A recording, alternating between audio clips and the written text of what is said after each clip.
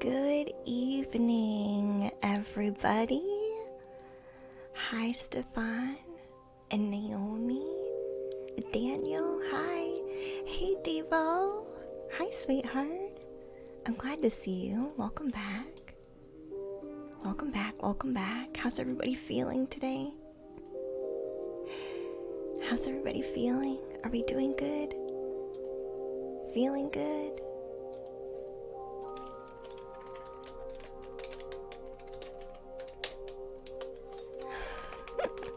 Hey, Tim and Lee. Welcome back, sweetheart. So I do have a queue open today. Hi, Sky. Hi, Sky. It's gonna be dream interpretation or oracles. I have flowers in the way, so I can't do a full I can't do full reads today. I'll have to hold up our cards. So it's gonna be oracles or a dream interpretation. We're mostly gonna be cozy tonight, honestly. It's gonna be a cozy night. The flowers are beautiful, thank you. Hey, Scotland. And Heidi Polly, welcome back, dear. Hi, how are you feeling? Is it playing art school? Does it look like it? I'm sorry you're going through something, Naomi Hone. I'm sorry, you need some extra love today. And it's good to see you timidly, dear. The cosmos have started talking to you, Devo. Nice. Nice. And hey, sweet disaster. And Angeli, welcome in, dear. Hi, Liam. How was my birthday? It was very good. It was very calm and busy at the same time. I really wanted to have a birthday stream, but I was so tired and busy that I just decided not to.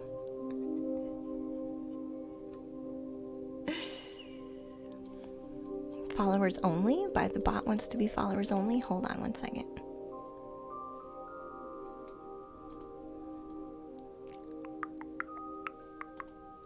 Oh, now it's trying to get me to do a premium feature. We're just gonna ignore the bot.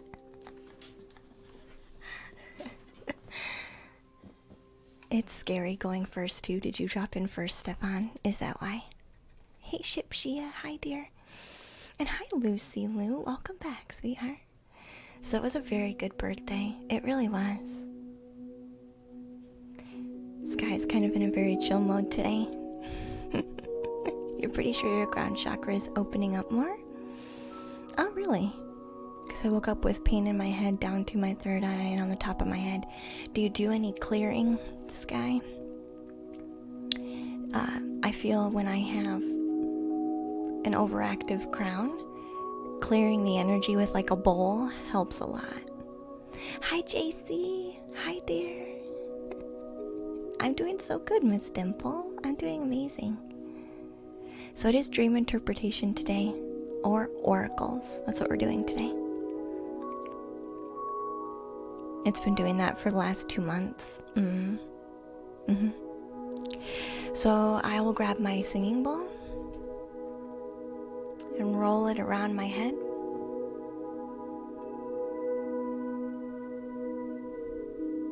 Also wiping.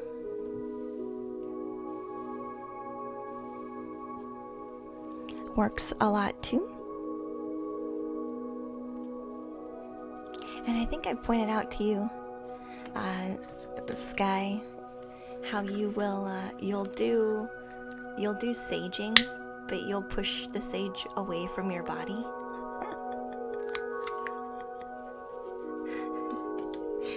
So that's just a friendly reminder. Thank you for the follow, Wolf Girl Angel. Welcome to the treehouse, dear. Glad to have you. And hi, Emily. So it's going to be, like I said, dream interpretations. If you're in the queue. So let's see who's here today. I do also have a Patreon goal for us to have a dream group. So there's a Patreon goal that I have now for us to open up a dream group where we meet and talk about our dreams and dream interpretation. So that is one of the goals I have right now with Patreon. Hey Jamester, hi dear. It is open, yeah. A dream group. Yeah, I think we only need a couple more pledgers for us to start that dream group. I was thinking maybe Friday evenings, once a month on Fridays. That might be kind of nice. And then if we meet higher goals, we can make more meetings. Yeah, timidly. Yeah, we only need a couple more. You may be in and out of lurking, Liam. Hey, that's alright. I understand that. Let me clone myself, Naomi. It's alright. We only need a couple more. We'll get there. We'll get there. Hey, Jathion. Hi, sweetheart. Subscribe for 4 months. Thank you so much for your subscription, hun. 4 months of your guidance. Thank you so much. I can't wait to see what's in store for the next 4 months. Oh, man. I'm very excited. I'm very excited. So the Q is for dream interpretation and oracles. That's what we're doing today, so I hope that's okay. Should bring back the hair buns, Eddie. Hi, Eddie. I should. I might not be able to handle a hat today. I'm very much on fire right now. Holy moly. Devo, thank you, honey. Thank you for those bits, hon. Good evening. Hey, Nar. Welcome in, sweetheart. So that is part of our goal. At least with Patreon, because I really do love dreams. I've been studying dreams for a long time. We will be using our dream interpretation book to discuss those. Book is not going to be required for those who join Dream Group. It's just an opportunity to have somewhere to go to discuss it and get some insight. The list is already too long. It's alright. It shouldn't be that bad today. So Stefan, you are first. Are you looking for a dream interpretation or oracle read today? So let me know what you need. We should clone ourselves and the bank accounts. It's alright. You'll take a dreams. You want to share part of your dream for us, Stefan?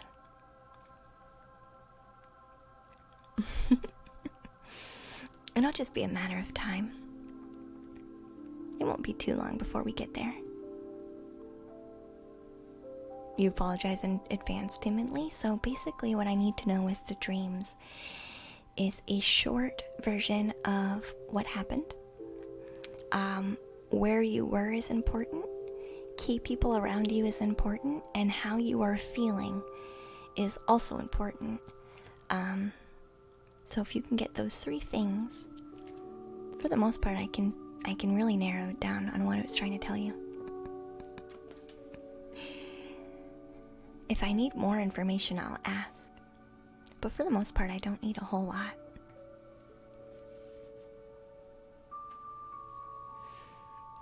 And sometimes they're not super descriptive. They just we just feel like every little part has something to say. And sometimes it does, but not always. Not always. Not always.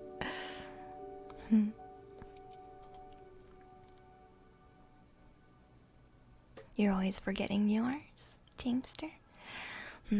Yeah, and that's gonna be a goal too, is making time for journaling them out. Because if you have a group, it'll be like little mini homeworks where, all right, did you set a dream intention for this month's group? Did you set a dream intention? Did you journal? And what came through for you when you did that? And how can we learn from that, or maybe learn to strengthen whatever dream kind of messages or dream, I guess, skills you have, basically. Yeah, Desiccator, I agree. It was a really nice birthday, Jathian. It was, hon. It was great. How come there was no Halloween stream, do you know? Because it was right next to my birthday, and I was very busy this weekend, believe it or not.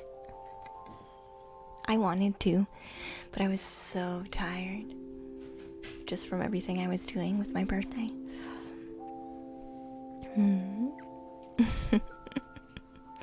They've been anxiety dreams, Stefan. Not necessarily extreme, but never really that happy. Almost all of them takes place in a mall, parking lot, or within malls. So malls is kind of like a shopping center where you, everything is at your disposal.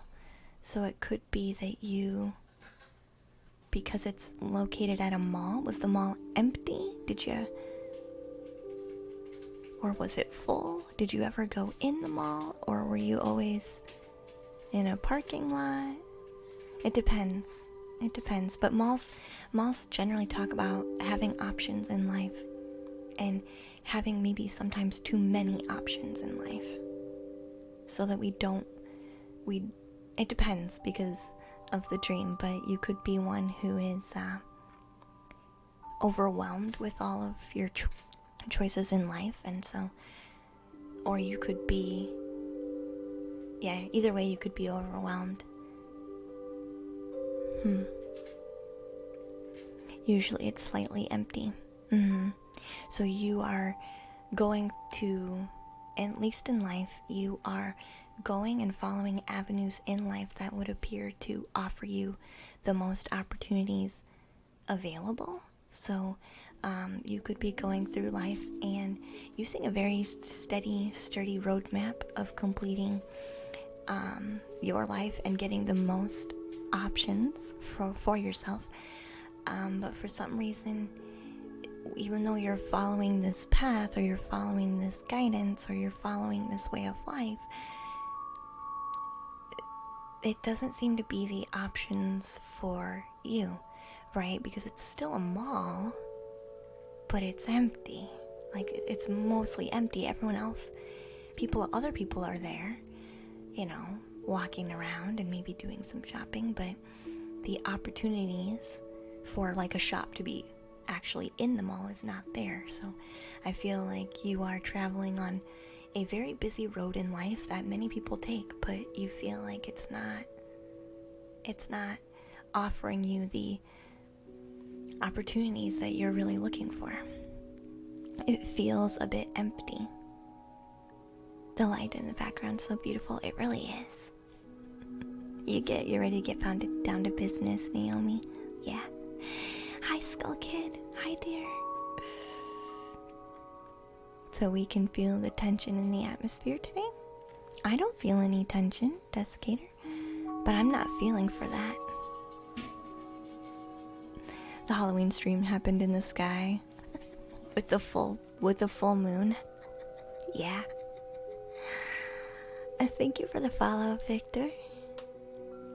Welcome in, sweetheart. Your car seems to be a central aspect of dreams, so vehicles are how we travel through life. Yeah, there are means of transportation. So again, what kind of road are you taking in life? That is well traveled. It's known to bring you opportunities, but they're not opportunities for you necessarily. You often need to get the car repaired. Or you need to find it in the parking lot. Seeing it being towed from the parking lot too. The people around me are almost always old acquaintances or friends.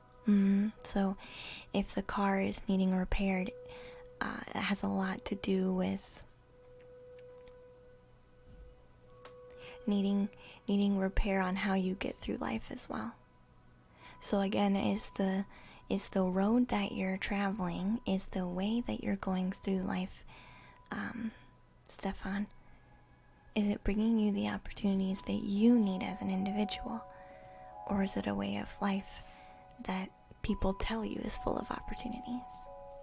And are you forcing yourself down that road in a way that breaks you?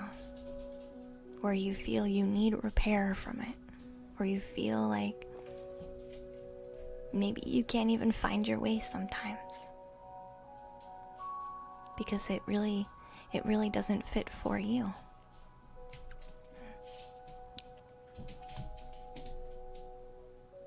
Yeah, repaired, vandalized, harassed by cops in the parking lot. Yeah, I could see that for sure.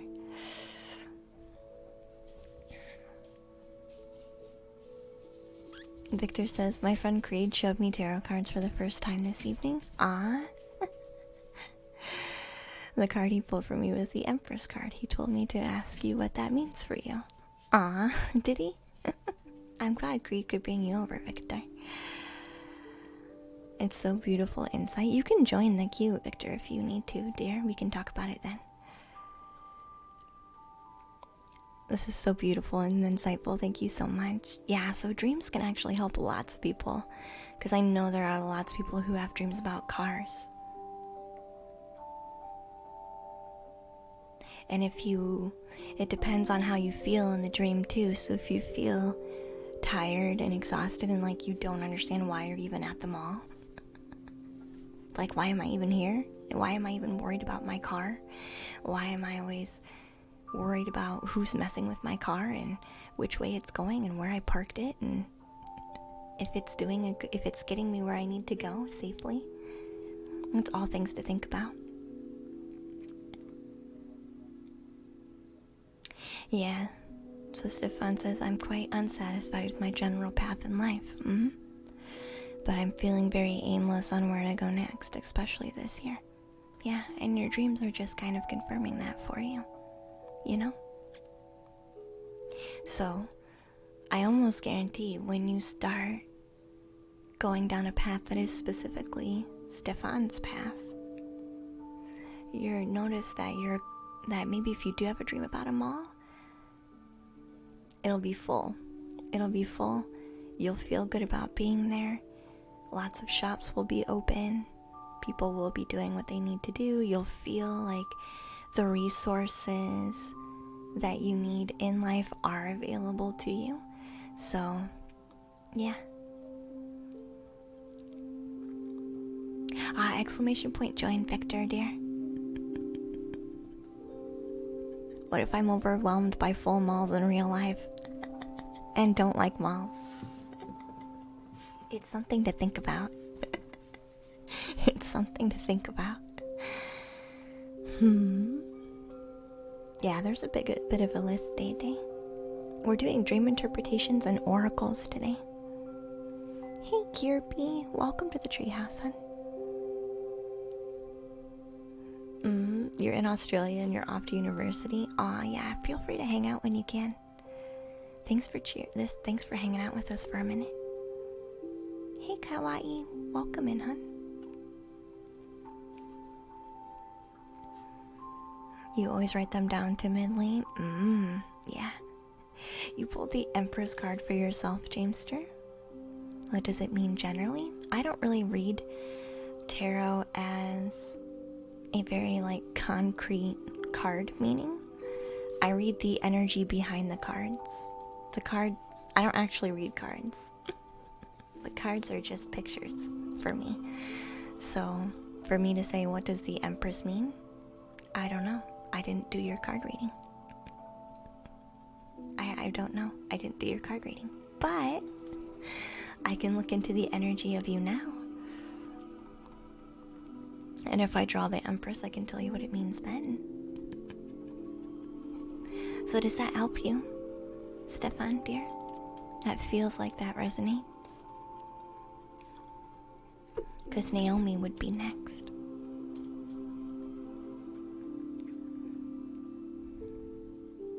Hey, Mirror Knight, welcome back, hun.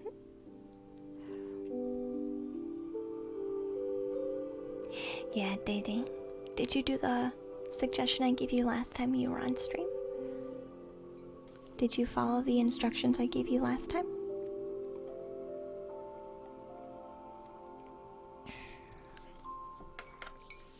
Because I know you were in Lucy's stream today too, and she gave you lots of good advice, which I totally agree with her on. It is Skull Kid, yeah. So that's always going to be a need, Day. Every day. It's a need every day. It's an every self-care is an everyday thing.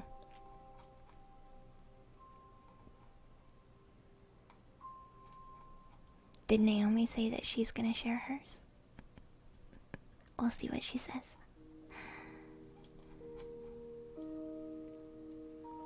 Putting in the work tonight. Yeah. So Day, you can scan your body and ask yourself what you need. And do it. That's part of self-care, sweetie. It is. Yeah. It is. It totally is. So share either an oracle or a dream interpretation. Yeah, focus on your breathing. And nothing is a quick fix. Day, I know you want a quick fix. That's not possible for what you need to do. So, it's about being committed to doing your own self-care and your work.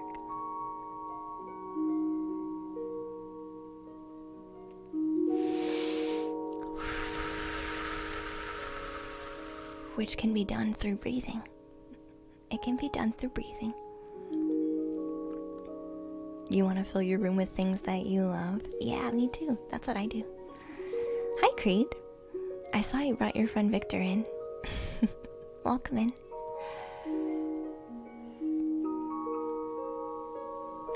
What books mean in dreams? Do you know what kind of book it was, Kawaii? But so Patreon, I have a goal for my Patreon right now. To join to have a dream group.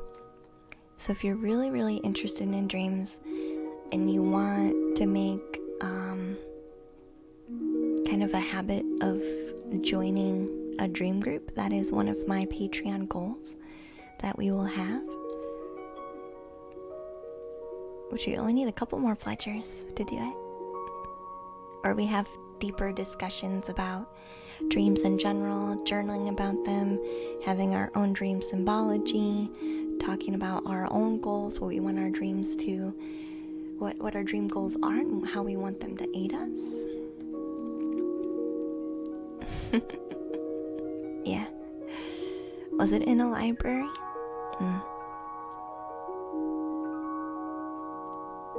What tier will the dream? Any tier. It's for any tier. So for the most part, as long as you are pledged, you get open content for anything that we have, basically. The only time it ever gets really specific is with the tiers. The tiers will specify bonus perks. But you can be any tier to join. And did Creed fall over? No. Harp shout out. The harp is really nice. Hi, Frisbee. Welcome in, dear. Hi, dear. You're living with some people who are not the best. Naomi, I'm worried it's my own thoughts and emotions, faltering my own growth and moving through this situation. You're looking for an oracle then?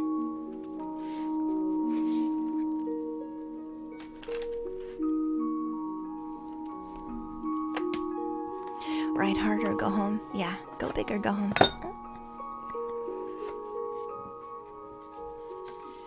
So right now, my patrons already have access to our Healing Through Creativity course. So once we hit another pledge goal, the content will grow from there to our dream group. And I have a couple other ones too where we're looking for tarot streams specifically for Patreon, because I realize Twitch gets busy really fast. So it would be a way for people to be able to have access to me as a group on a smaller scale. So that's another goal that we have.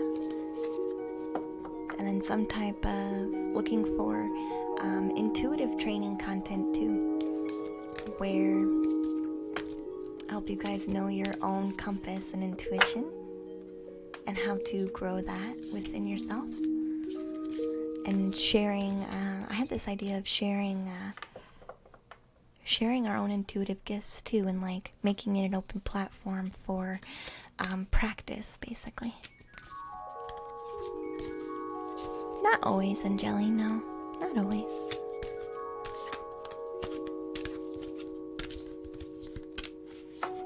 An oracle can definitely get you some type of guidance for sure.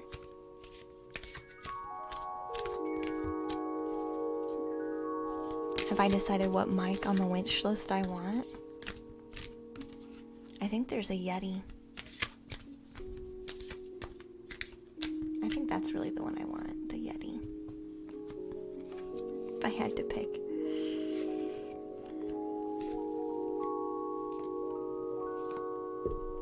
Are you doing a daily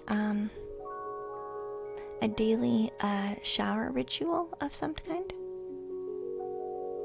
Naomi? I'm kind of getting a cleansing energy,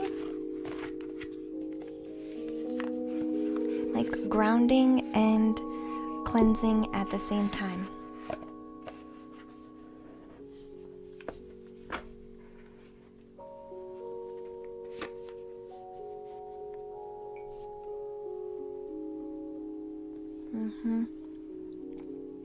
Yeah, so you could do like a mini shower ritual where you're basically cleansing the body and the aura at the same time. Because that's kind of what this one's talking about.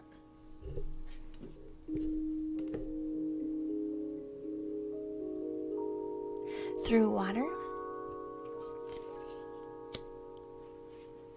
So if you have a fear that other people's energy is permeating yours, the belief that you are not in control of that can make that harder for you to deal with. So any type of cleansing ritual will kind of bring your mind a example of you doing the cleansing. That's basically what this is. So this is talking about some type of cleansing ritual. I also have, for myself, I have a chakra spray.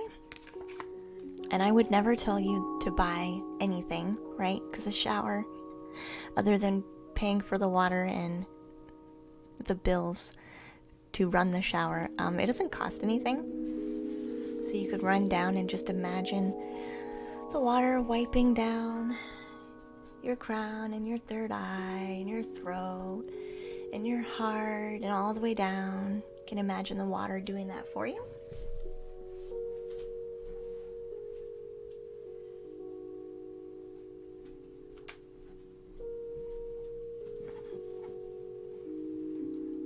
But I also have a chakra cleansing spray.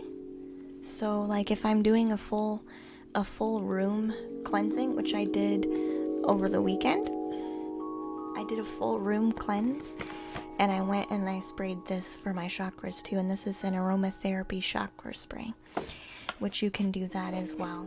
But this is talking about you associating energetic, kind of dirty energetic grime from other people as physical grime. So I don't know if like you tend to get in a pattern where you maybe don't take care of your body as well when you get stressed or emotional.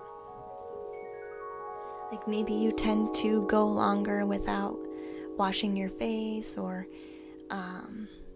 even washing your hair, or like taking a shower. I don't know if that's like a habit or not of yours. Like maybe your mental and emotional health is highly correlated to your physical cleanliness, because your energetic cleanliness kind of rolls into that. I'm not sure if that's why this card is coming out, but I also feel like that could be part of it too.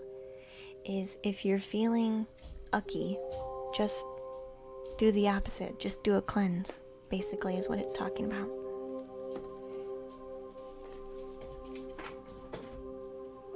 If you're feeling ucky, do the cleanse, because that'll make you feel better. Are you a clean freak? You shower twice a day? Have you ever showered with intention though, Naomi? Because this is a bit different. This is a tiny bit different than just take a shower. This is shower with the intention of clearing the energy around you as well.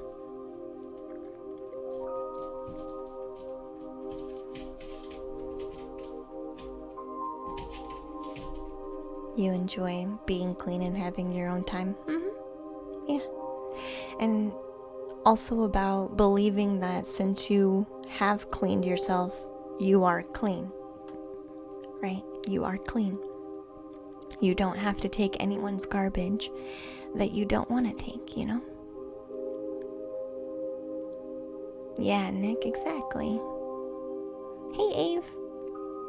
Yeah, dripping down from your head, that could be it too. Doing a visualization. In your years of meditation and mindfulness, you never thought of doing that mirror night? Really? It's pretty, you're gonna take a shower anyway. You might as well just you might as well do it then. But I like the visualizations too. Yeah, I did a reading for you, Sky, and it was talking about Reiki charged candles. Hey, Delcia, welcome in, dear. So that's what that's saying, Naomi. So Angeli is next. So you can do, Angeli, you can do your oracle, or we can do a dream interpretation for you.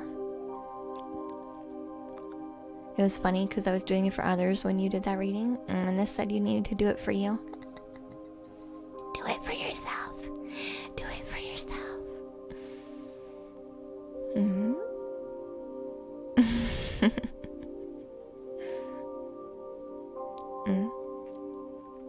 So oracles point to healing.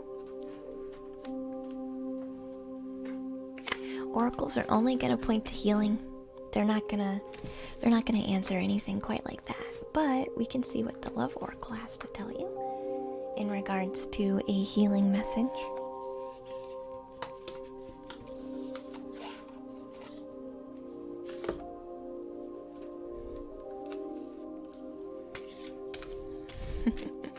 Yeah, you have been.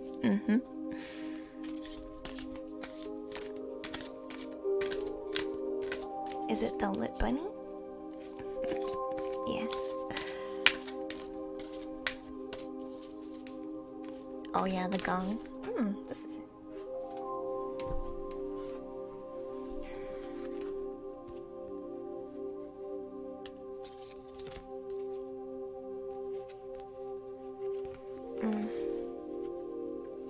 So we have two cards here for you, Angeli.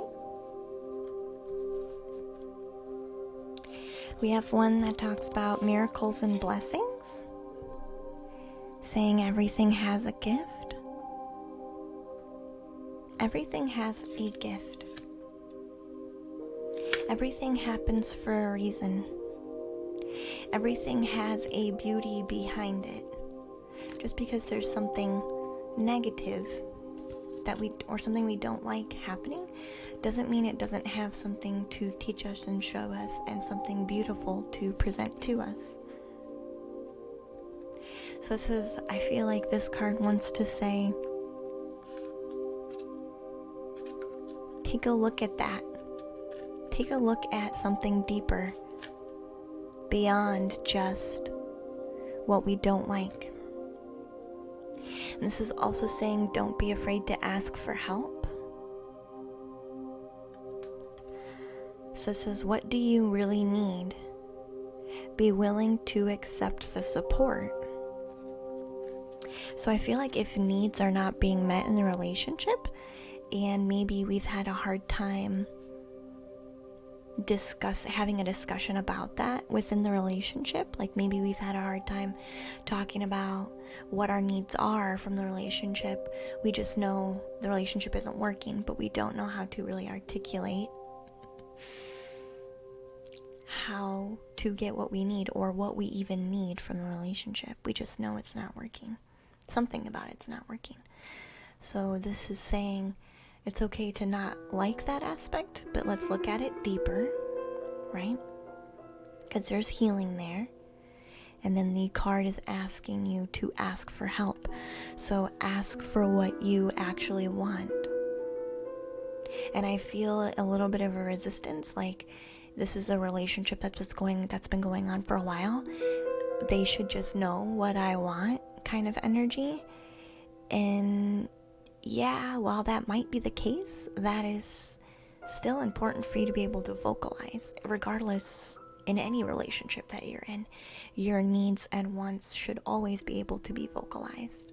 Regardless of how long, how short, if it's a romantic relationship or a friendship, or it doesn't matter, you should always be able to vocalize confidently and openly what you need. And that doesn't, I think you might be surprised what happens when you do that and have an open and honest conversation. But this does talk about miracles and blessings, so I do feel like even though you find it hard to see that that's going to make a difference, I do feel the oracle is coming out specifically to kind of show you that miracle and a blessing can happen just from doing this and having this type of conversation. Because you're not going to regret. How do you regret sharing what you need? I don't know why there's a resistance to it, but there is. But I don't see anything wrong with sharing how you feel and your needs, you know? Because you should be able to do that in any relationship, especially ones that you want to do well in, right? You're welcome, Angeli. So Timothy is next. Hey, Sombra. Double wobble? Is that what it was? I'll do the sounds. Let's do the sounds while we're waiting. Before I forget. So the gong, we're gonna ring twice.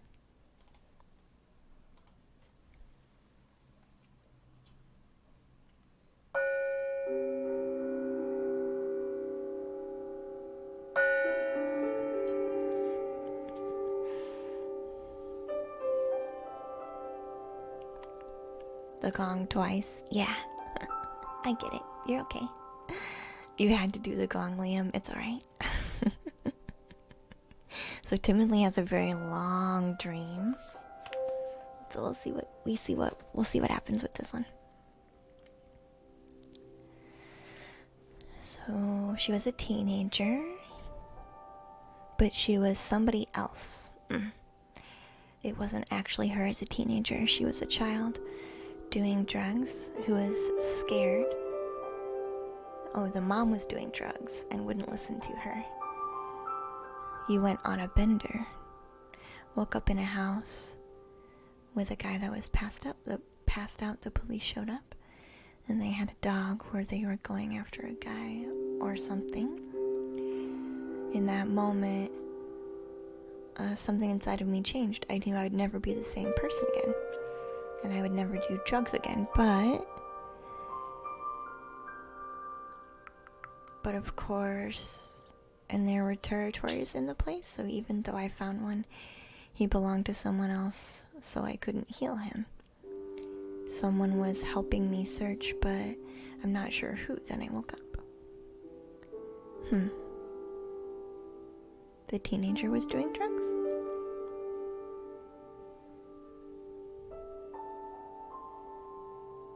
Did I take out the intuitive painting book? What do you mean? What do you mean? What do you mean? Hi, CJ. What do you mean? This almost feels... If you're not somebody else... Oh, the moderator keeps taking out a piece? Oh, weird.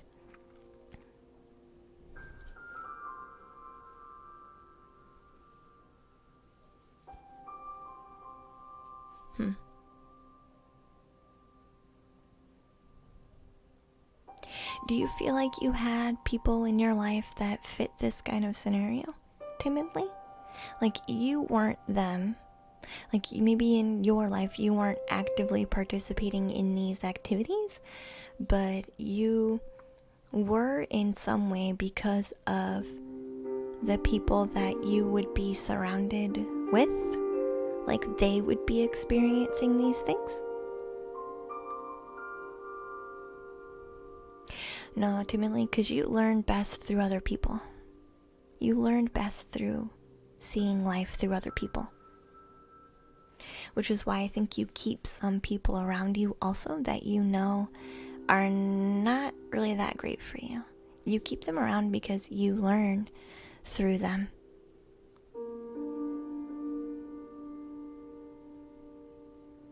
So this feels like a way for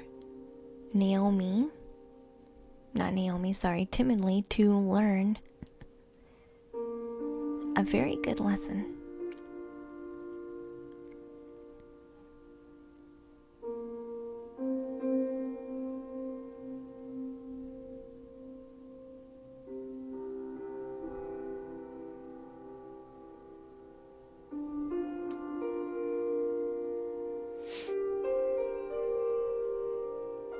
Usually anybody who is in a dream with you, but you can't see them, you just feel them, for me that tends to be soul family.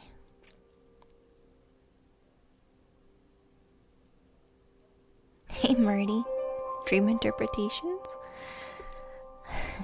I have like years worth of dream records, to be honest. That's alright, Murdy. You went to a shaman guy who could read the souls? He read mine, and even though it changed, my soul was still very much tainted. Well, yeah. He told me I had to go find a sick animal and heal it, or my soul would become forever corrupt in a certain amount of time.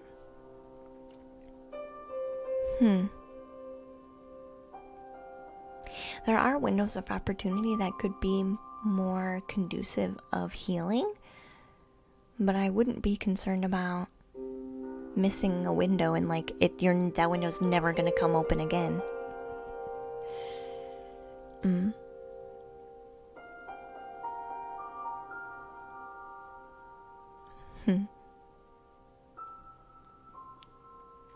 So this feels like a very...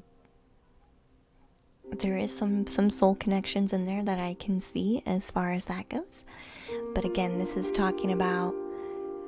I do feel like in your actual life, there are people around you who may live out some of these scenarios. You still have them around you in your life, or you had them around you in your life. And it was your way of your soul learning again and reliving maybe some of the past. Maybe not anymore. Somebody that you're learning from. Hey, Pisces Pixie. Thank you for the raid. Hi, guys. We're doing dream interpretations tonight. I appreciate the raid, guys. Thank you very much. I'll try and turn off followers only. It just makes it easier sometimes. But thank you very much for the raid, guys. Welcome in. Pisces, Pixie, thank you, Lucy. I appreciate it. The queue's about to break, maybe. Hi, Jeremiah, thank you for the sub, hun. Didn't notice you got this, whoop boop. Thank you, I appreciate you. Thank you, thank you.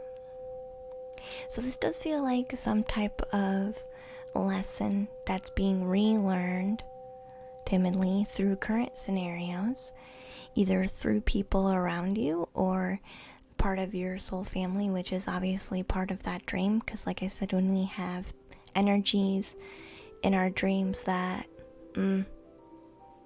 don't necessarily, we can't like see them, like they're disembodied energies, or they're a disembodied voice, or they're an energy in the dream that we feel but we don't see them. For me, that tends to be part of our soul family. So it definitely feels like a message for your soul to be learning that includes messages from your soul family. So this is definitely just a soul lesson of healing. So it was you learning lessons. It could definitely be past life if it's definitely not related to current life. Could be past life. Thank you for all those follows, guys. But that's what it feels like to me, is that you were just recognizing the need to learn this lesson.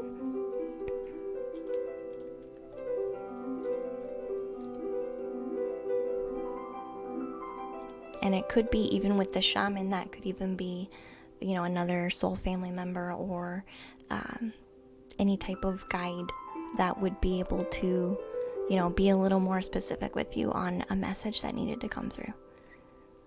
So I hope that helps. Let's try to hit 100 queued people. No, we can't do that. There's a max. Thank you, Autumn. Thank you, Autumn. Alyssa, I appreciate you, hun. And thank you, Sky Dragon, for the follow. And Betty for the follow. And XL Creed, welcome in. I appreciate you guys very much. So currently the queue is about dream interpretation. If you want to enter, you can do !join to enter the queue.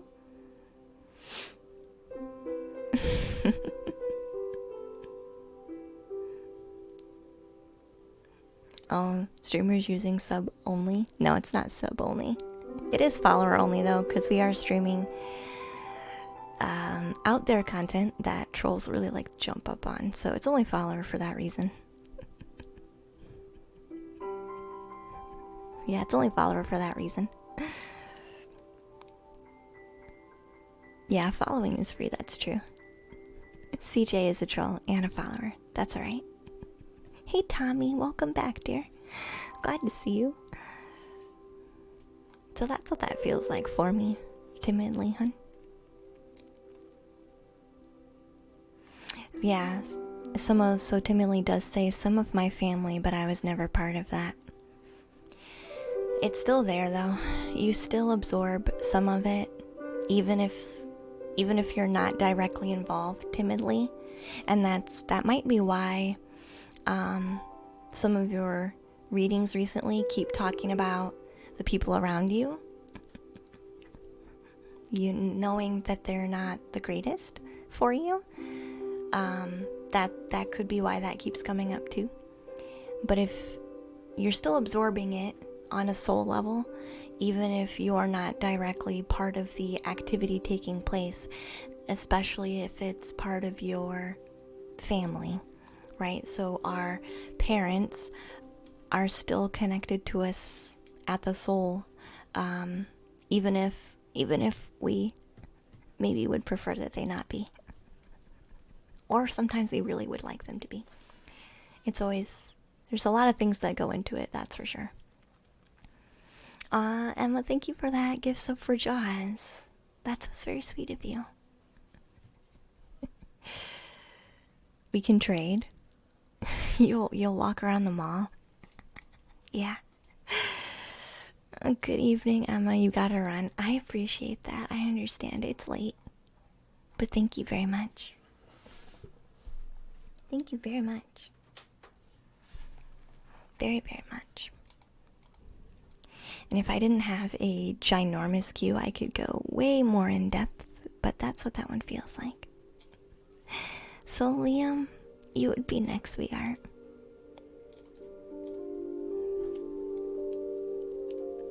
Not late, just need to do something. Some resting, you mean? You mean some resting?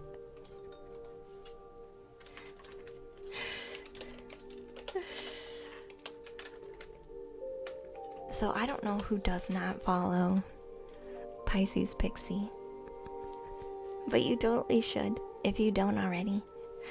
I think she was doing oracle cards today, small readings, but her passion is actually astrology, intuitive astrology. So all of you ask me all these astrology questions. You need to go to her. You need to go to Pixie. That's her thing.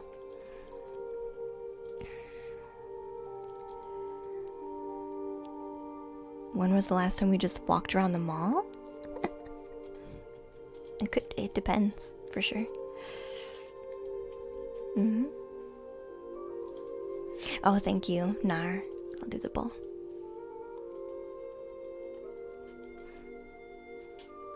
You want a love oracle, but you don't know what to ask? Well, we can just get a love oracle.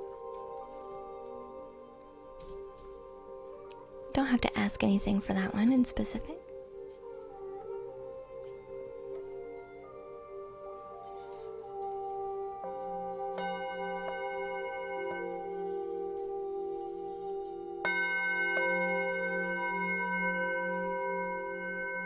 See what happens.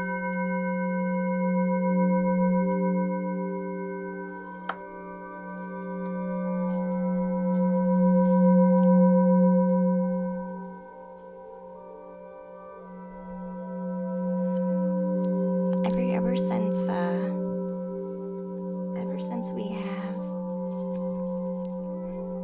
Amazon? Is there really a need for a mall with Amazon now?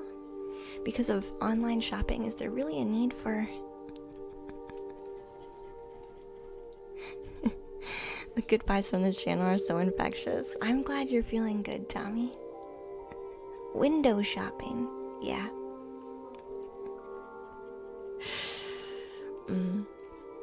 So let's do a love oracle for Liam.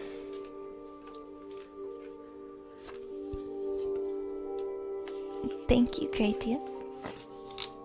I appreciate your compliment, dear.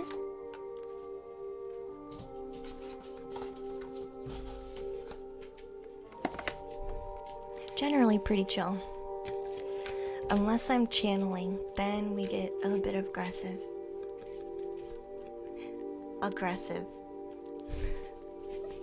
It feels aggressive, but somehow it doesn't come across as aggressive. Is it 555 for you, Sky? Aw. It feels like window shopping. I found myself to get more...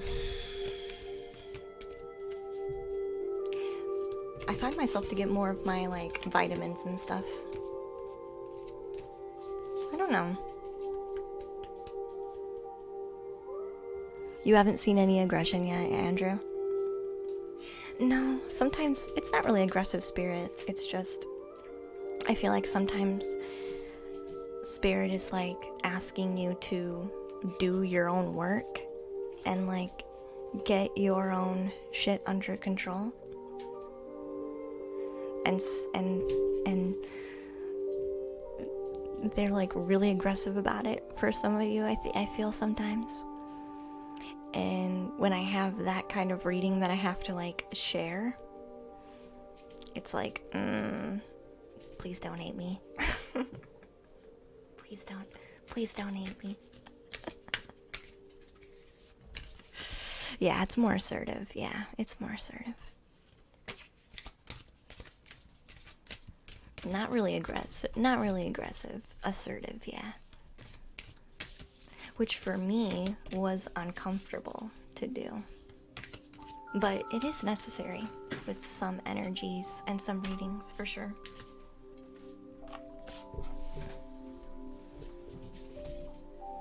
Did you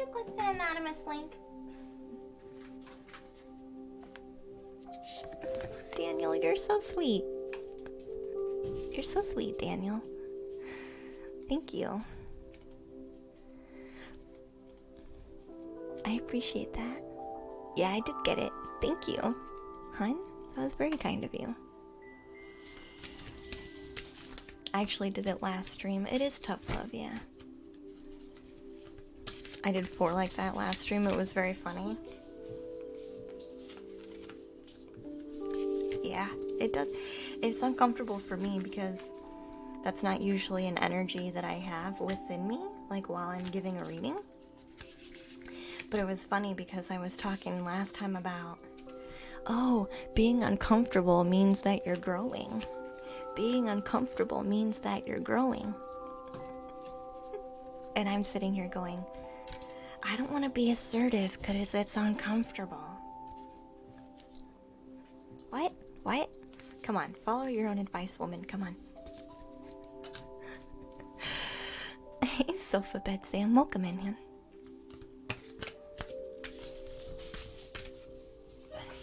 Uncomfortable for 30 years? Wait till you hit 33.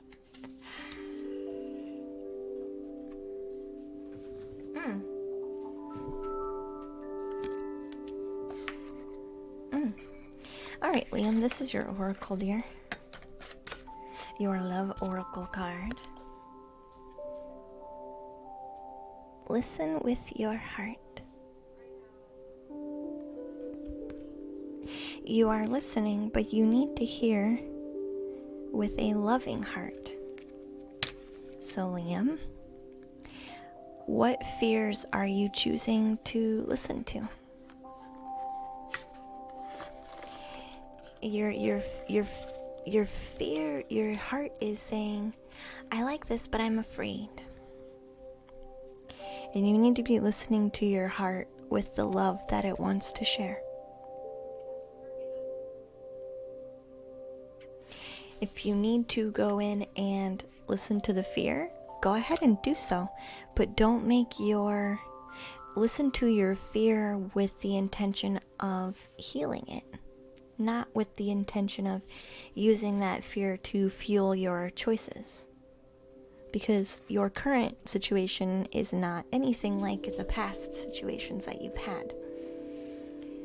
So while, yes, you need to listen to what your fears are saying, they should not be the ones telling you what decisions to make. So this is saying you need to be listening more with the love in your heart. It is saying you are listening, though. So you just need to listen a little bit more to the love that's there, Liam. So I hope that helps you, dear. Hi, Miss Umbra. Wait till you hit 50, which is mind-blowing, Nar. Yeah. Lil says to try 37. I love you all so much. So, Nick, you're next, sweetheart. Dream interpretation or oracle? Yeah, it makes complete sense.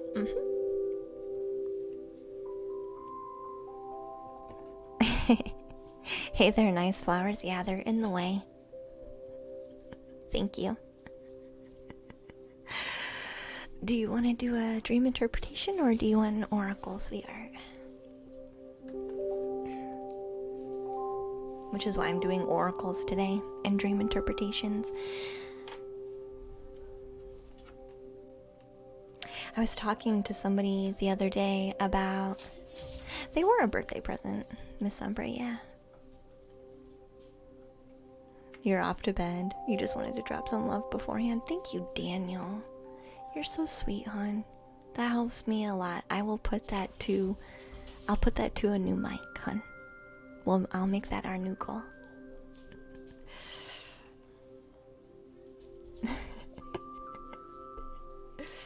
Your dreams always point you into the direction of a previous boyfriend? That's because you need to heal your inner child from the pain that relationship caused. In some form or another. They keep showing up because there's something that hasn't been healed. And that's all I'm gonna say. That's all I'm gonna say. That's all I'm gonna say. But we can do an oracle.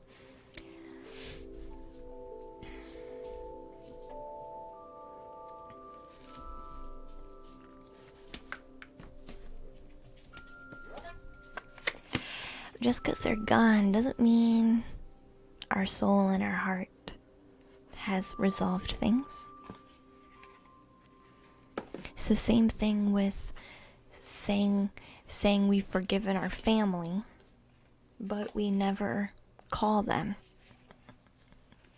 It's the same thing. It's similar to, yes, I left my abusive relationship, but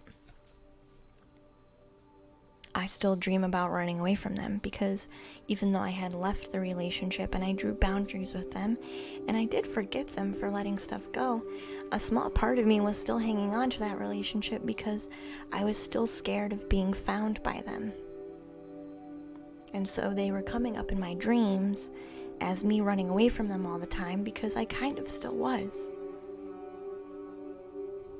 So there's still something there.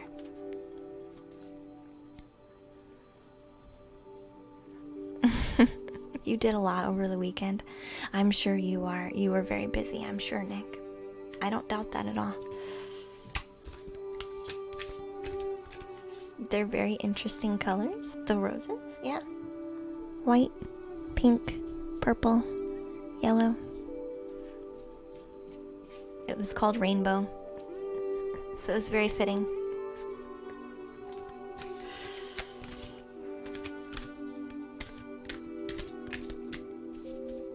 So what oracle card do we want to give for Nick? Wow, thank you so much.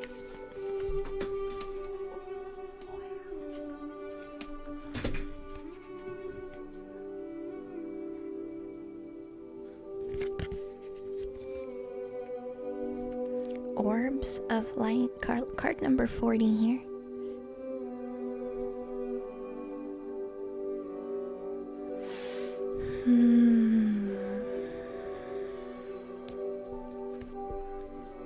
They're making me reach for it, yeah. They always do that. They always do that. Orbs of Light.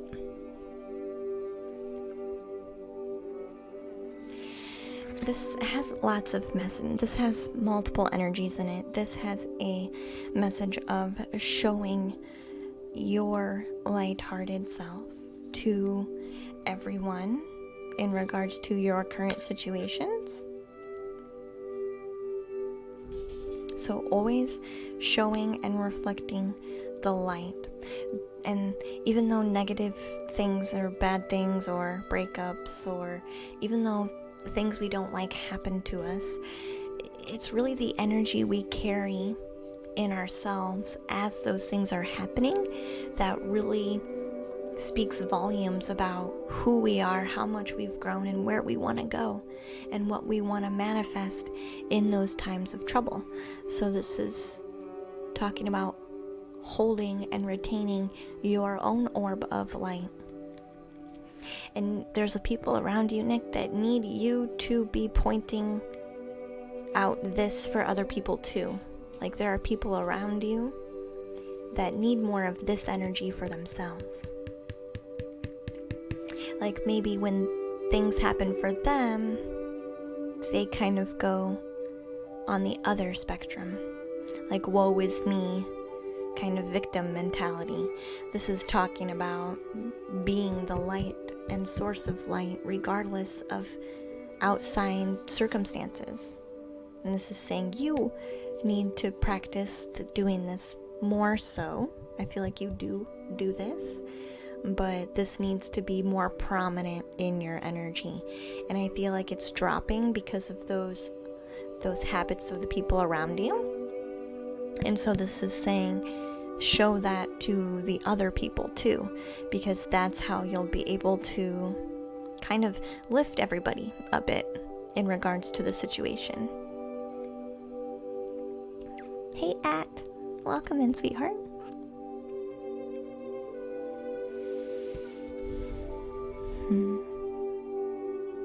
So you need to point out the positives. There's a lot of people around you, Nick, and yourself, who knows how to point out problems. I see that problem there. I see that problem there. I see that problem over there. You need to start pointing out the good. And showing that to other people around you too, so that they can see good in what's going on. Because just because something ends doesn't mean it's all bad, right? There's a positive there. There's a positive for healing. There's a positive for people to get what they need, hopefully. There's endless possibilities for positivity in a situation like this. And you, Nick, and the people around you need more of that positivity from your heart, right? This isn't just creating fluff for the sake of creating fluff. I think you know what I'm trying to say. This isn't creating light and airy words just for the sake of trying to make things positive, because that's not always genuine, right? This is genuine light from the heart. So in a heart and soul level, what healing, what positivity do you see coming from your current circumstances?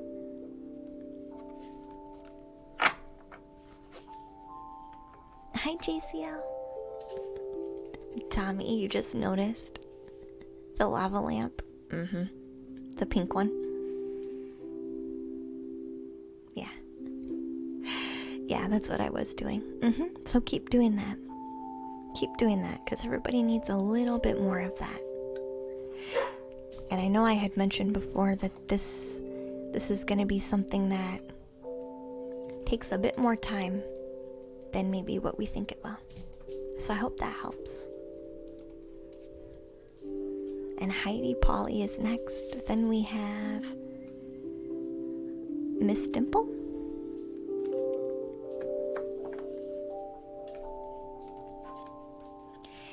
Your words didn't match your heart and soul, and you couldn't fake it anymore. But now you feel it coming back. And that's not saying that even Puffy said more money, more problems. Is that what Puffy said? Did I make you cry, Dulcina? I'm sorry. Hopefully it was good tears.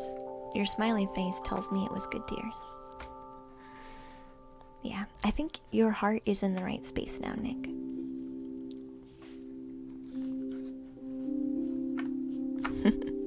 Back when he was Puffy. Wow. Puffy. Who bought me the flowers? It was Creed.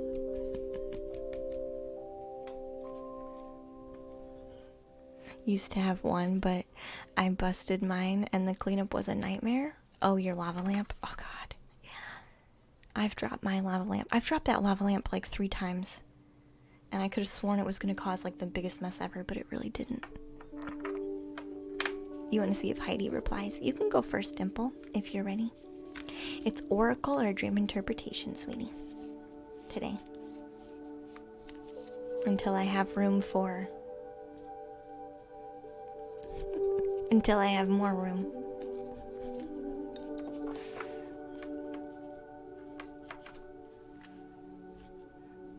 Both, Naomi? It can be both.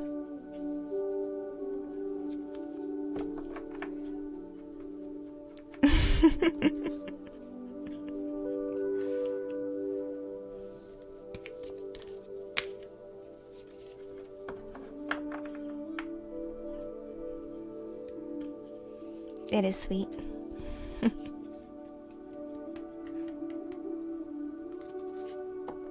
Was it muscle memory? That's right. No big deal.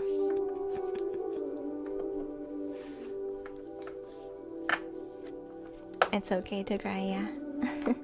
It is. A dream interpretation, Dimple? Gotcha. You had an odd dream? That's right. dreams can be kind of weird. One of my directors invited me and a new customer to the office and wanted me to pitch something with them along with 20 other people in the room. Interesting. He only gave you a 5 minutes heads up, and you went to the bathroom because you had to poop. Were you able to go to the bathroom, Dimple? Were you actually able to go to the bathroom?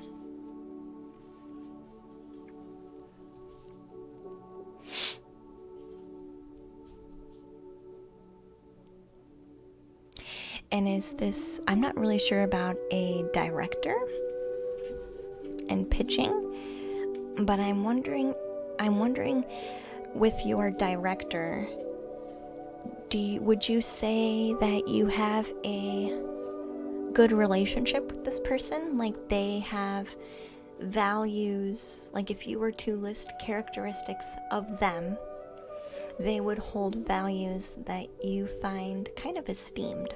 Like you would look at them and say, those are characteristics that I would want for myself.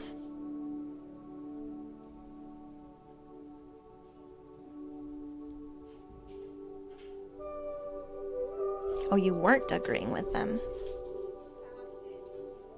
But your director could see you in the bathroom. How do you feel about the director? Like if you had to list off characteristics of the director as a person, would it be positive or negative?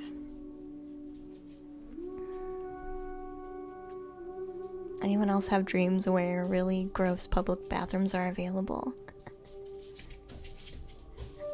Yeah, bathroom dreams are pretty common.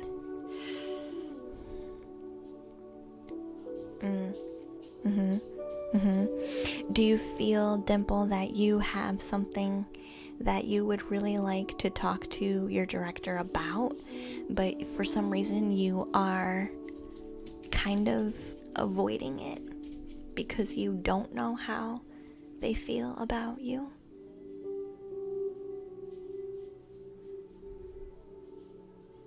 You don't think you've ever had a dream about the restroom, Andrew? Really?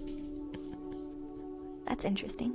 It happens more than you think. Yeah, bathroom dreams are pretty common.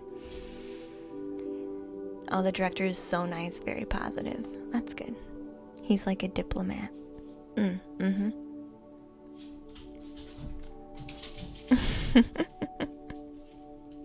Do you feel like the restroom, you usually have them in the kitchen? Really? No, you don't have anything you have to say to him. Do you feel that you have... It's interesting.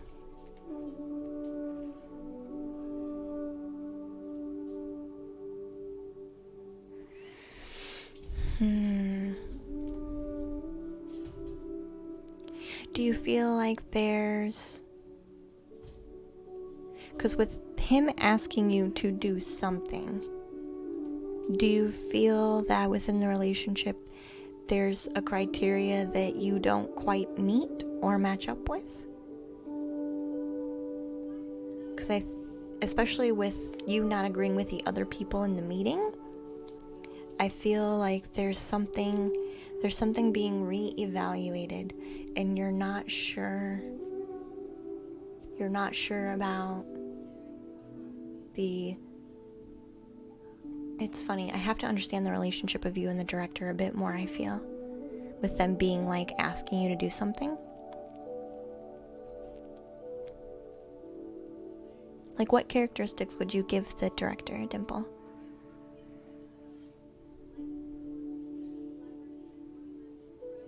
It's always a fear of yours, but it never happens, Stefan.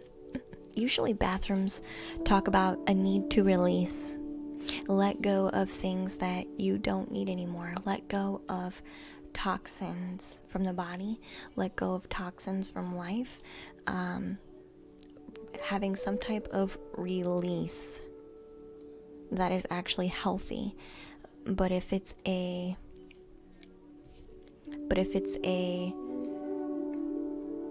something that we feel we don't want people witnessing, then that means we are uncomfortable in letting go of something.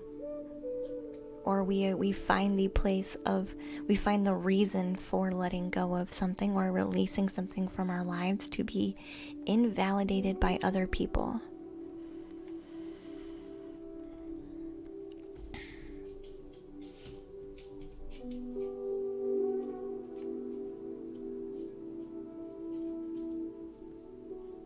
So they were asking you to do a pitch. Would a pitch be something you would normally do, Dimple? Or is that really uncharacteristic?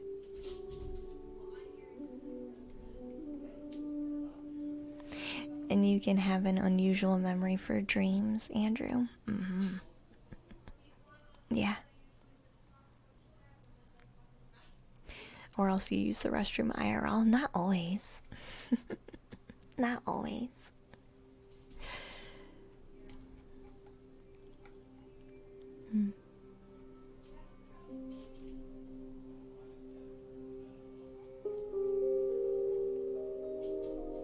So you do pitches and presentations. Okay. All right. So this is a normal situation for you to be doing with this person. But they sprung it up on you on the last minute. Did you feel prepared or underprepared? And how was the bathroom? Like, was it a private bathroom but they were like impeding and like needed to watch you, or was the bathroom like an open area where they were watching you simply because that was what the space allowed? Because it depends. The energy behind the space of the bathroom is like pretty major.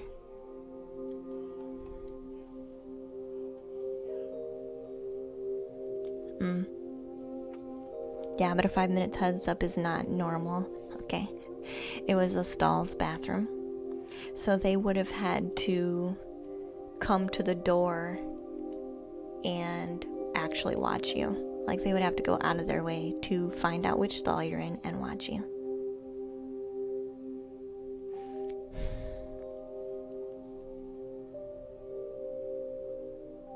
Do you feel like... But he was passing by and could see from the bottom that it's my legs and shoes. Oh, but he wasn't like, okay. He was walking by and happened to see. Okay. So he wasn't like impeding on your privacy. It was just an awareness of you needing to let go. But not to the point where they're like suspect and like making sure that you actually release. Interesting. So I could see, I feel like this is just a basic update dream, honestly, Dimple, because there's not really any super heavy, intense energy. This feels like something that's saying, let's keep an eye on this. I feel like this dream is basically saying that your director is aware that sometimes you might actually be overwhelmed. So this is saying that they are aware.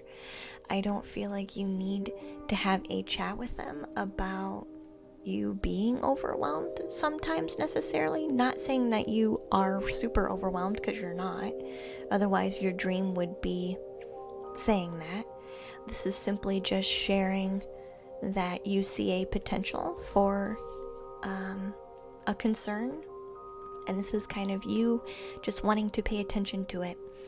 So if you continue to have dreams about this and there becomes a bit more oppressive energy behind it, or you can't go to the bathroom because like they won't let you, or somebody won't let you go, or somebody really needs to watch you like a dog as you go, like that becomes a different type of energy that needs to be addressed.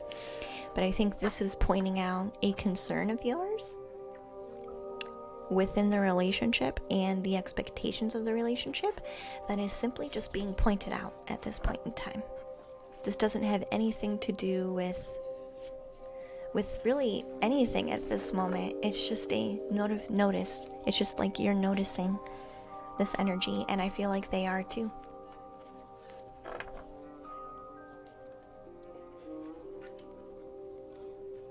I feel like any small tensions, Dimple, that are being created in this relationship are small at the moment. And they are noticed by both parties, both you and them.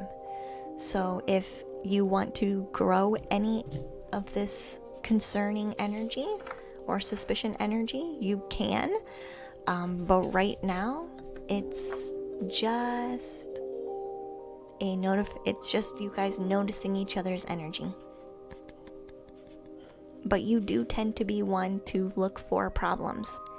So there is a potential for this to become a problem if we focus on it a lot. You know what I'm trying to say, Dimple?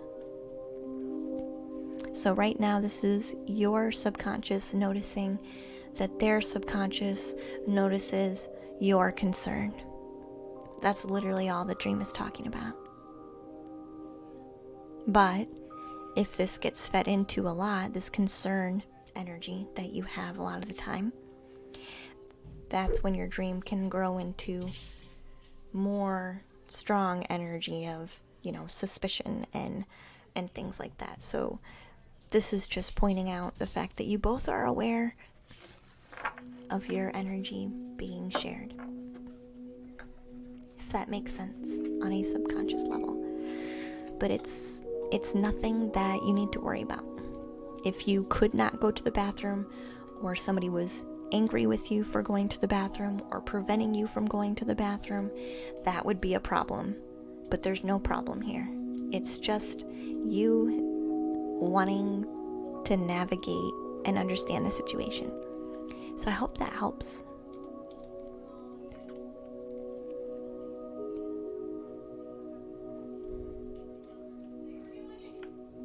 People read energy really well, Dimple. Believe it or not, people read energy really well. Even if they don't have any spiritual practice, humans know how to read energy. It's just part of who we are. You ever walk into a room and just know something's up? It's the same thing. No.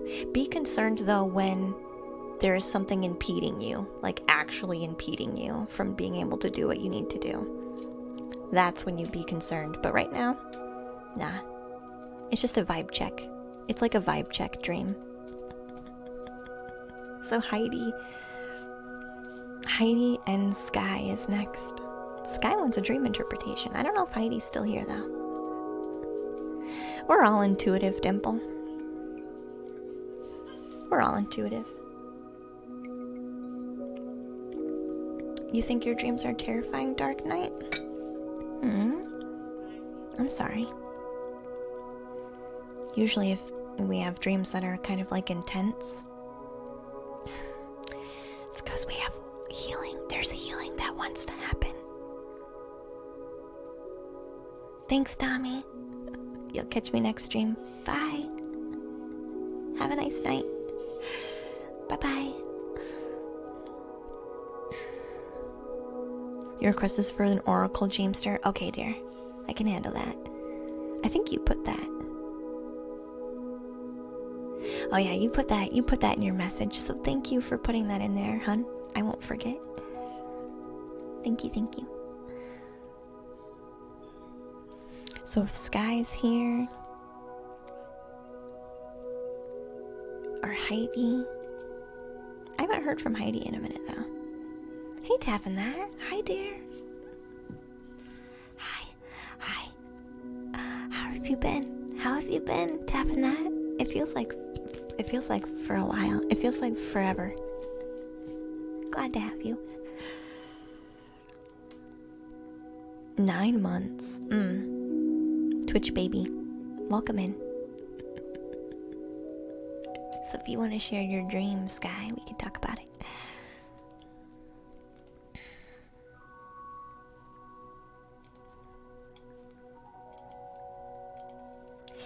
I don't know if Heidi's here, so I'll take Heidi out. You want somebody to go ahead of you? Well, Jamester is going to be ahead of you then, Sky. You need a moment. That's all right. All right, Jamester. So I'm doing oracles today since I don't have much desk room.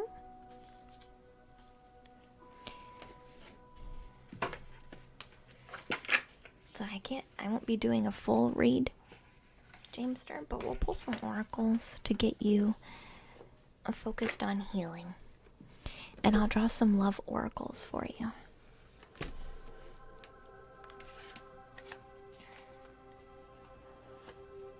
You've still been here, lurking? Nice. Good to hear. It's good to hear. So, love oracles for Jamester.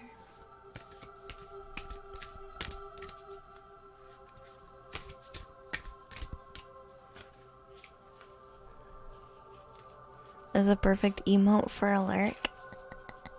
Kind of creeping around the corner. Isn't that Limmy? It is. Yeah, for you, Jamester. You're getting your read now.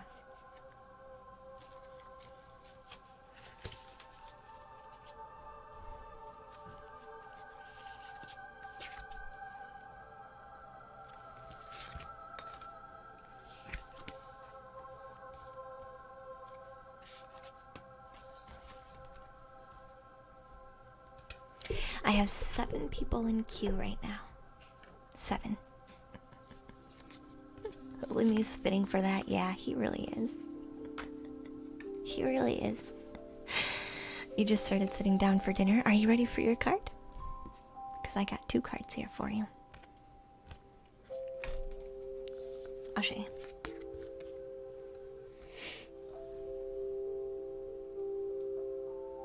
So you got have faith.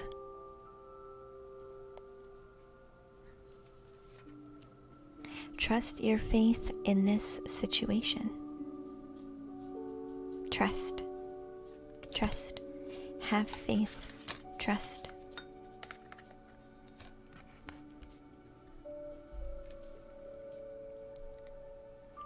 Practice compassion. Seeing things from a fresh perspective.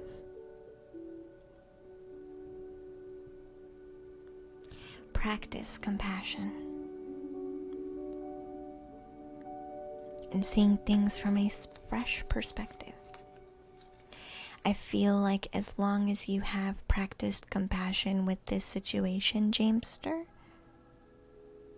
and you are continually coming at it with that feeling and intention behind it, that is going to give you those new perspectives that you need. So I do feel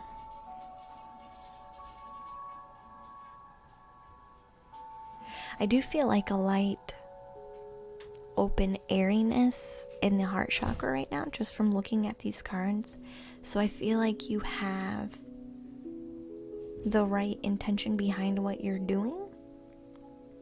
So I do feel like you do hold a lot of compassion for this situation. And because of that, you have seen things in a new way that you had not maybe before. And this is just saying kind of that you've gone about it the right way. So just have faith. Trust that you have handled this situation to the best of your ability.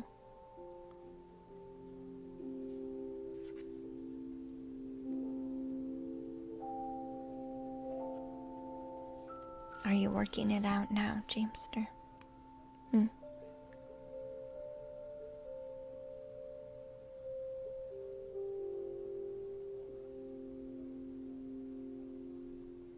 Honestly, this card is also saying, I feel like for some reason with this card too, there's a message coming in one way or another. Thank you for the follow, Dark Knight. This card is also talking about a message coming in. So I don't know if you're going to receive a message that'll shine light on the situation, or if the other person is going to receive a message from somebody to shine light on the situation. But I am getting this feeling that light is coming. Clarity is coming.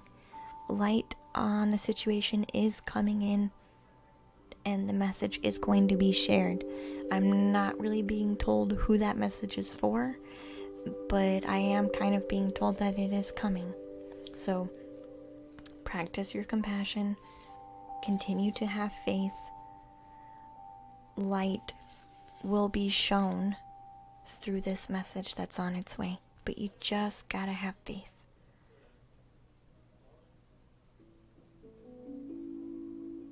I feel, honestly, if I'm going to be honest, I feel like this message is coming through the other person, which they could then be sharing to you, Jamester. Which means you're going to have faith a bit longer than them, if that makes sense. Hun, does that help you? I hope it does.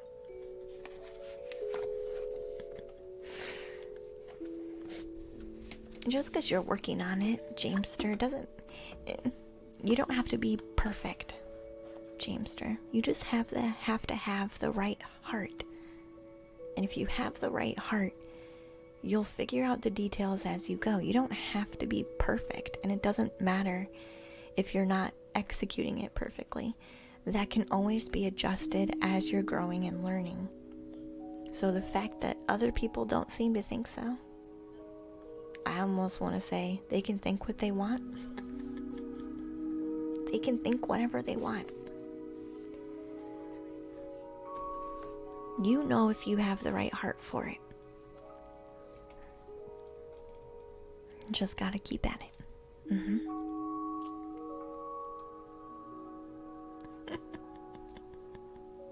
You are waiting on some info. I feel that info is going to come through, yeah.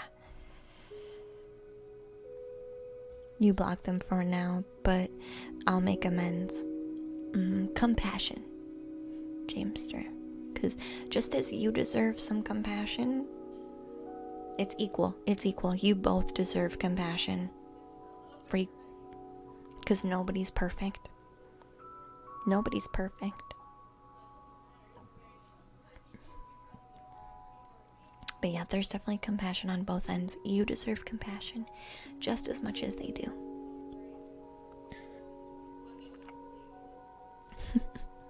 So are you ready now, Sky, dear? Got the message loud and clear. I'm glad, Jamester, dear. I'm glad, honey. You're welcome.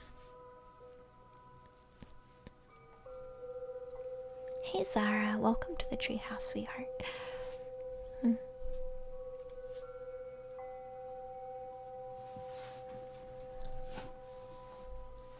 You wanted a dream interpretation, so I need to know short version of what happened,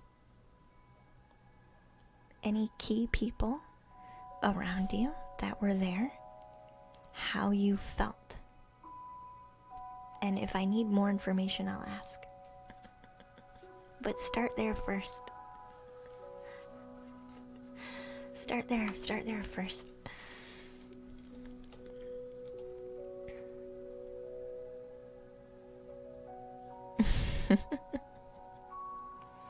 It might not be a good one to start with then. If we don't know those things, it gets really hard. It gets really hard. It's about past life regression, I think. I can go in at it from that filter. Share what you know, Sky. Share what you know. And we'll see what we can get. But for the most part,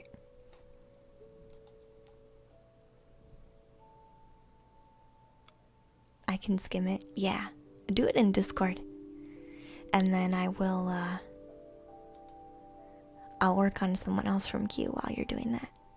So we can continue our progress into the queue since we have a lot of people.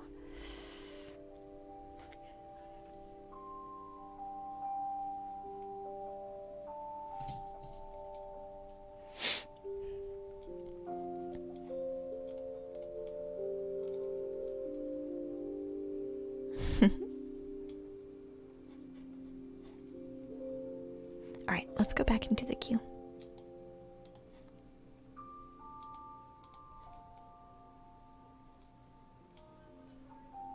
So Day Day is next, and then we have Car. So again, these are oracle reads or dream interpretations. That's what we're doing today.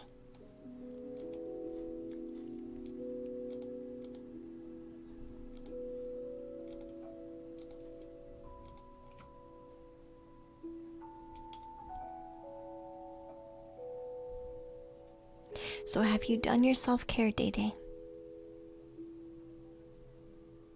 Have you done your self-care? What does Day Day's daily self-care look like?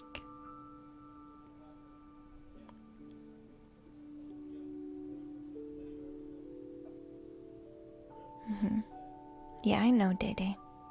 That's why I want to go more deeper than just your thoughts, because your mind needs physical references in your life to go off of that says you are a good caretaker of you.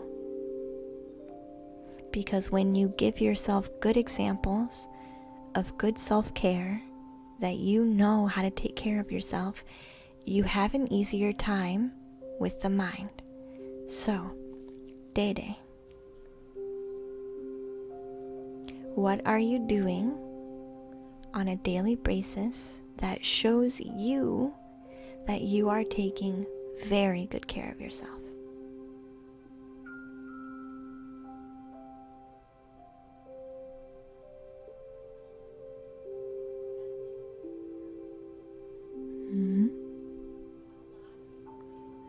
So this is the easiest step you can take first.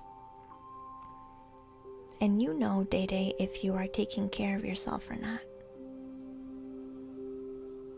So what is something practical that Day Day can do every single day to help take care of themselves in a very material, physical manner?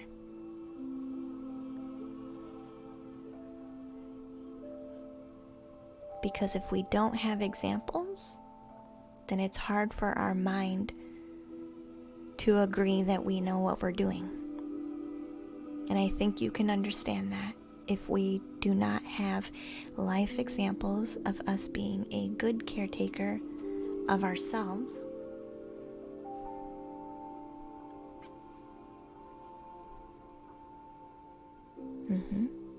So what can you do, Day Day, every day to take good care of yourself?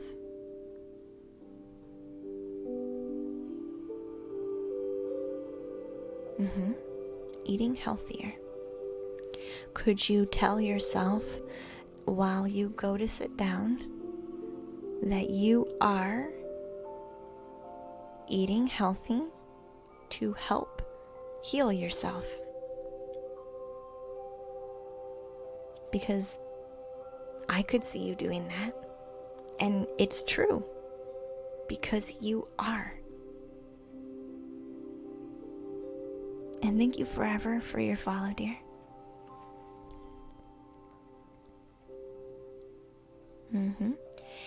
Which is why I'm taking you out of the mind, Day Day, and into something physical.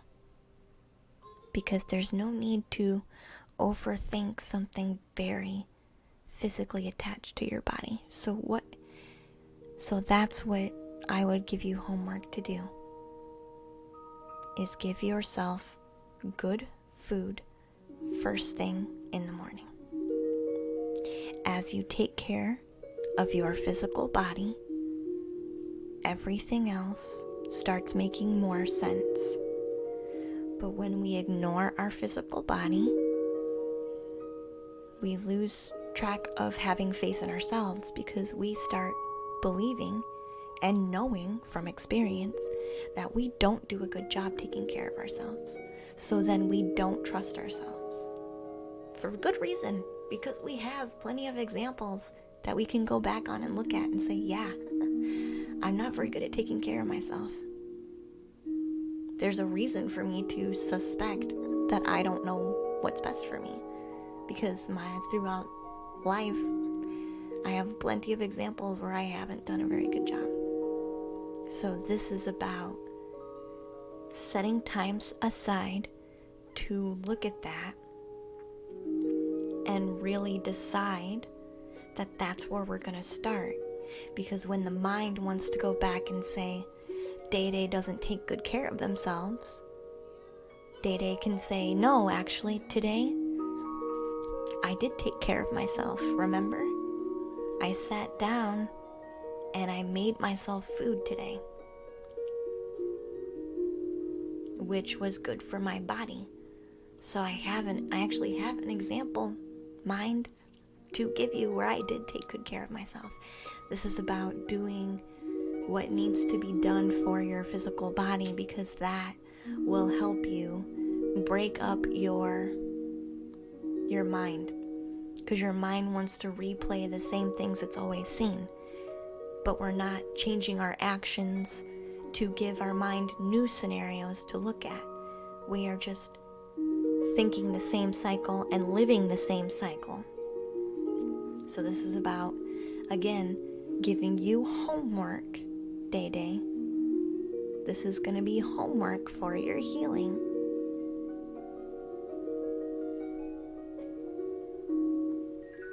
First thing when you wake up, Day makes themselves a meal. Day wakes up and makes themselves a meal. Because that's how Day proves to themselves that they can take care of them. Because that's really what's wrong. And Day, that's why you have, when I first plugged into you, that's why you are running away from yourself. That's why your energy is shifting, trying to shift and move away from you. It's because your inner child says, Day doesn't know how to take care of me, so I'm really scared of Day. And then Day is afraid of the inner child because the inner child is saying, oh dear God, help me. Day is dangerous and doesn't know how to take care of me. You both don't trust each other. So it's running away from yourself and hiding from yourself and trying to escape yourself. But you can heal all of that simply by just showing you that you can take care of you. You don't have to go down this crazy spiritual path. You don't have to sign up for 15 million classes, and you don't need someone to hold your hand and tell you how your spiritual healing needs to happen. This Day just needs to take care of themselves, and Day needs an example of what that is. So that is going to be your homework. Once you start being consistent on your own self-care, because no one else can do this for you, Day. No one else can make sure that you're doing this work. This is solely on you. There's no one that's going to know except for you. So there's a sense of responsibility, very heavy responsibility in this too, that only you can do. So, Day's homework is to take care of their body first thing in the morning by giving themselves a wonderful meal. And slowly, the rest will start taking care of itself, because Day will learn that they are in control and that they do take good care of themselves. That's the whole issue. So I hope that helps, Day. What did you eat today? I would suggest that you have a meal now, if you have not already.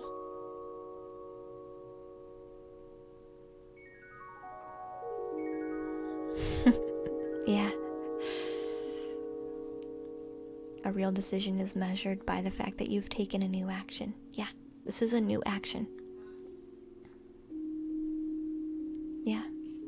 This is a new action.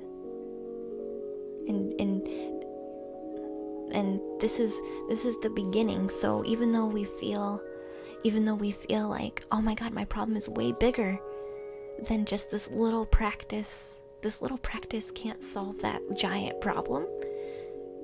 It's so giant, so you're looking for a very large solution for your very large problem. Because it is a large problem. Don't get me wrong, Day Day. It is a large problem. But you're also making it into a large problem. And so you want a large solution to fix that. But this is starting with the core of the issue. Right? The core of the issue. Good night, Mirror. Sweet dreams, honey. Am I vegan? Lots of yummy food on the treat stream? Yeah, I am, Zara, yeah. Yeah, plant-based. This is so insightful. Love to you all no matter what's going on in your lives right now. Exactly. Exactly.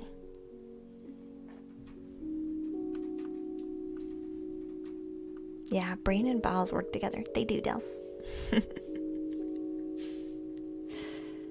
So you're just overthinking. So take your brain out for this one.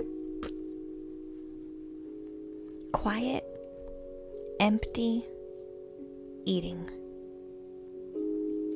Mindful eating.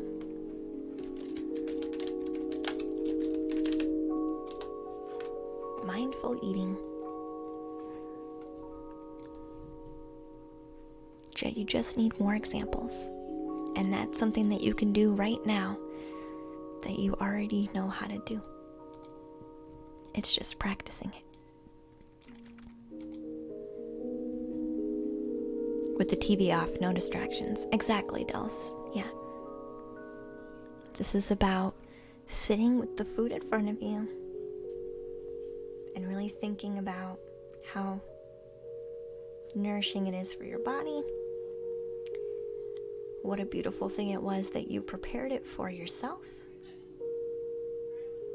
Right? This is just about enjoying the meal, pausing and enjoying the meal, and making that part of your deeper, because then it becomes a soulful connection with yourself, because you've also not just made the meal, but now you're spending time to really absorb all that love and energy that you put in it. So it becomes a soulful practice too. It's a simple way.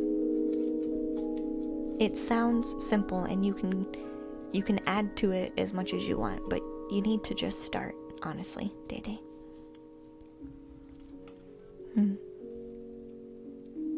Did you have your dream ready now, Sky?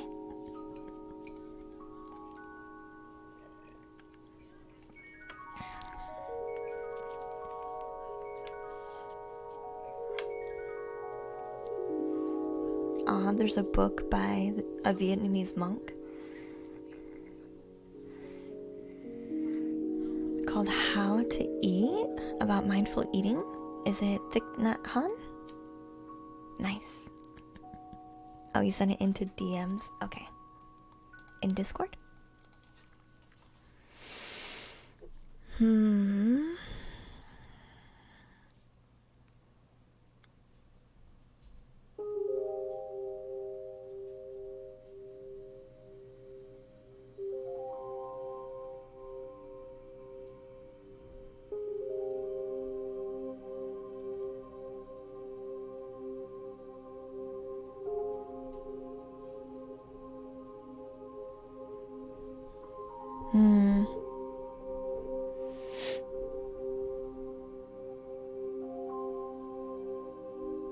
How did you feel during this dream? Like overall, what was your overall feeling for your dream?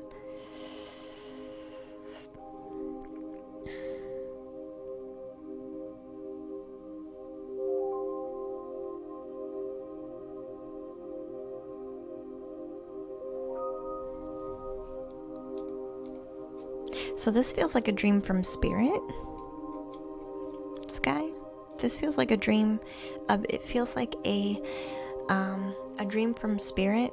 The beginning feels like subconscious mixed.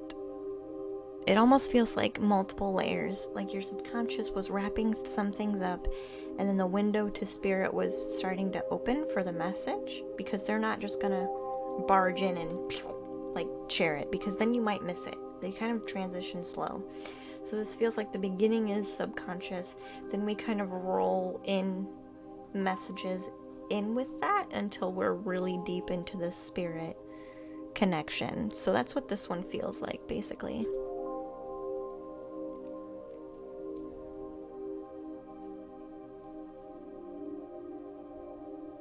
The fact that you don't take care of your body, Day Day, affects all of your problems with your healing. I don't know how else to explain this to you, Day Day, but you need to take care of yourself on a very physical level, and that will clear up all of your confusion. You can't skip steps. You can't not take care of the body and decide you want to go on every other journey. Your body is part of your journey, and if you refuse to take care of it, it's going to speak out and lash out to you. And there's no other way to avoid that. You can't avoid that. You can't ignore it anymore, clearly. So it's about the body being the step one for Day Day's clarity. Yeah. But that's true. Never doubt the power of good in thoughts and intentions. Yes. But Day Day is already wanting to go into a overthinking circle, which I'm not going to feed into. That's why I was wanting my idea on it. So the end is definitely very spiritual, like message from spirit, Sky, for sure.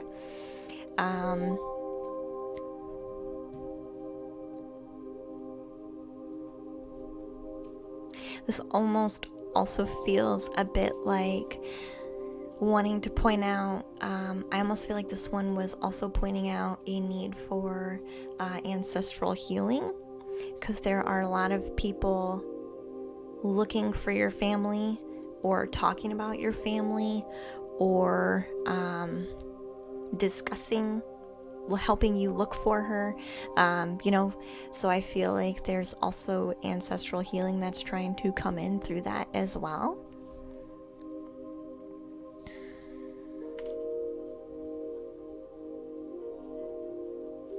So yeah, that's definitely what that feels like.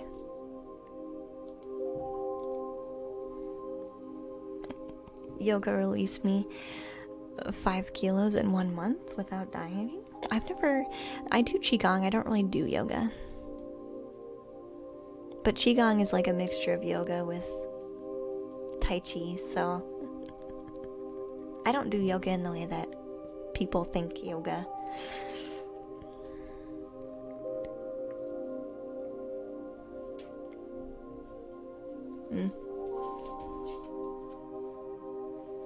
I don't need to lose weight. No, I really don't.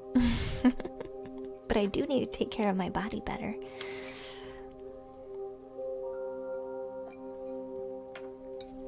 I think you just winging it, honestly, Sky, is enough, honestly. Because if Spirit needed you to do something specific, they would be telling you. Like during that dream, that would have been the perfect way to tell you exactly what you needed to be doing if you were doing anything wrong. This feels more like accepting a window of opportunity and just taking it while it's there. So this definitely feels like Spirit taking an opportunity that is available. This does not feel confusing to me.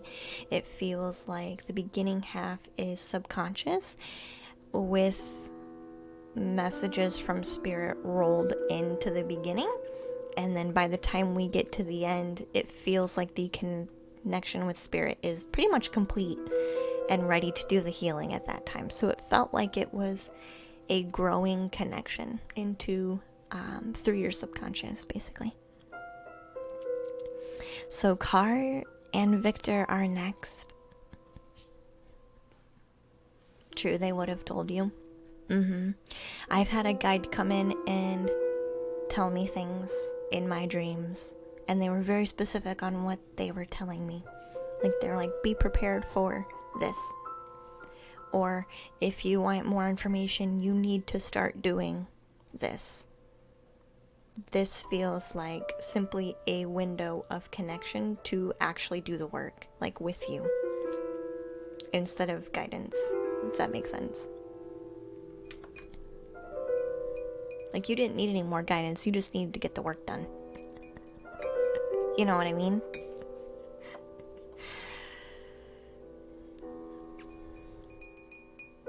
Your dreams are never specific? Never? Never specific?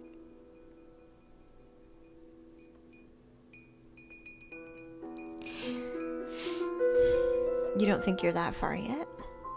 What do you mean that far yet?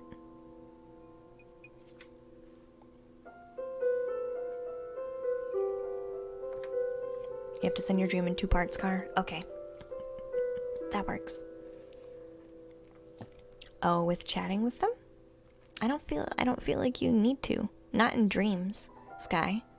I don't feel like you need to in dreams. At least not for this one. Not for this one. I feel like if you listen well enough outside of dreams, like, even though it might be easier to communicate, if they don't feel like they need to, they might as well get other work done during that time. You know what I'm trying to say? Like, what energy, how do you want to prioritize your window of opportunity and your energy? Sharing a message that they are, however you feel, I guess.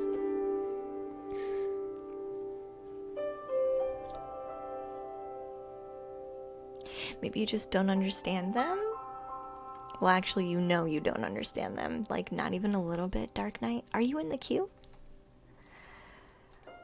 You are in the queue. All right. Don't worry, we'll get to you. Don't worry, we'll get to yours. Oh, reoccurring dreams. Reoccurring dreams talk about healing. What our soul is asking us to heal. You sit in an old family home before the parents split up. But the people there aren't old family, it's my new family. Yep. People without faces, and you're there too. You have a face? People without faces, that's interesting. Oh, you're okay, Car. I'm used to delays, it's alright, dear. So in the house, something or people are coming to get us, and they all hide, but I exit through a back door. Through a vegetable garden, which we never had in real life. I was just trying to get away. Then a big group of guys appear and start speed walking after you, of course. So you're being chased. So they're after me too. Then I circle back to the house, and the dream starts over again while I'm still asleep. I feel scared and panicked throughout. Gotcha. So the home is a building, and it holds the structure of our life and who we are internally.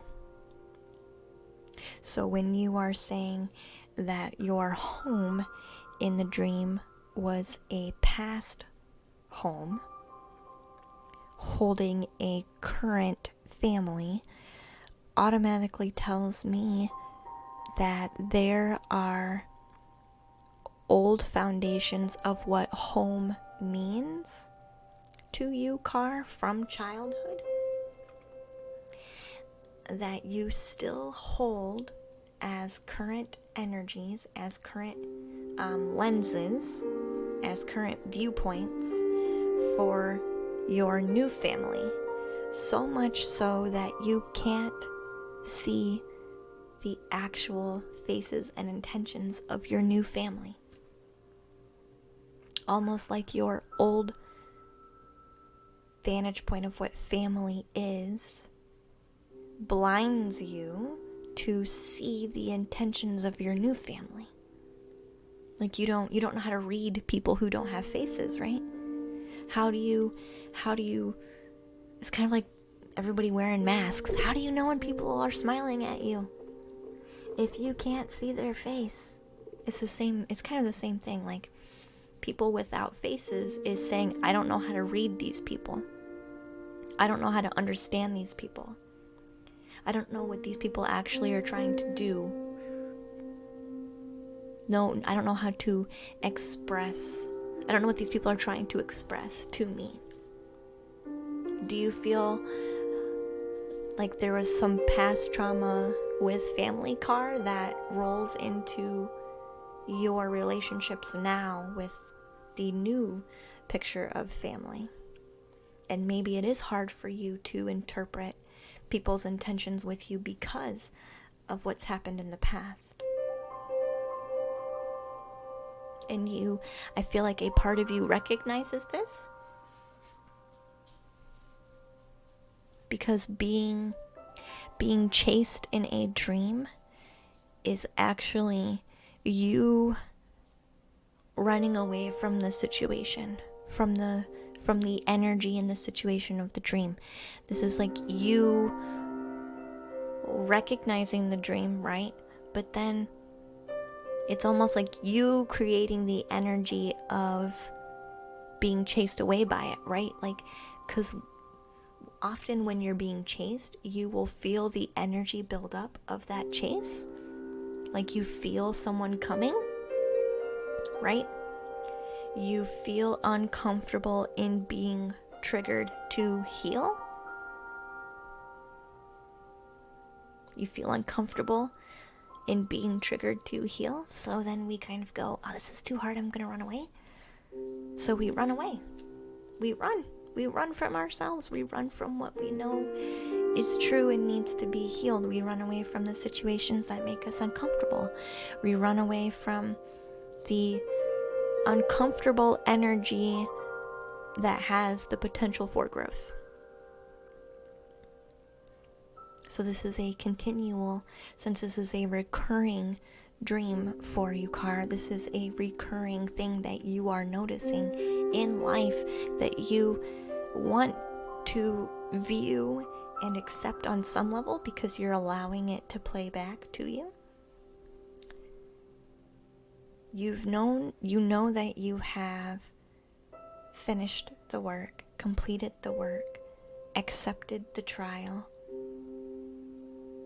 completed. You know that you've worked through this when you stop running. When you stop running.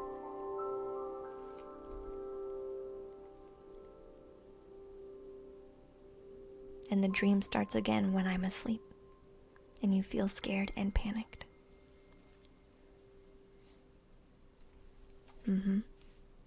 So what can you do in your daily life, Car? Because you're trying to solve this on a heart, subconscious, and soul level. You're trying to solve this problem within yourself first, so that you know how to handle it outside of your life.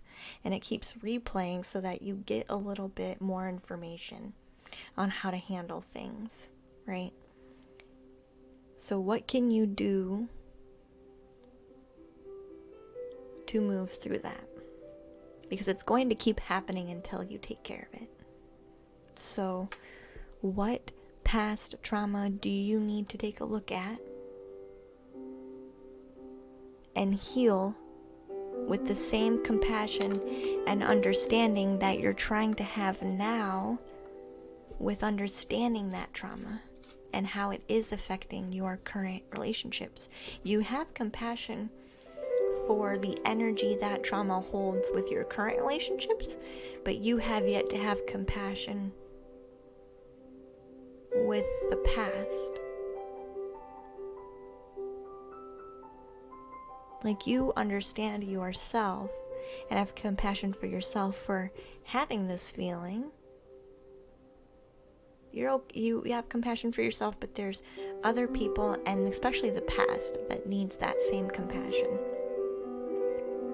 Because when you learn to move through that, you'll understand you'll be open to understanding the intentions that people are actually trying to tell you.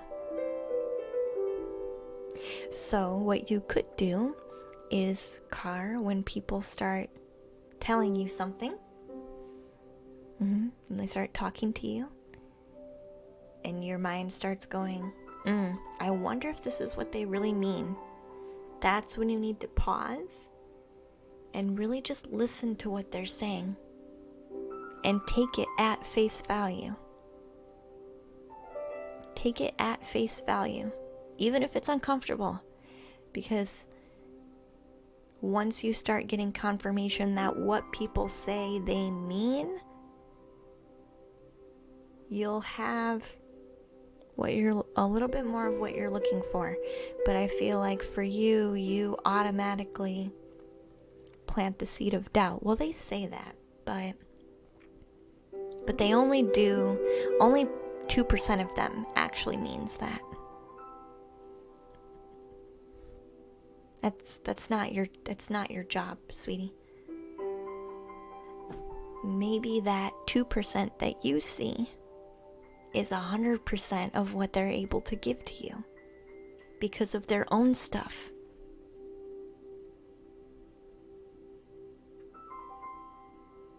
Everybody's got their own stuff, Car, and you understand that. So this is about accepting what people give you, because that could be all that they are actually able to give you. And it doesn't mean that they have ill intention or ill will, or they just don't love you enough. Not that you would say that, but a part of you does say that. This is the energy, Car. Okay, hun? And if a discussion needs to be had about needs not being met, then we need to have a talk about that. But I don't think that that's what this is. This is expecting things in the past to be the grid work for now. So I hope that helps, Car. That's an extremely healing dream that you are trying to work through, hun. That's a really powerful one for you. That's a very powerful one. And anybody else who has a similar dream is gonna feel like they've also learned something that's gonna be very helpful to them too. So Victor is next, then Lucy Lou. So if you guys are still here, sorry it's been a minute. That's just how it goes though.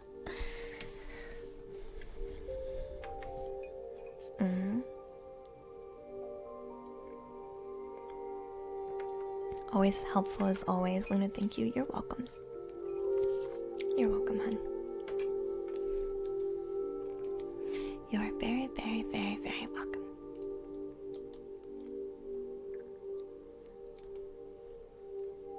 An oracle? Okay.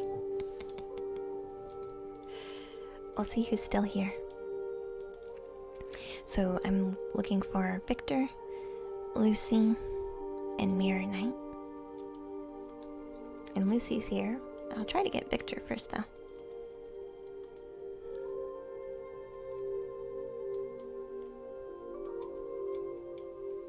If they're still here. It gets hard when you haven't heard from somebody for a minute.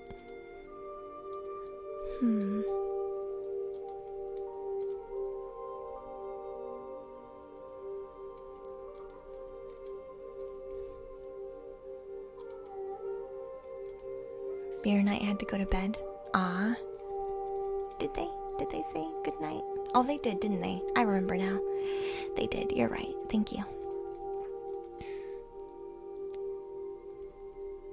So if you're ready, Lucy, we can do an oracle for you. You felt the need to stay quiet out of respect? You're fine. You're fine. What are you looking for guidance with oracle-wise, Lucy? Because depending on your need, depends on which oracle I draw.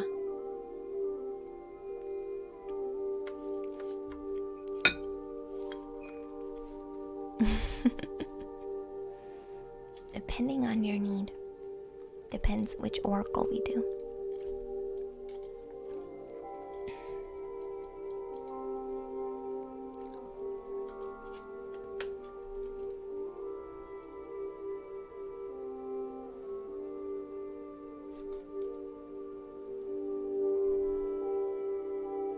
You're having problems at work with a student?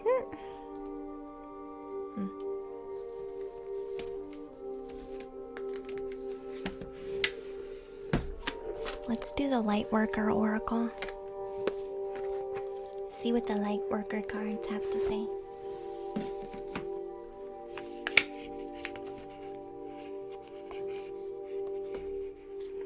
Good night, Andrew. Sweet dreams, honey. Sweet dreams. Thanks for the lurk, Naomi.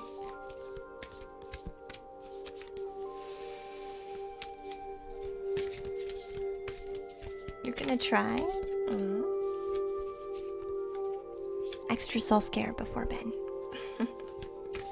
Will help. It'll help.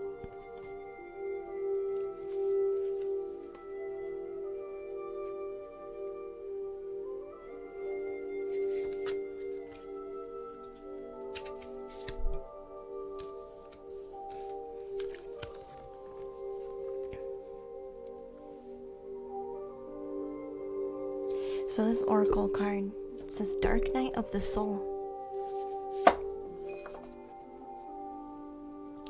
I feel like this student needs help.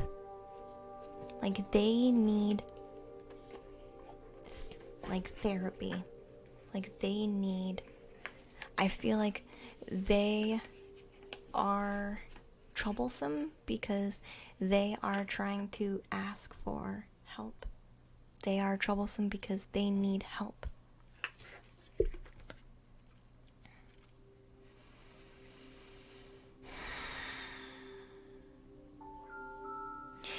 I feel like they don't know this is their way to ask for help without asking for help.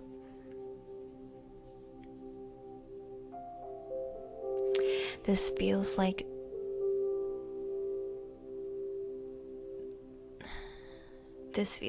they're waiting for someone to notice them. They are waiting for somebody to notice their need. They don't know what they need. They don't know what they need, so they don't know how to ask for help because they don't know what it is. So I would be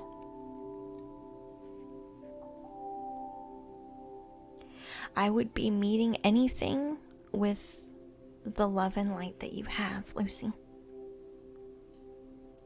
I would be telling them that it's okay that they don't know what they need,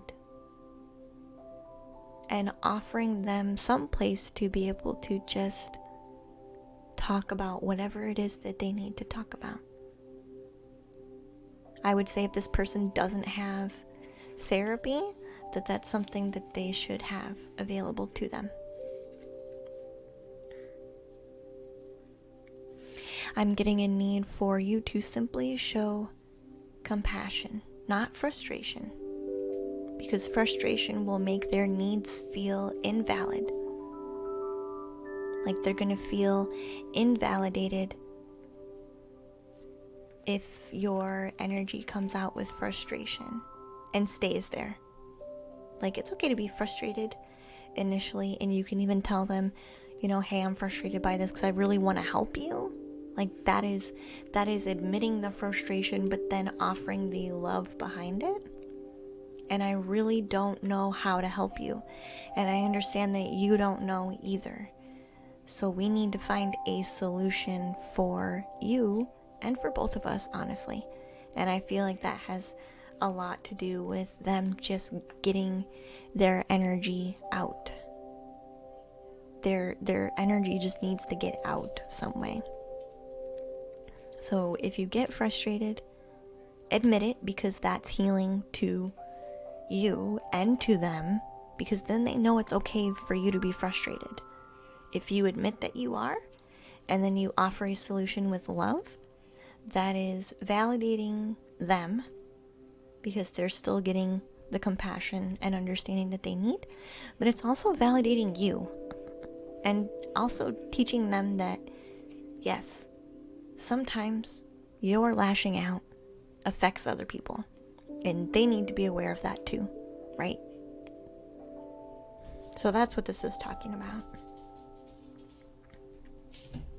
They just have a lot going on, and they need some way to channel that energy out of them. And so they are doing what they can to do that, but they need help of somehow doing that, and they're not sure how to ask for it because they're not sure what it is that they need. And they need to know that it's okay that you're frustrated, because we don't want to avoid that. But at the same time, offer a solution behind the frustration. It's okay to admit that you're frustrated. You don't want to hide that fact. But then offer love behind that.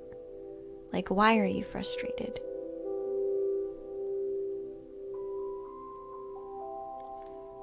Because I really, really want to help, but I can't. Neither one of us seem to know how to do that. So let's try some things that help with that, so that we're both not frustrated. Because your frustration builds their frustration, because they feel like they have to do this.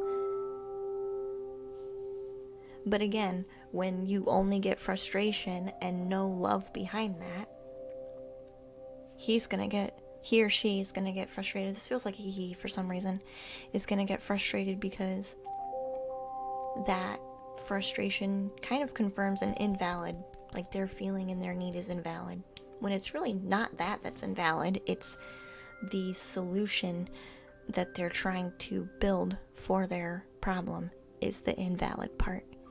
And so it doesn't work for either one of you. So it's about admitting it and bringing love and compassion to that. Like, hey, this doesn't work for either one of us. That's all right. We can be frustrated by that not working in our favor, even though we're doing what we can to fix it. Let's find a different solution. I do feel like they need a new way to channel out all that energy that they don't have available to them. They really need to let it out some other way. So I would find a way for them to be able to do that in a very more constructive way that's more appropriate. Because the way that they're doing it now is hurting them and you. It's not making them feel better either. They're just doing it because it's their solution for now. So that's what that's talking about, Lucy.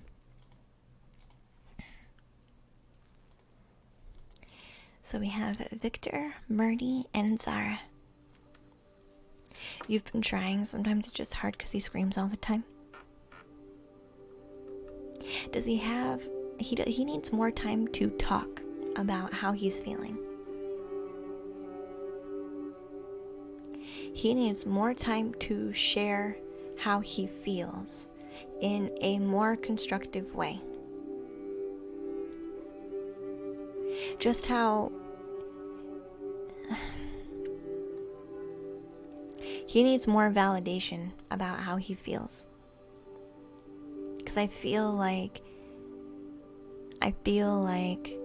he feels that everything he does is wrong, is not enough, is the wrong way to do it.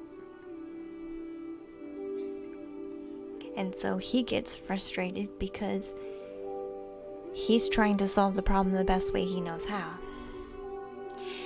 But no one's coming up with a solution that's going to be, I feel like he just gets a no, but not another option. So how do you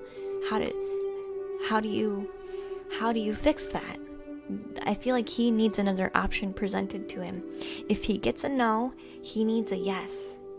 If he's constantly getting no, no, no, no, no, and no yes, then he's not being validated. So I feel like there's an energy of, if we're going to present a no, that's fine, because we do need to draw boundaries, but then we need to offer a yes. He needs some yeses. It's okay to say no to this, just like it's okay to admit that we're frustrated. But then we need to offer something around that. He needs a yes. He needs to be confirmed that the no is a no, but then he needs to be offered a yes, so that he can learn how to switch that on his own. Because right now it's just no, no, no, no, no, and he doesn't have anything else to go off other than no. So everything's no. My feeling is no. My feelings are no. My thoughts are no. Everything's just no. And so then he's just like freaks the flip out, because he never gets a yes, and he's just tired of it, and he's just done. He's just done. He's like, it doesn't care. It doesn't matter. It doesn't matter how bad the no is, because it's all no anyway. It doesn't matter how bad or deep or big the no is, because it's all no anyway. So he's really angry, honestly. He's extremely angry because he never gets a yes. And how's he supposed to fix that? How's he supposed to fix that? If he knew how, he would do it, because he's tired of hearing no all the time, honestly. If he gets some type of yes, you will see a change. He needs a yes. Sorry, I was like getting super angry.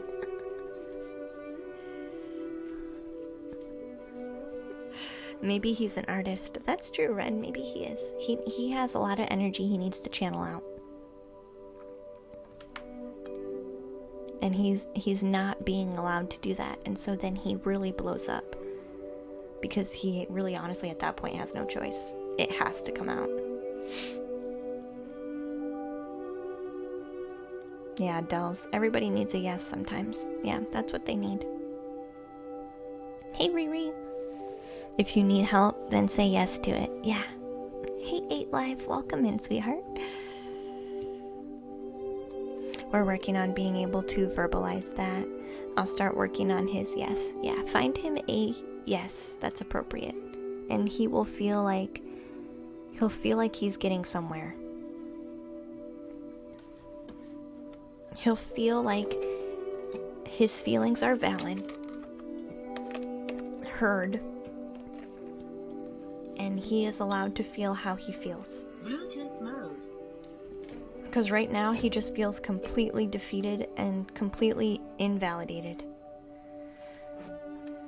Which is a shame. Which is a shame.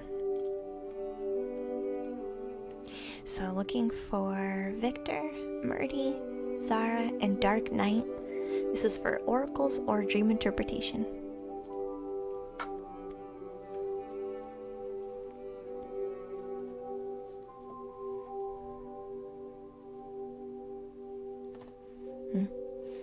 He likes books, so I will start there. Maybe have him write down a story about how he feels. Maybe have him be the author of his own book. It's just a thought. He needs a yes.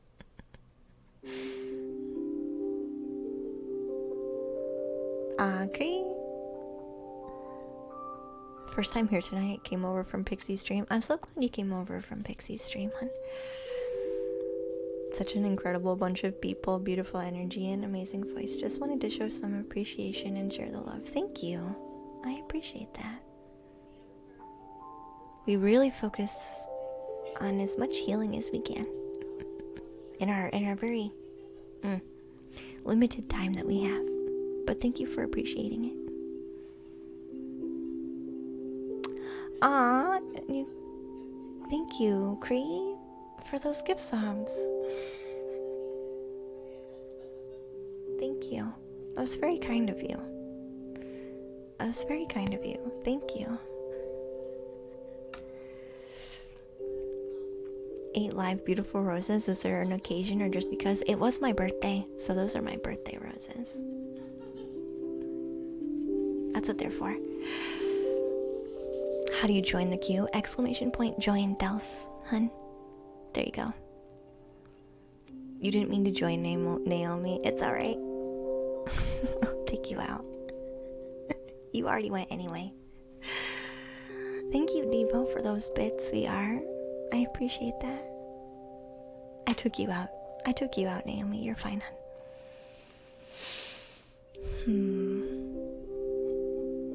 Did everybody else get called? I feel like we did.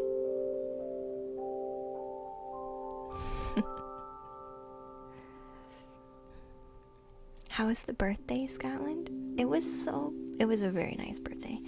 I really wanted to do a birthday stream, and maybe I will next weekend when I'm not as busy. But I really wanted to do a birthday stream, but it was way too busy. Like I was so busy with birthday things that I just didn't have time. And thank you for the follow, Realness. Yeah, happy belated birthday. Thank you so much. Zara, it's too relaxing and you're falling asleep. You would like your turn in the next stream? Alright, Zara, I can take you out on if you want a nap. That's alright. You don't have to go now if you don't want to. I would never make you. I'm glad you can relax though. You're most welcome. I'm not the most spiritual person, but I do enjoy sitting and listening and learning a few things along the way. That's nice, Cree. I'm alright with skepticism or not being for you, but hopefully really all that matters is the genuine love that hopefully is clearly coming through. Whatever color we want to paint that love is fine, if it's genuine love. Yeah, you're welcome, Zara. So, the people that are still in queue are Victor, Murdy, Dark Knight, which I think Dark Knight is still here, and Delcy. And thank you, Devo, for those bits, hon. I appreciate you very, very much. So if you're in queue, you are lined up for dream interpretation or an oracle read. You like coming to the streams for the comforting, relaxing energy. Thank you, Blowfish.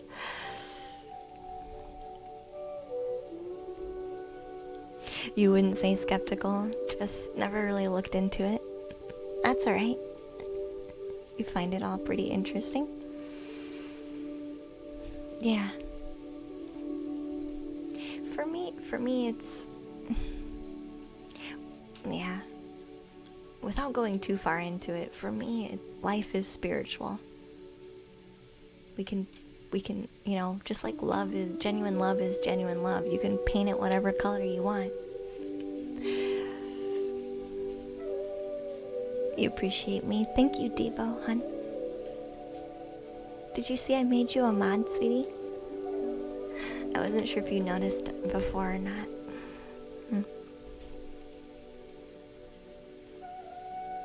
We'll see if maybe most people are asleep. Maybe we'll switch to ASMR. Maybe we'll move to ASMR. Since people are, and I'll turn down my mic. You did, thank you. Aw.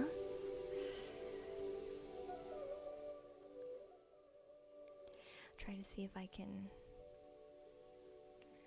I don't want it to get too loud. You heard that word ASMR? Yeah. I'm messing with the mic now. Nerdmeister. He might be busy today. Nerdmeister's not in here?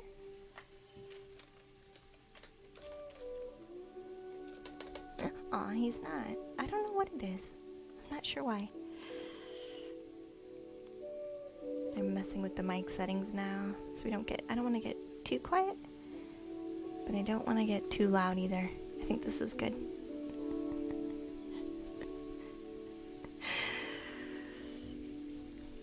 Your internet had a weird moment, so you're back now. I think I've called everybody who's in queue. I haven't had any more responses. So if I call your name, I'm ready to do your reading or dream interpretation. So if I call your name, please share in the chat that you're ready to go. Victor UK, Murdy, Dark Knight, and Delcy. You've been checking since the beginning? Yeah, I don't know. I don't know where they would be. Usually they're here. Usually they're here at least lurking.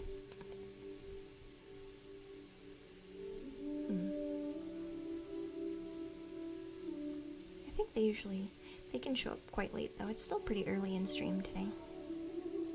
Are you awake, Delcy? Are you ready? Are you ready? Do you want to do a dream interpretation? Or do you have a question for the oracle?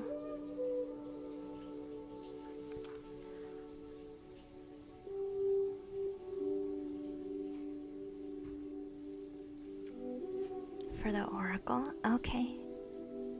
What's your question then?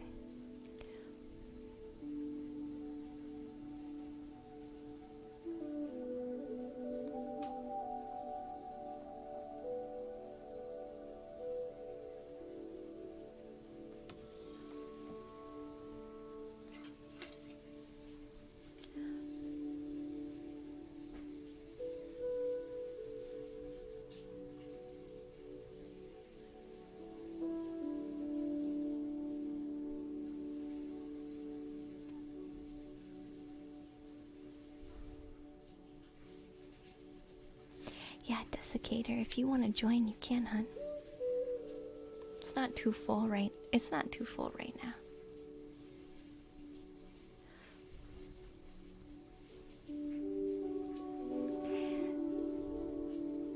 So depending on the question, each oracle deck is focused on very different energy. So having your question beforehand actually helps me pick kind of the right deck. Unless you just want to see what I'm drawn to.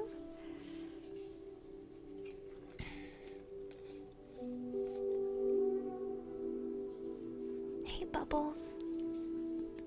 Hi Bubbles Queen, welcome back, sweetheart. You understand? Just draw it? Okay. Alright.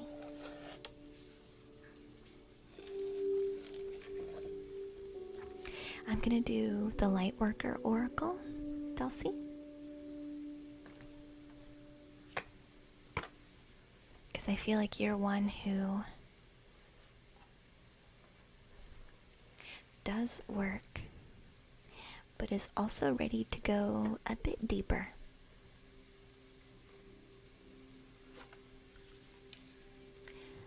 Like an upgrade.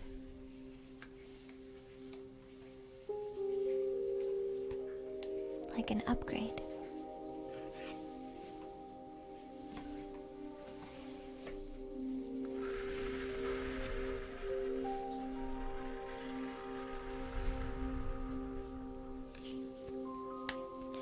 I feel you are self-aware, Delcy. You are self-aware. And you do reflect on yourself.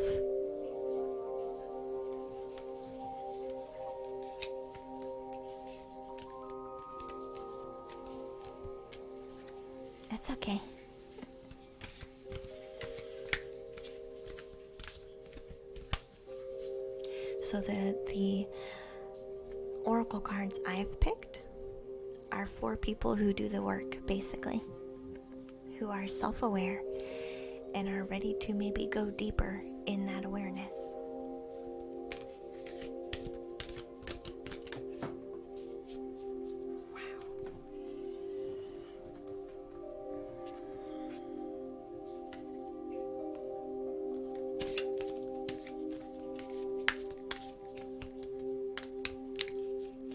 Are you seeing, Dulcie?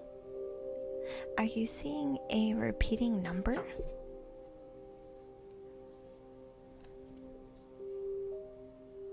This is card number 11. 1111. Messages are coming to you through the numbers. Do you have a repeating number that shows up a lot, Dulcie?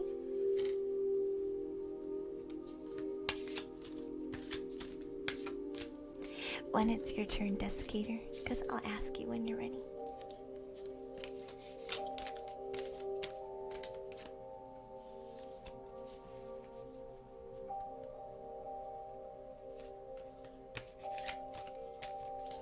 Or any that you are specifically looking for? I feel like you're the one sending out signals. You're the one sending out signals. So maybe you are looking for those. Hey Beak. Beak Boloru, welcome in. I called you Dark Knight. You'll be next, dear, okay? You'll be next.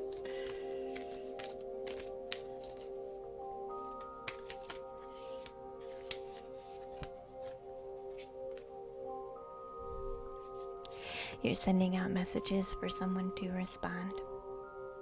You're looking for confirmation. You're looking for confirmation on your intuitive,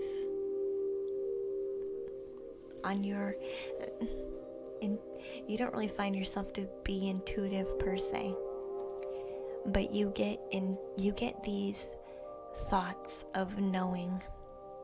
Like you just know in your mind something is the way that it is.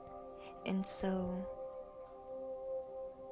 you've been sending out signals to get confirmation of what you already know. The thing is, this is just confirmation because you already know this.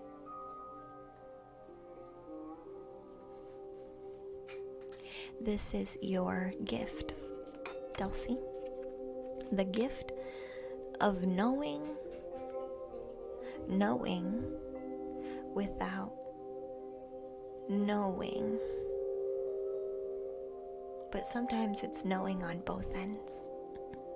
This is one of those things where you knew something was happening, and later life also showed you through confirmation that it is happening. And this situation happened first with your own inner knowing, and now it's still confirming with your outer knowing through experience. So, hey Cater, welcome to the treehouse, dear.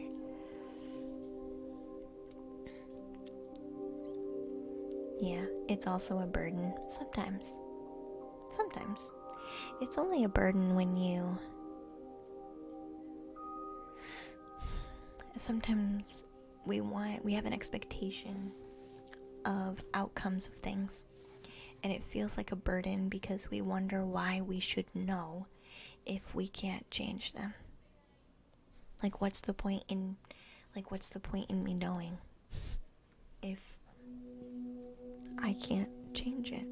What's the point in knowing beforehand if anything I try to do to adjust the outcome of that thing happening doesn't seem to make any difference? This is about accepting it. It should be a confirmation that life already has a roadmap. It should be a confirmation that brings comfort in knowing that everything goes according to plan. That should bring comfort to you in knowing that everything happens for a reason. That's what it should be comfort of. Because what a better gift to have, Dulcie, than something that clearly confirms that everything happens for a reason.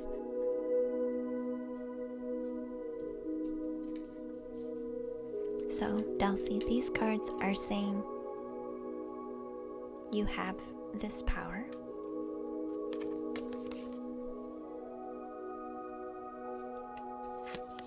Of clear knowing. Clear knowing. And you send out waves to the universe to kind of clarify that for you. And this is, in its own way, this card reading is a clarification, Dulcie, that what you know is true. It is true.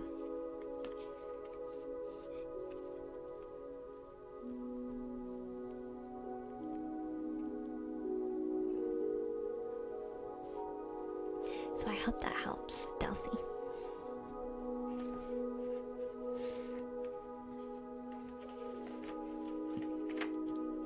A bit. And there's this energy of just accepting it and not wanting to control or force an outcome, but rather just let it be, because it's already beautifully written just the way it should be, for a very good reason.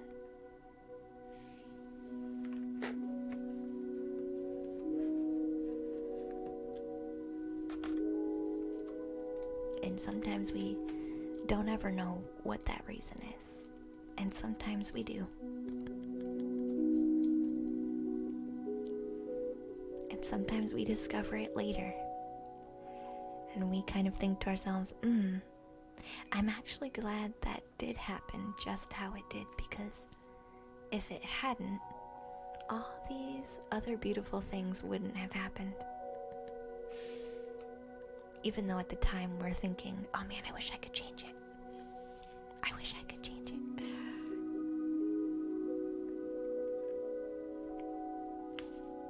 It's written in the timeline. But you know we'll get back together.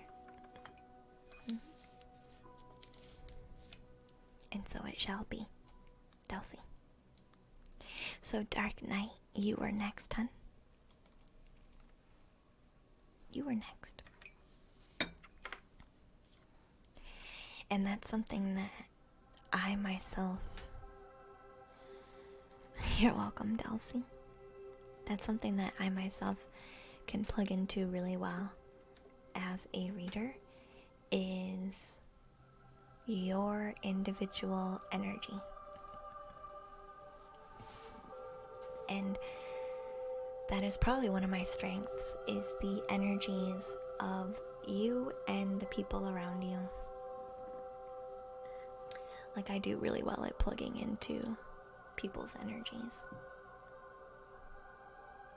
That's probably one of my strengths. Are you going to do a dream interpretation, Dark Knight? And Pulmonary, welcome to the treehouse, hun. Glad to have you.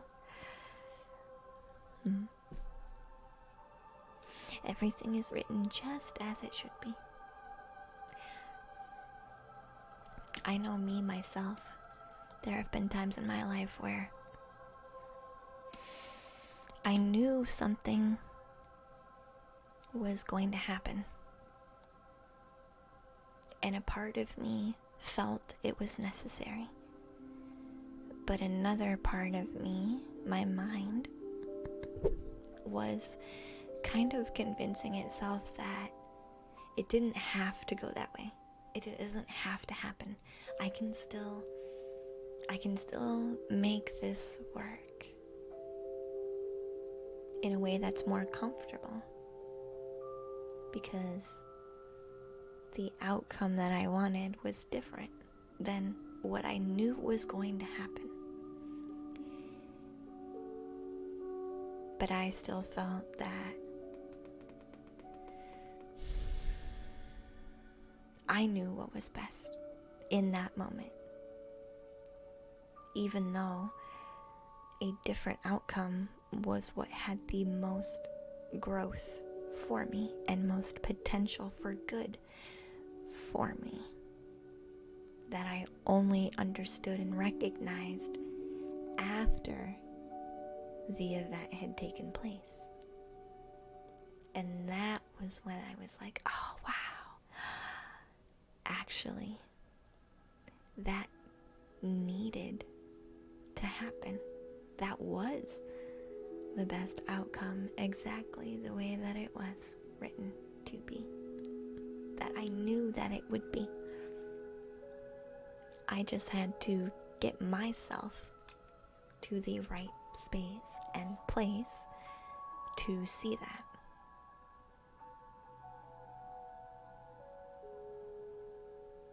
Ah, Day Day, you're making some wild rice. Do you have any red food, Day Day? You have any like red pepper or anything that's red to get you feeling a bit more secure? Because red is the root chakra, or a red plate or a red cup.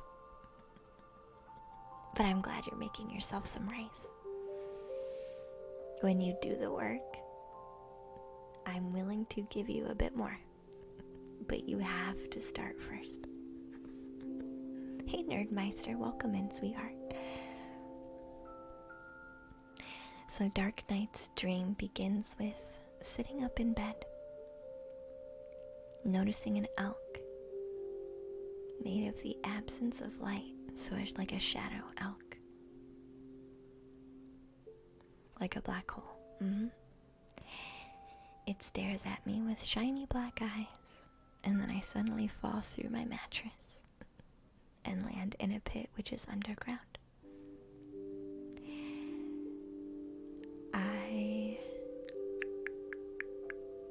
I look around for a way out, and then that elk gores me through the chest with its antlers. Oh no. I look down at my chest and then back at the elk's eyes, and I wake up.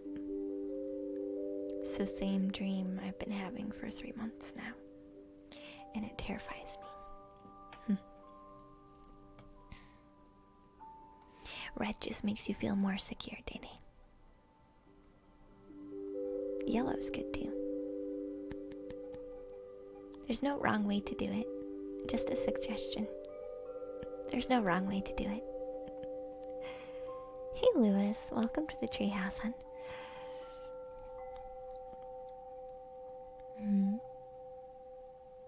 Is so wise. Thank you, Nerdmeister.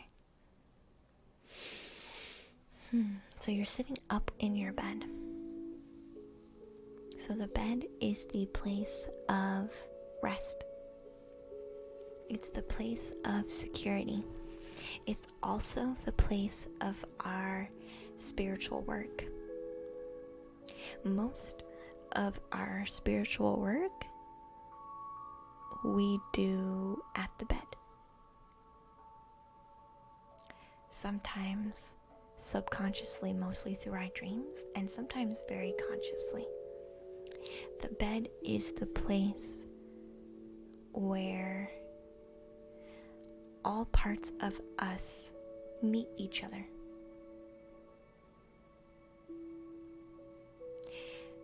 Do you die ever in this dream, Dark Knight?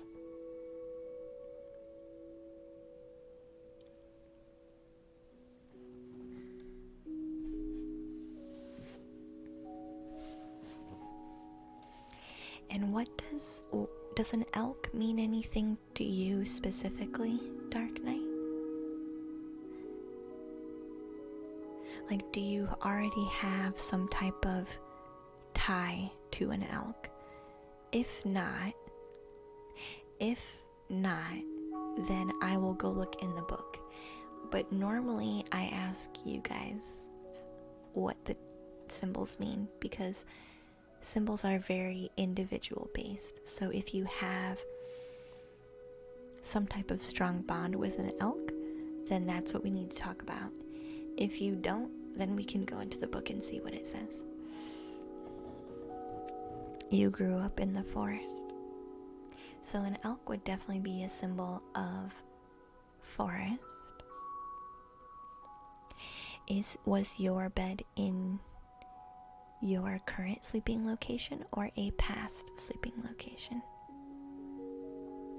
Or was it just in between? Like, was it in the world in between worlds? I feel like it was a world in between worlds.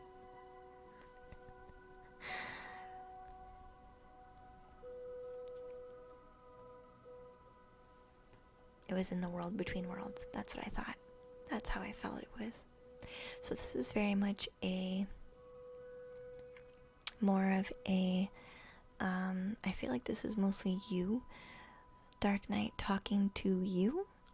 Other levels of you is what this feels like to me. So this doesn't necessarily feel like a message from spirit. This feels like a message from you. Like all deeper parts of you. So, as a child, Dark Knight, would you say the forest was a positive place for you or a negative place for you? Was your childhood light and airy, or was it a bit darker? That's alright, Day-Day. But you did eat some pomegranate. Perfect. Perfect. There's no wrong way for you to do that, Day-Day. This is just about doing what we can, which is right now eating some food.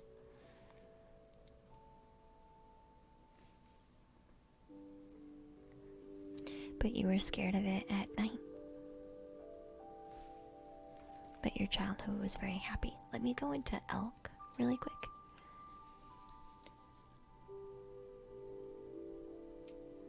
Let me go into elk in the book.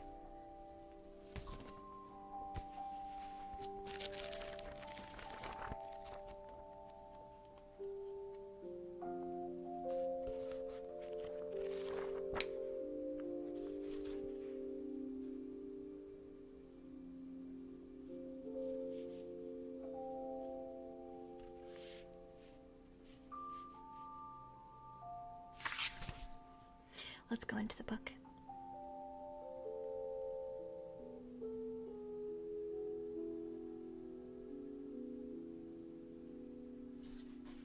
Page 102.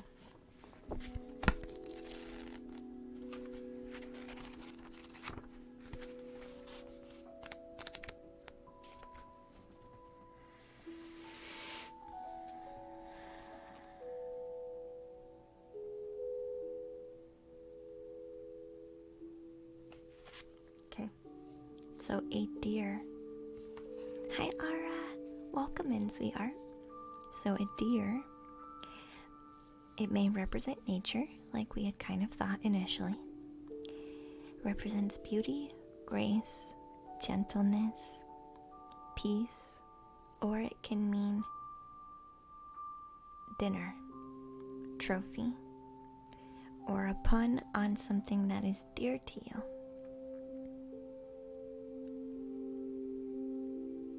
We could also look at a buck. So let's go look at a buck.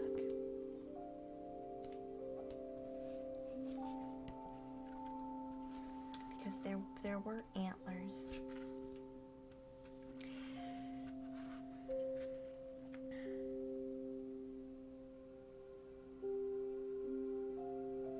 Bucks may system, bucking a person or an idea. This might also indicate males, maleness, strength, agility, passing the buck, or the buck stops here. So, I feel like this is mostly talking about a male, like maleness, like male energy.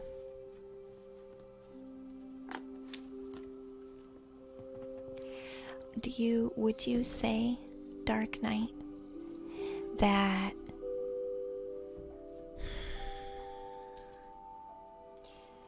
good night, Delcy. Good night, sweetheart. Sweet dreams. That sounds good, Day Day. Sounds delicious. So this feels like male energy. And since the elk is a shadow, shadows talk about unknown, or unrecognized male energy. An unfamiliar male energy. So, Dark Knight, do you feel, and this might be a bit personal, do you feel that some part of you doesn't know how to accept a level of what it means to be masculine? Like, do you find there's a struggle for you to accept what being masculine means? Like, you would have a hard time with statements like, be a man. Like, what does that even mean? What does that even mean?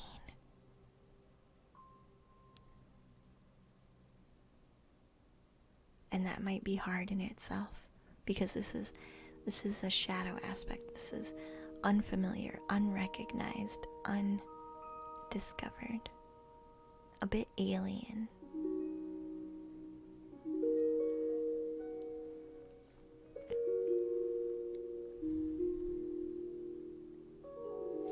I'm not sure, but I don't think I struggle with accepting being masculine. You don't have a hard time maybe knowing what that means? Like maybe you are trying to decide in some way or another what that really means to you?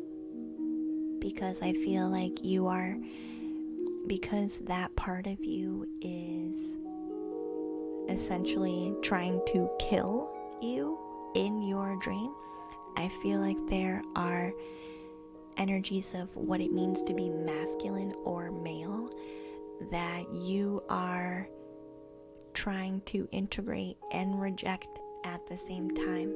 Like there's this feeling of parts of this I can resonate with and accept as me, and other parts I can't. And it's about you investigating this and taking a look at it and trying to see it for what it really is, and deciding if parts of you that struggle with this really want to let go.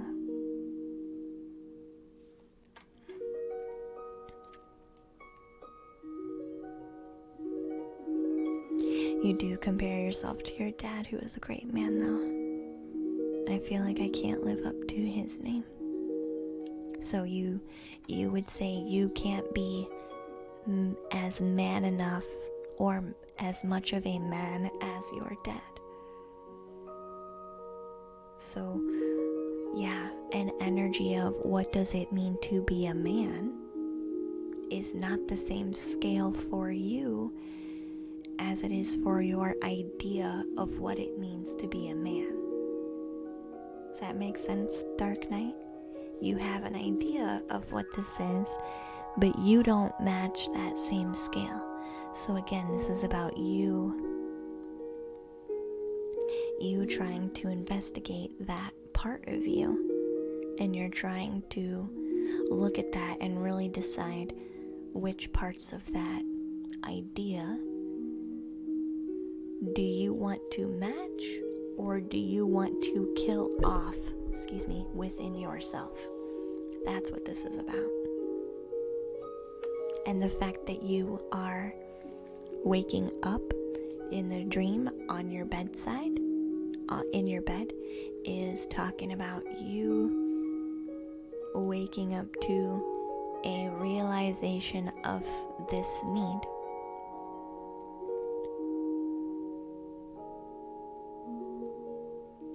And it could have been the dream itself waking this up in you on a more conscious level. Because when we're sleeping in a dream and then we wake up in a dream, it's talking about this energy not really being subconscious anymore. It's grown to the part where we are waking up to it on another level. This is moving from subconscious energy to conscious energy.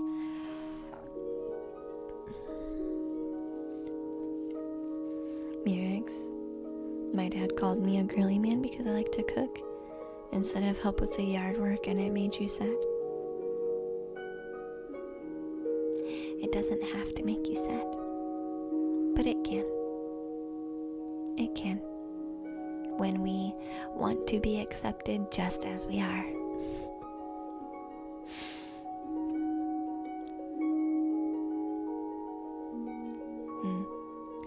You are using, so the elk is actually part of yourself. Dark Knight, it's the masculine part of you that is basically trying to kill off characteristics of you that do not match it. So this is you basically trying to shift who you are to match this energy. This is you wanting to shift who you are to match your idea of what masculine is. So when we have a shadow aspect of us coming through in a dream, and any dream with, most of the time, any dream with death in it is actually about us killing off parts of us that we don't like or we don't need anymore. So since the expectations of what it means to be masculine and discovering that, we're using that as a template to get rid of and kill off some characteristics of ourselves currently that we don't like. They don't serve us. So we are using that as a template to kill off old parts of us that we don't like. So that's why it feels tragic and beautiful at the same time, because this is a dream that's talking about transformation, Dark Knight. Because it's tragic that we lose a part of ourselves that we once believed that we needed, that we once believed served us well, that we once believed was central to who we are. But it can be beautiful to also notice that with that loss, we gain what we are really still discovering and looking for. When we make space and clear out old parts of us that are not serving us anymore, we have an opportunity to meet new parts of us that we are still discovering, because the elk is still a shadow. We still don't know what the elk looks like. We still don't. There's a lot of unknown in the elk. But there's also the beauty in discovering what that will be for us.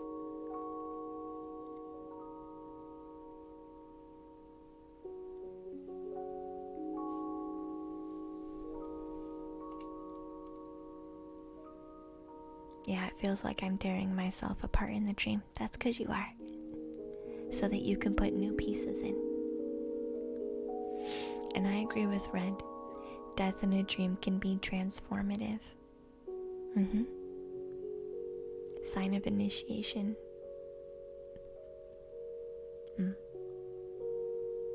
Being dismembered and built into a way that is more sufficient to what you really want.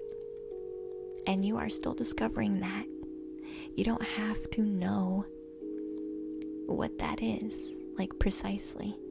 You can work through that and change whenever you want.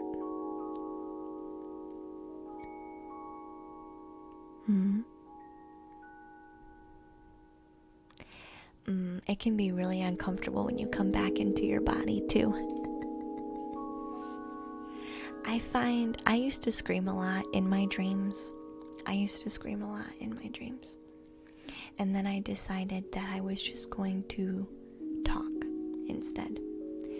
So, because screaming to wake yourself up does kind of automatically get you into a place of fear.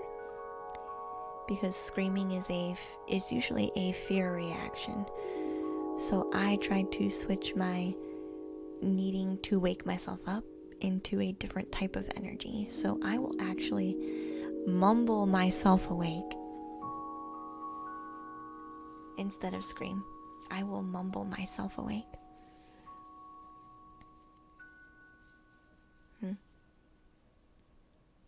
It'll keep going until the work's done, Red. It will keep replaying until the work's done.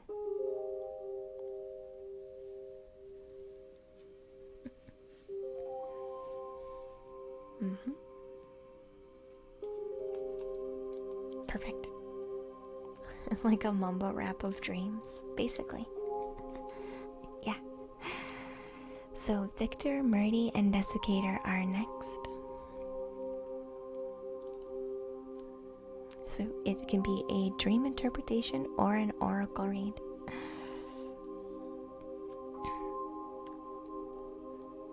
Sorry, Los. English only, please.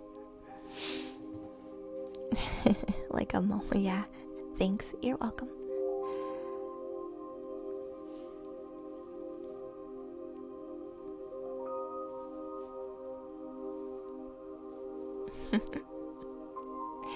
You don't like the short dreams? Why not?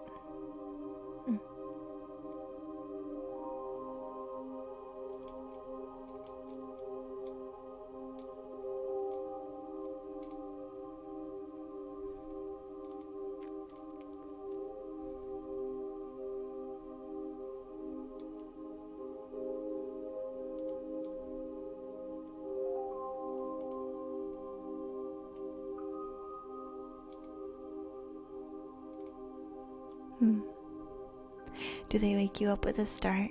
That happens, yeah. Your grandma makes an elixir that's really powerful for dreams. I find hydration before sleep helps a lot. And if there's energies that I don't want around me, which I've mentioned before, Day, I cleanse the space and use rosemary.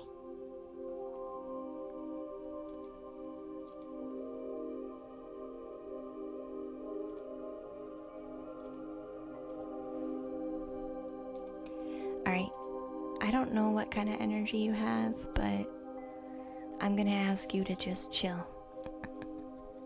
Good night, Giant. Robo, have a nice night, dear. You had one where you were in the backseat of a car, then I heard a scream and a crunch and you woke up? That happens. Hey Key, welcome to the treehouse, sweetheart.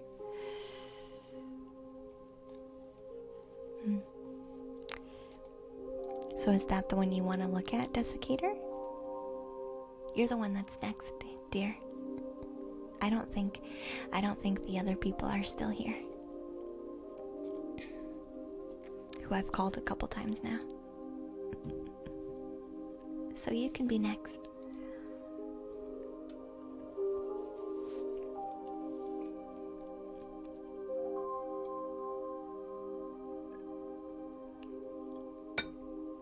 You had a different question? That's alright, we can do a different one. Whatever one you wanted to do. Whichever one you wanted to do. What was in, do you know what was in the elixir? Myrix? I'm curious. Because I usually just let things flow. But if I have interference, then I really want to take care of it, like straight away. I don't let things linger. Do you have to let it linger? I don't let things linger. I automatically am like, you're causing interference. You need to find somewhere else to be.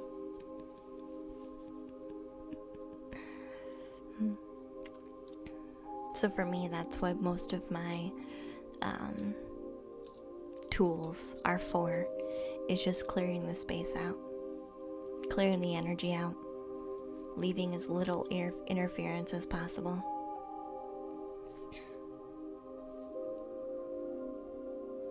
You're here for the tingles as you fall asleep. Good night, Dan. Sweet dreams, hun. Good night. We're just gonna talk about dreams.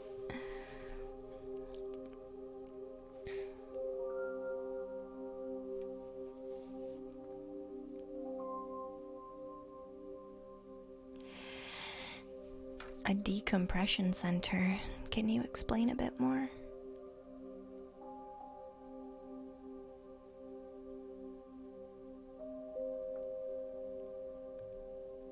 A mix of rooms from different eras. Interesting.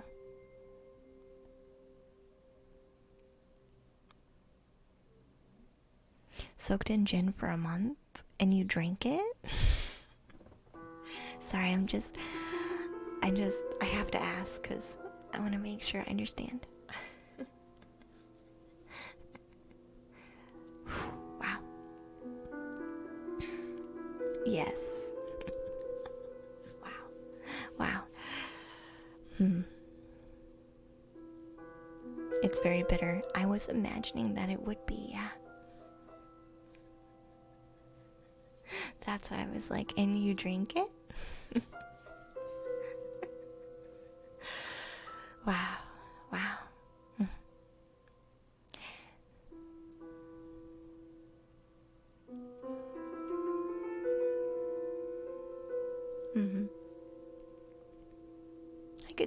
I could see that.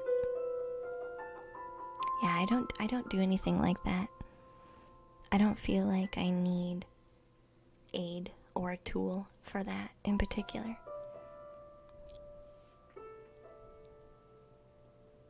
But I'm one who doesn't force things. I'm one who's just like, whatever happens, happens.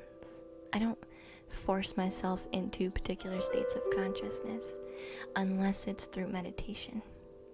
Or I'm doing a card reading and I'm like channeling. Then I will switch consciousness. But I can do it on my own. Like, I don't need something to get me there. I've been studying how it works enough to get myself there without any tools other than my body. It's interesting. Hey, Auntie Venom. Welcome in, dear. Hi, sweetie. Good day. Alright, let me catch up on Desiccator. Because they have a pretty crazy dream. They were in a mix of rooms from different eras. They went to a corner of a room and saw their mom sitting on a bed. But she was younger. Then they heard what sounded like their grandma talking to the mom that Desiccator was her mom's son. And she looked at you and left the room. I think it's where spirits go after they pass for their life review. Did this happen close to her passing, Desiccator? So that was really me visiting her and any messages from my family over to me. Could be. Is that what it felt like?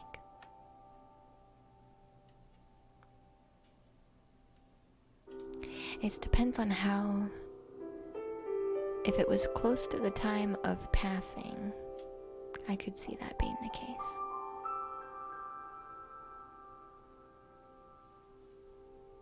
But usually they come in with a more direct message too. Unless you are helping them work through the transition, and then they came again to visit after the transition.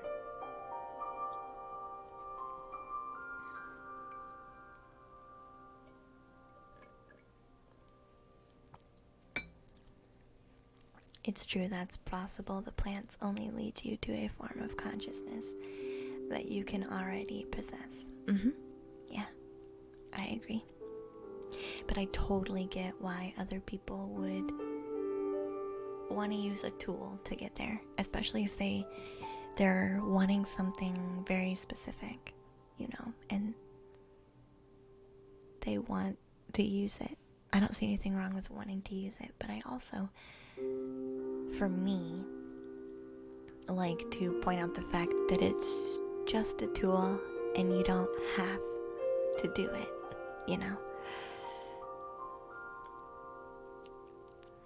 I did, Desiccator. I asked if that dream was close to the time of passing, and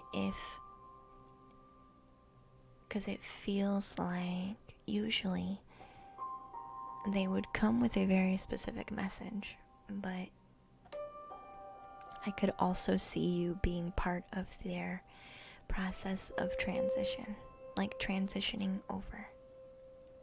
So I'm just curious if this dream was close to the time of passing. Not to be rude, you just want to know what's going on.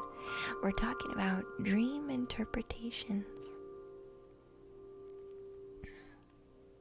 It was earlier this year. So it wouldn't be close to the time of passing.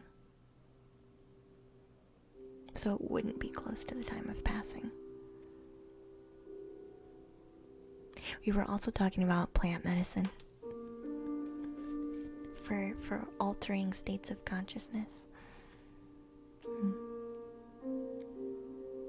So that's what we were talking about. There's two different things going on just then.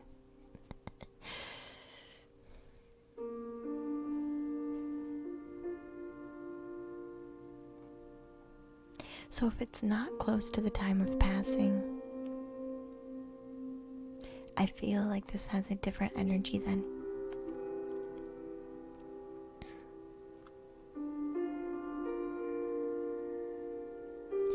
How did you feel in the dream, Desiccator?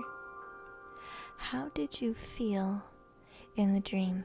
More specifically, when your mom walked away. How did you feel?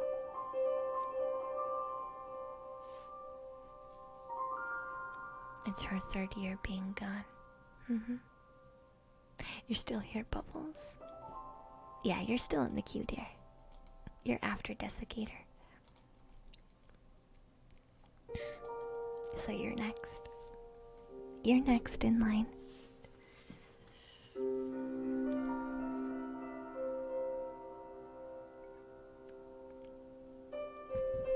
If you are interested in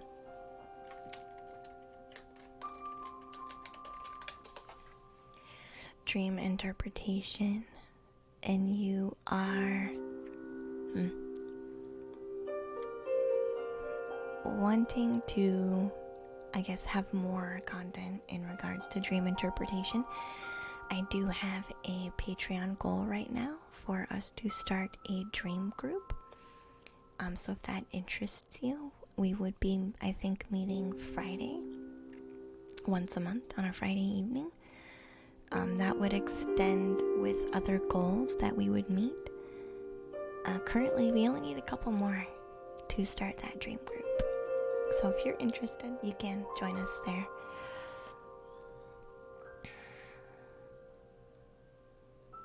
Confused, but I had a subliminal understanding.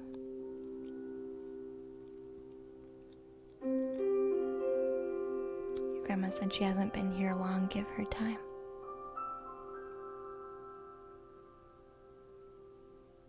You have other dreams with your mom?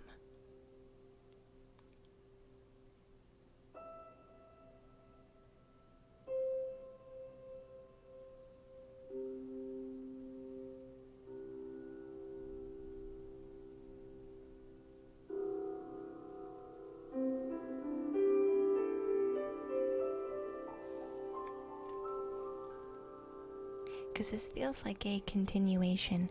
This feels like this isn't like a one-off subconscious dream. This is like a continued energy. So this could very well be exactly what you feel like it is, Desiccator. For sure.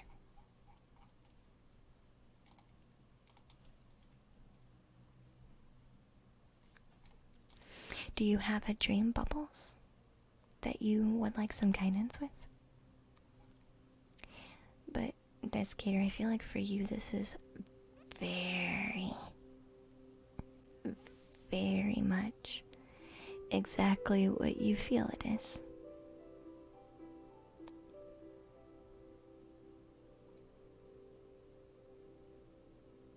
You're alright, Annie Venom. No big deal. No big deal.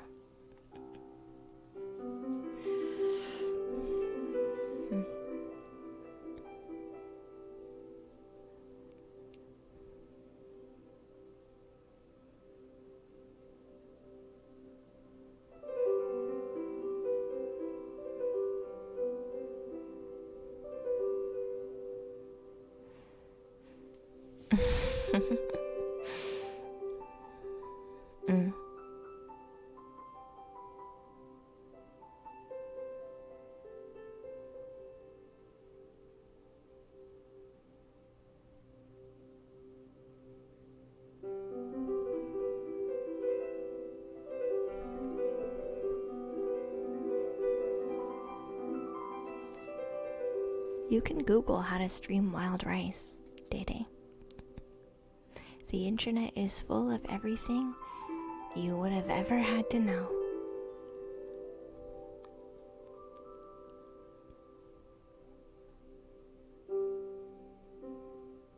You visited your grandparents at their house?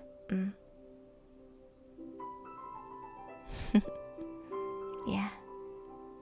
Lots of checking in, visiting, getting some clarity on what you need to be doing, Desiccator. Your dreams are exactly what you think they are. And that's a beautiful experience that you get to have. It's a beautiful experience. So Bubbles the queen, you're next, dear. So if you have your dream ready, we can talk about it.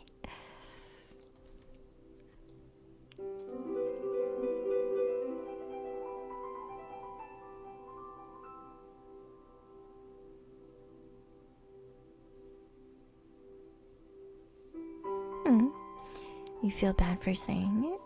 You miss your grandma more? Grandma's been gone longer. Right?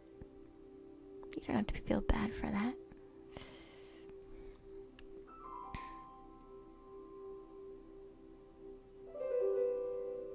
You're horrible at remembering them? That's gonna make it tricky.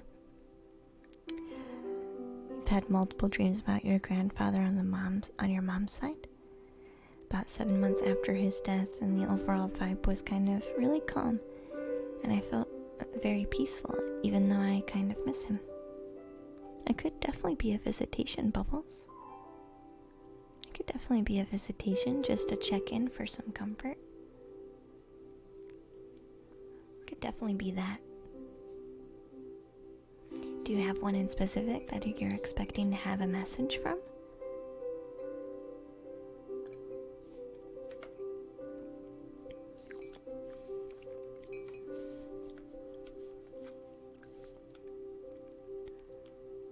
Your grandma was full of love. You think she's a light bearer? So are you. So are you.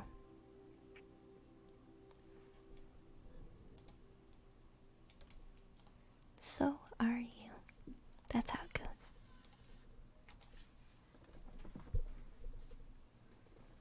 Let's push play again.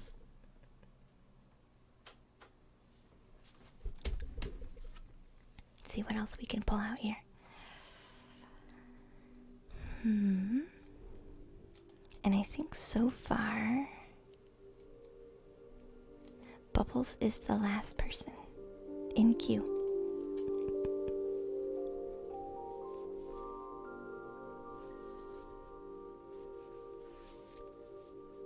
You try to emulate a lot of things, Desiccator. And that's you trying to decide what's for you and what's not. Which is fine. There's nothing wrong with doing that. We all do that to some extent. We all take some kind of reference and decide if that reference is something we want to use or not. It's kind of the nature of life because it's part of us creating us. And we learn things we don't want to be from the things we don't like. In the situations that are hard and difficult and painful, scary, they all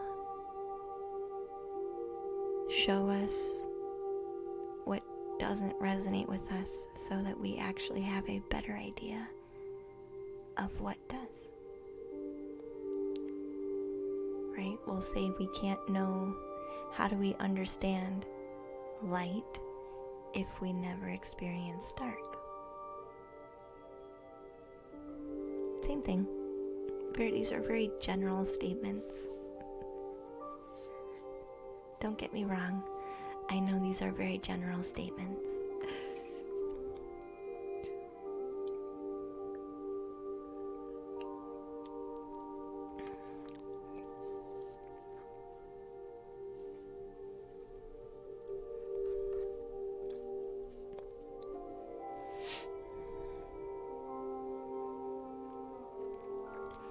There was one dream, or I think it might have even been the day right before he died.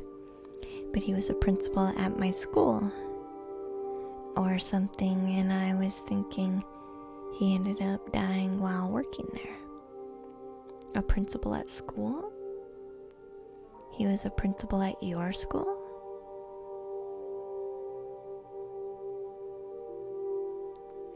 Because the school has to do with, were you going to school at the time? Because depending on how we relate to school during the dream, what does school mean to us at the time when we were having the dream, talks a lot about the dream itself. So were you currently attending school at that school, or was that school a school of the past?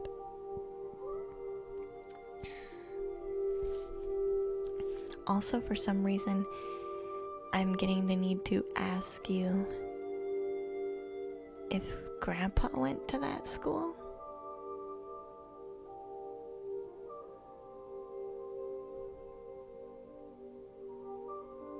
Am I cold? I'm actually really warm. I'm actually really warm.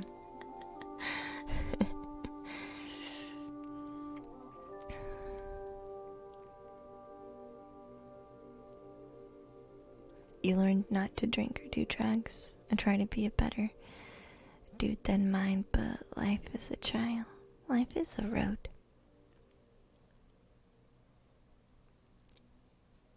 It's a grid of roads. Which road do you want to travel down? Sometimes you think you want to go down a road, but if it's anything like the roads in Michigan, you'll go one way and end up another.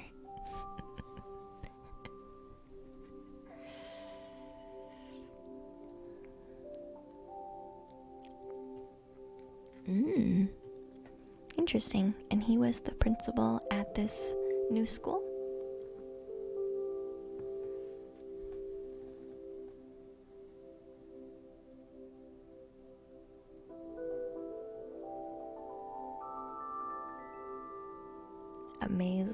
A maze work, eh? Kind of feels like that, yeah. If you've ever been in Michigan, some of the country roads, when you turn onto them, they will be going north and south. But about halfway down the road, it'll turn east and west, and it'll never turn back to north and south. It's quite annoying, actually. It's quite annoying, actually. Because you turn on that road thinking you're going to go in the direction that you want to go in, but it actually ends up never taking you in that way. It did for a minute, and then it never goes back to doing that. So then you get really lost. This was before GPS. This was me traveling before GPS, so I used to hate Michigan. I used to hate trying to find somewhere in Michigan.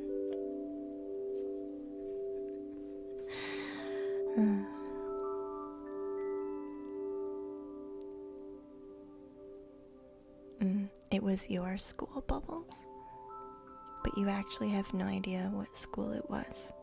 So it felt like your school, but you didn't recognize it in any other way but feeling as your school. How did the dream make you feel about Grandpa being a principal at your school?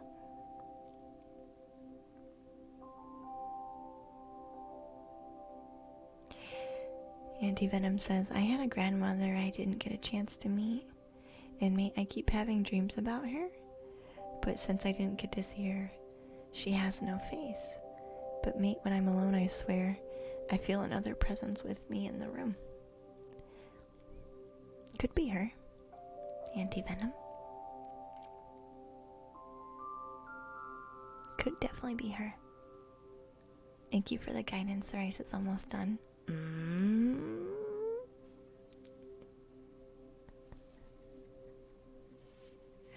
Your next guidance is to shut off the stream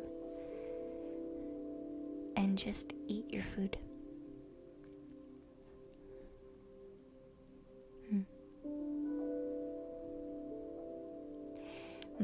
For some reason, I have dreams in buildings I've never been in or seen. Yeah. Your mind is creating places as placeholders. Because I feel like you might be one who really latches on to location.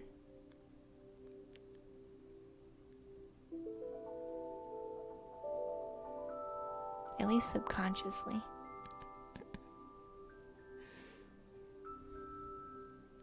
So you're trying to let go of that aspect because it's not really the location that matters necessarily.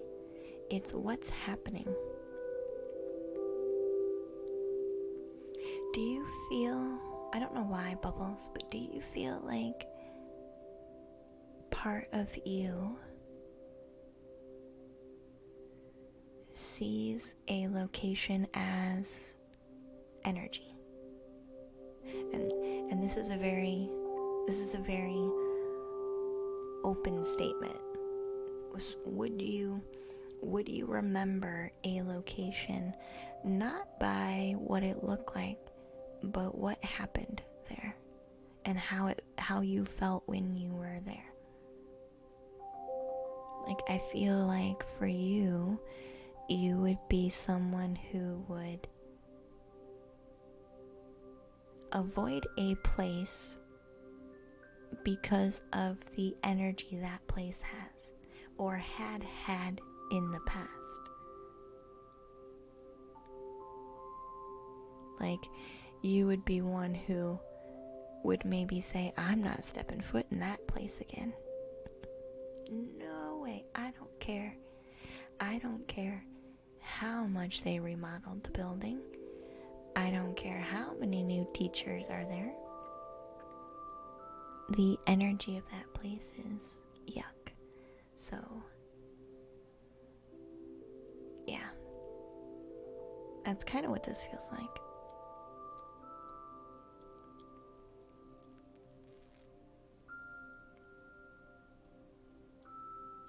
You're so glad I'm streaming, Anna. Thank you, dear. The election has you stressed, and my space is so calm.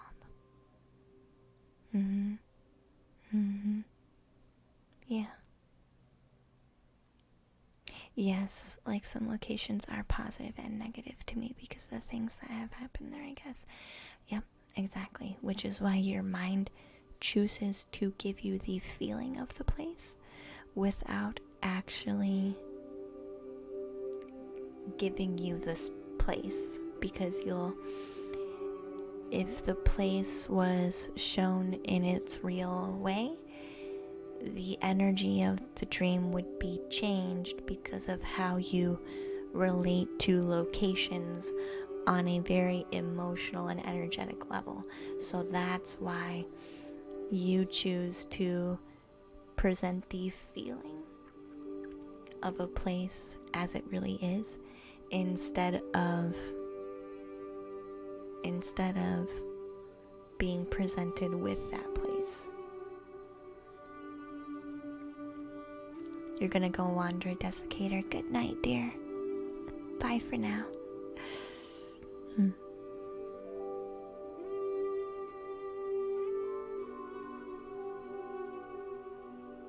So school has a lot to do with learning.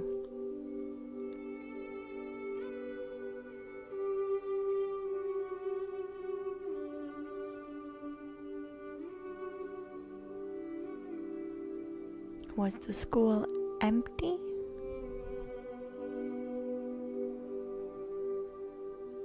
Was the school empty, Bubbles? How did you feel about being at the school?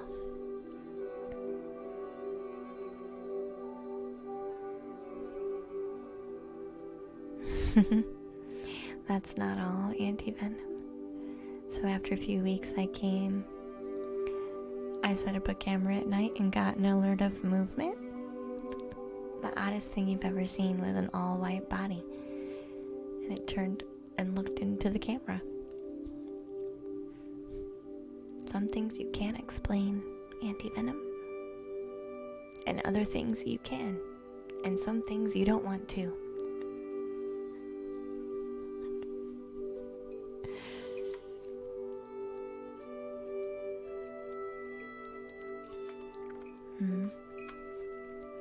So empty schools, anything that's empty, an empty mall, an empty school, an empty house, an empty cup, doesn't matter. Anything that's empty is void of energy, void of opportunities, void of choices, void of direction.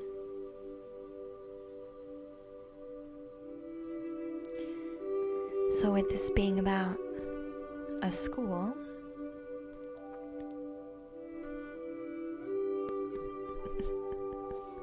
I wouldn't even go down that road, Annie Venom. I wouldn't even go down that road.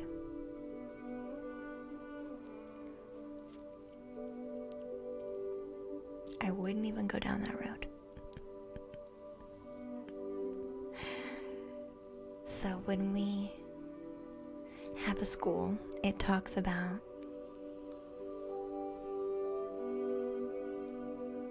life. Our school as a younger person is our life. It is the time and the place where we spend the most energy.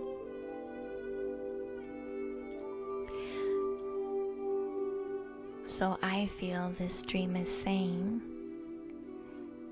that you maybe during this time had some concerns with life, not having enough opportunities for you, maybe even directly correlated to education itself.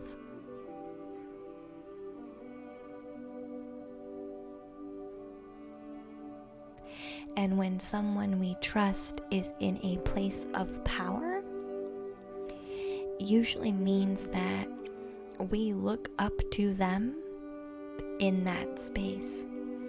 So it could be that at that point in time, for many reasons, you could have felt that your pillar in that part of your life was coming to an end. And it was about getting you prepared for that. So if you used your grandpa as a guide in that part of your life, then it makes sense.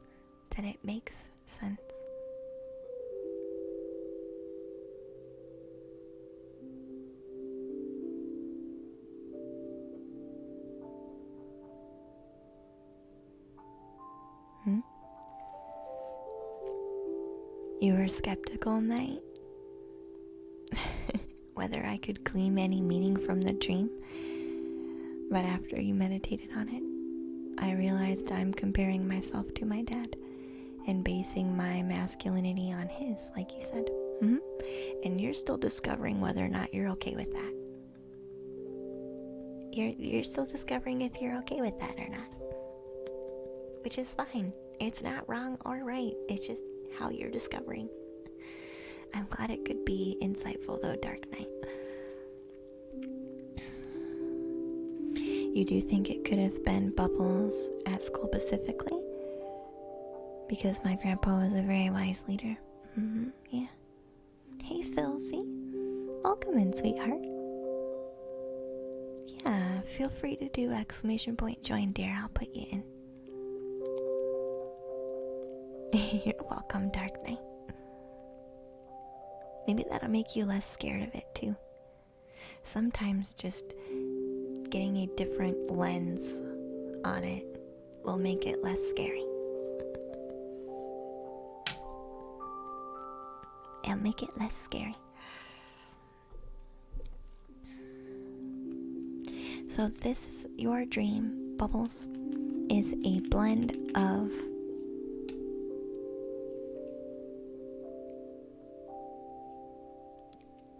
you knowing that the inevitable was on its way. And you were playing out a scenario where you could learn to be okay with it, kind of before it happened. And this was your way of coming to terms and kind of dealing with the energy before it became a physical energy in life, if that makes sense.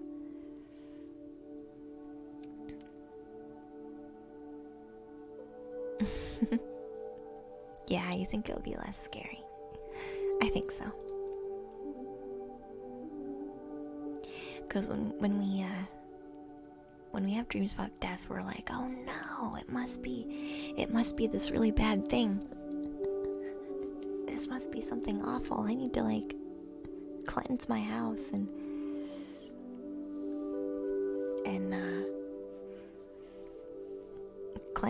cleanse my space, and I got bad things going on. And that's not always the case. If you do have lots of shadows though, rosemary essential oil, seriously. If you have lots of shadows that interfere with you, you need some rosemary essential oil. I swear it will work. I've had life experience has told me and showed me that it works. So break out the sage. Yeah, that'll work too. Do you want to share your dream, Filzy? You're actually next, dear.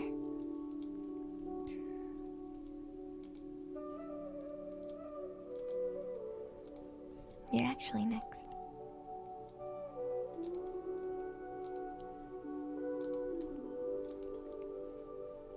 I would not dismiss every single shadow, but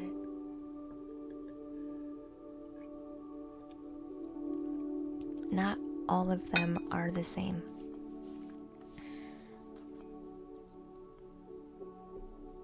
Not all of them are the same.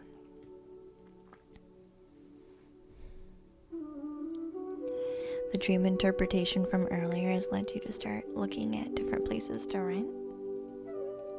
Really, Stefan? Why is that? I don't think I did a dream interpretation for you. Did I? I don't remember. Don't scroll up. Hey, Venus Morningstar. Welcome to the treehouse, dear.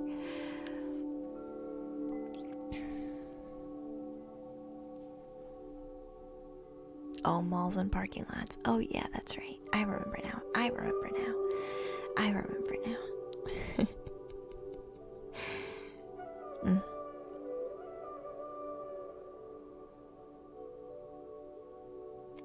So, storms with water means that our emotions are coming up for us to deal with now, and there's nothing we can do about it. There's nothing we can do about it. You've ignored all the previous signs that you need an emotional release. You've ignored those for so long that now the tsunami's here, and it's just gonna have to happen. Hi, Venus. I'm glad you like it, dear. I'm glad you like it. Like how there's nothing I can do about the tsunami. Yep. So I'd almost wonder, Dark Knight, if you had dreams about floods or water. Like maybe you had dreams where like water was leaking, or there was a flood, or there was a river that maybe flooded, or there was lots of rain, constantly raining, and making life hard for you in your dream. I almost wonder if before that dream you had lots of dreams about water releasing itself and yeah.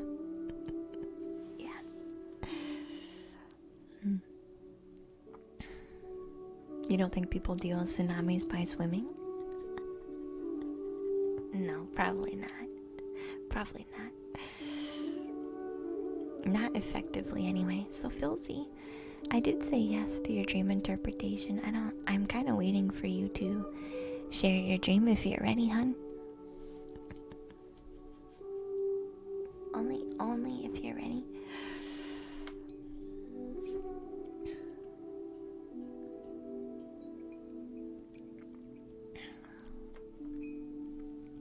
could you feel Dark Night before?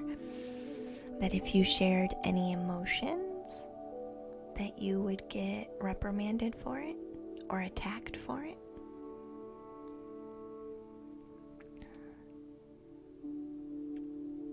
Like waiting.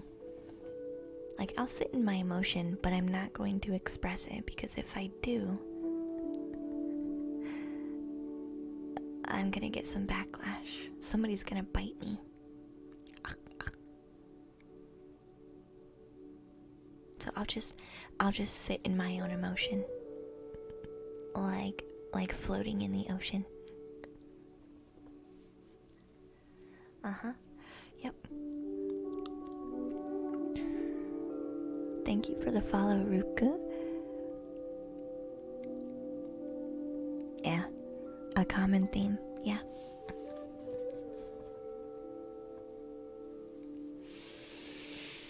Especially as a man, I can't show negative emotion. Thank you for the follow, Anti-Venom. I didn't realize you hadn't followed yet.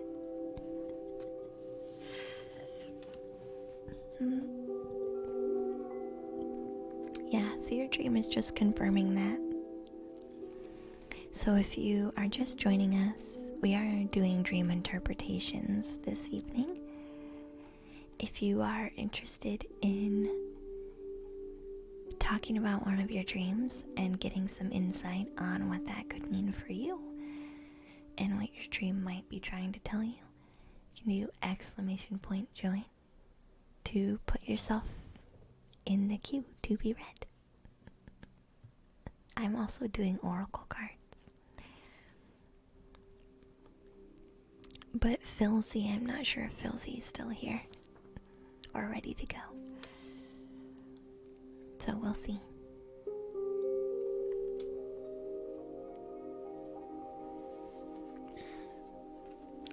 I don't think it's bad, Shrink.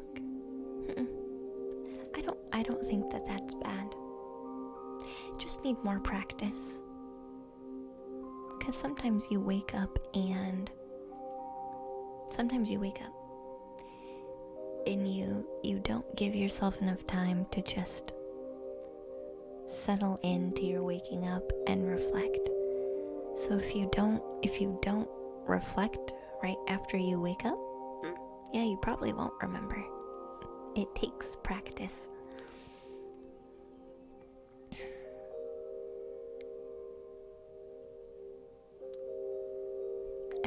Can I do one of yours later?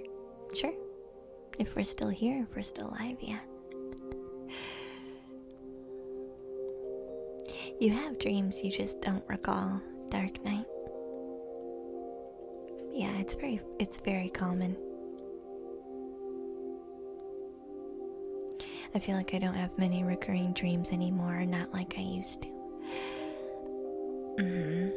Yeah. I used to have tons of dreams about tornadoes. Tornadoes, like all the time. Every dream, every night would be a tornado is going to come hit my house. And I'm going to rush everyone in my household down to the basement so they are safe. Don't worry, everybody, I will save you. Don't worry, everybody, I'll save you.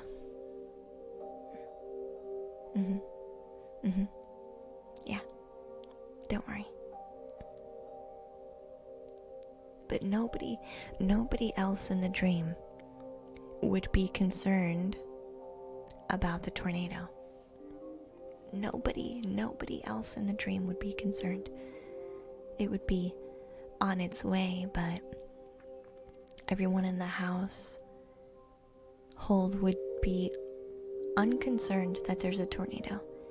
And I would have to be like forcing them into the basement, like arguing with them about going into the basement, like forcing them against their will to go into the basement where they will be safe.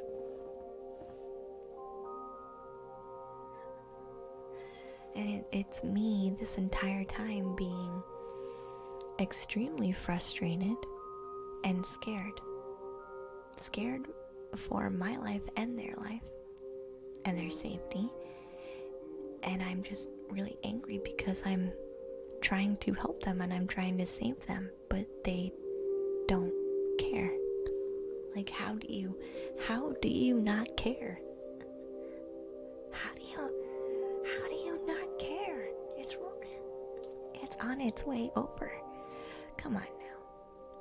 That's what the dreams I used to have a lot. Like, all the time. And I would always convince everyone into the basement, and I'd be the last person to enter the basement, right? Because I'm not going in the basement until everybody else is down there.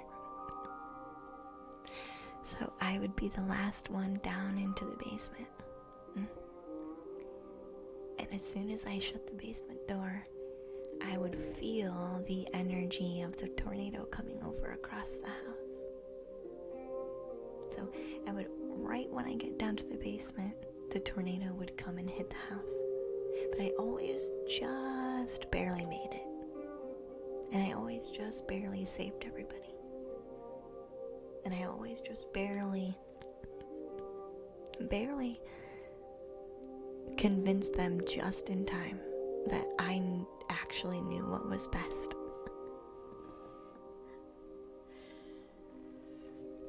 And really, I stopped having that dream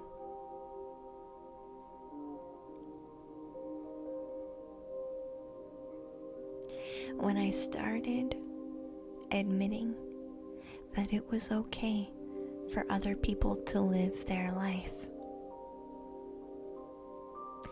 Even though I saw my family members struggle with their pain and their own emotions and their own situations, even though I saw that and I felt like I knew how to help them by maybe just showing them an alternative, I felt like I was solely responsible for the emotional healing and saving of my family. And when I let that go and decided that they could do that on their own, in their own way, through their own life lessons, without me controlling the outcome,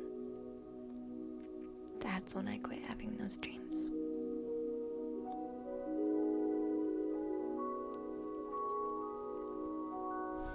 And Dunth, you've had this exact same dream before? Mm-hmm. So would you agree, and Dunth, that you have this same kind of feeling towards your family? Or had the same feeling towards your family? Like you felt you were solely responsible for protecting and healing your family. Like you could heal your family in ways that, and protect them in ways that they don't even understand.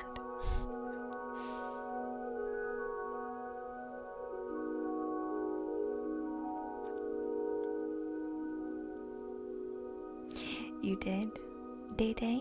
You put avocado rice with bananas. Let it rip with some lemon. Aw, that sounds good. You're so proud of yourself. Now you have a good reference. Day-Day. For the night when Day-Day took care of themselves.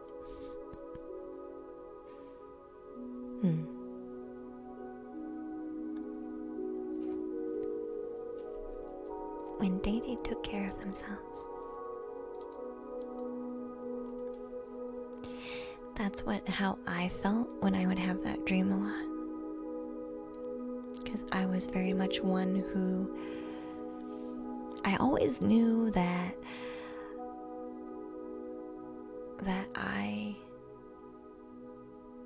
basically that I was a light worker. I always knew that I was. And I knew that I could see things in life and in my family that they didn't.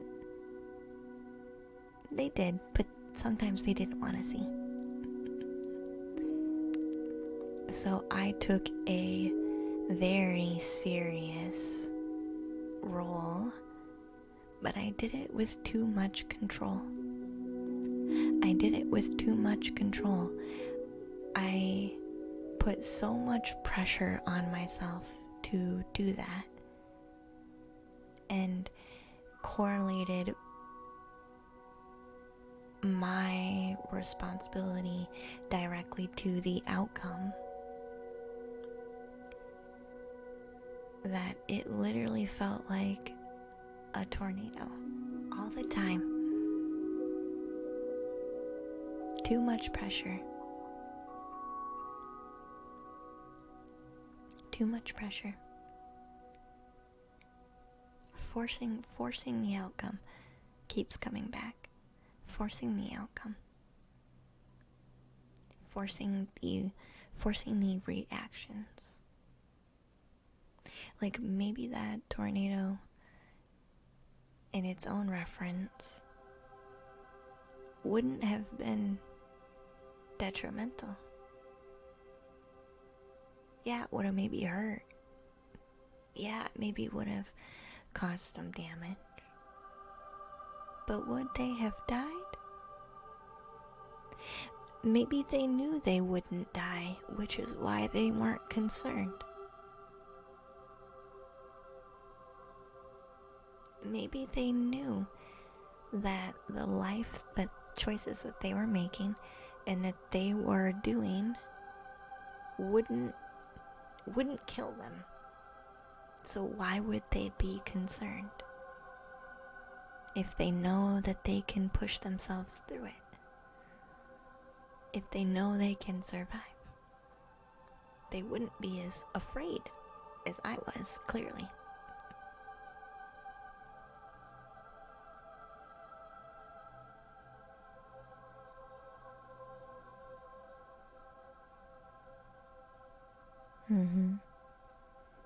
You know what I mean, Anna? You want to heal your family too, Dede.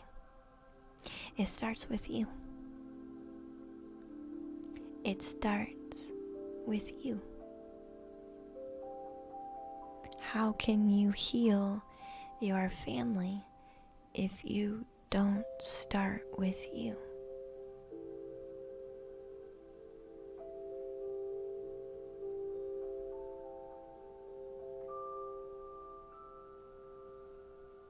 You have to start with you.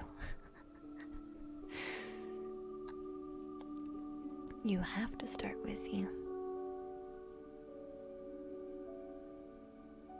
And through you, everything else naturally happens. There's no need to force it.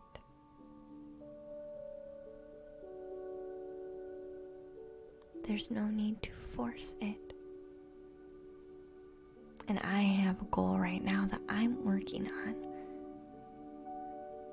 that has to do with a very specific member of my family that I know needs healing, but I'm not forcing it like maybe I would have in my younger years. Hey Zizou, welcome in, sweetie. Glad to have you. My younger self was very much not really forceful would be a correct word to use. Forceful would be a correct word to use. Forcing an outcome of this is what, if things are really healed, this is what it looks like. If things are really healed in this relationship, then that means this relationship looks like this very particular thing. And so I was taking actions to force the a very particular picture of what a healed relationship looked like in my mind, instead of just accepting the relationship exactly how it was. And through that acceptance, it naturally gets healed. Because it's not the wrongness that needs fixed. It's the non-acceptance of what is. And even I needed to hear that just then.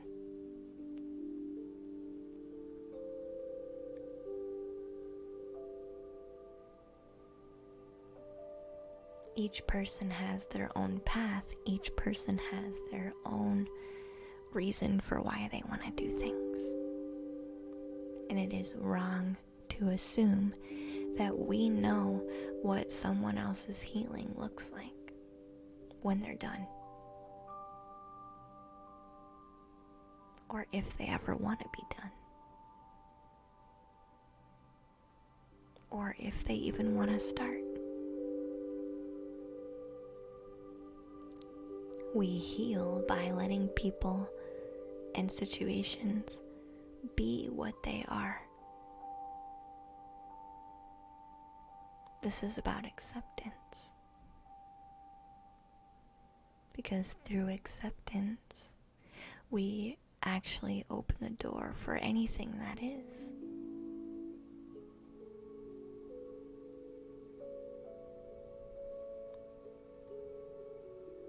What was it you told me about the other day? You can lead a cattle to water, but you can't make it drink.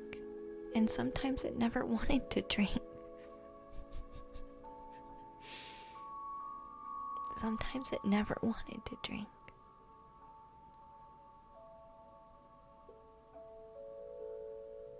Hi, 10. Welcome back, dear. Hi, sweetie.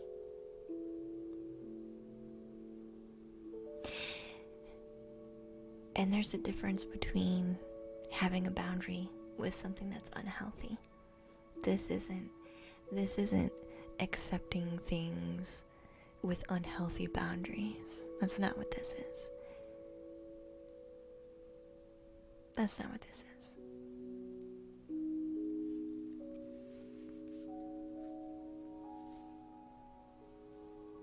I think there's definitely a level of acceptance to come in for something like that. Because when you learn to accept, you also trust. You trust in yourself. You trust in the other person to know what's best for them. You trust in the universe to guide events in a way that is for the highest good of everyone.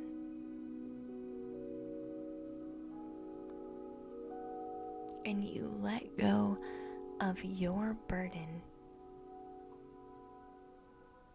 to be the sole navigator of what that healing looks like.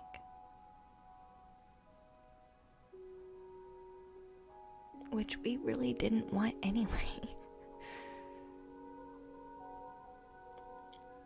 Because a lot of us do admit that we don't know how to heal things. We don't know what it takes for some of these very major life healings to take place. A lot of us admit that we have no idea how to even start with that.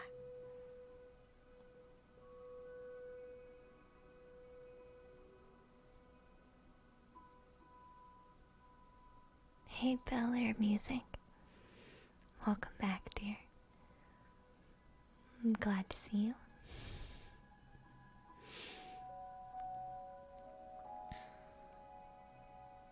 So for me, in my situation, it's more of an acceptance for what currently is. And just being open to things as they are, with healthy boundaries still. if necessary. But sometimes we put boundaries up before we even needed them. We put boundaries up out of necessity from the past.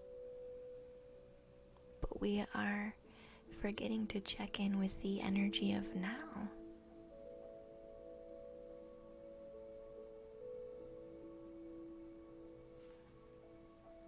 And for you, Anna, you learned what you needed to in the way that you needed to make it stick.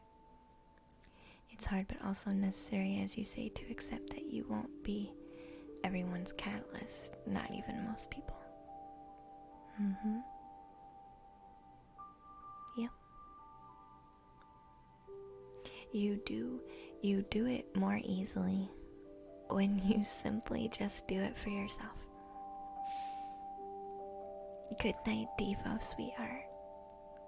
It's time for you to lay your head to bed. Good night, beautiful stars. Good night, Devo, dear.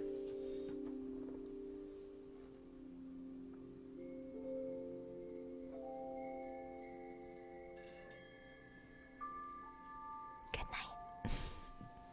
Sweet dreams. Yeah, good night, Devo. So that's what I've been focused on in the last little bit.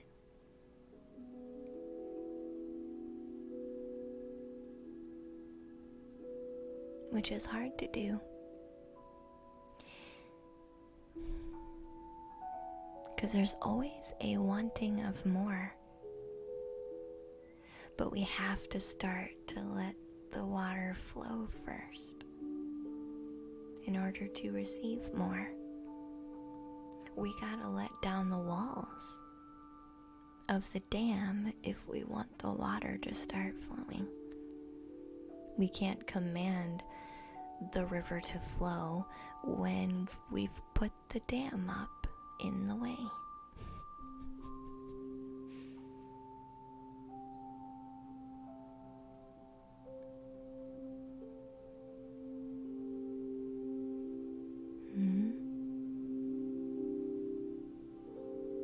We can want the water to flow all we want. But regardless, it's the same thing with, I think most of us can tell when other people have their walls up. Like, we can tell when other people have their walls up. Like, we talk to them and we know, you're not quite fully open to what I'm saying. But we have a hard time admitting that other people can do that when we are doing it. Because maybe part of us doesn't realize that we're doing it. Because it becomes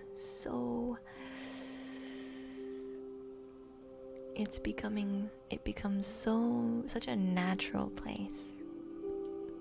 And think about how much more natural it is for you and them, how much more natural that state is for them too. You can't really blame people very much.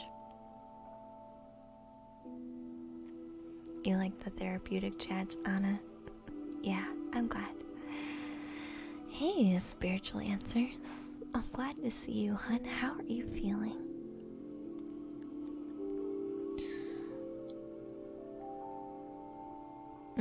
Was it really good, Day Day? Yeah, I'm glad it was good for you, hun.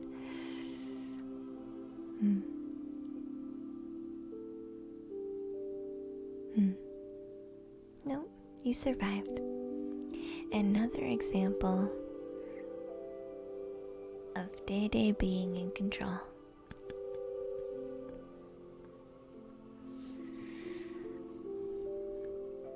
You're well, Angel. Glad to see you too. You had a bit of a Luna withdrawal, did you? Oh no. It's alright. It's alright. That's how life goes sometimes. I was saying that part of me wished that I didn't stream on Thursdays. but it's okay. I'll have to watch maybe an after. Hey CJ dear, welcome in.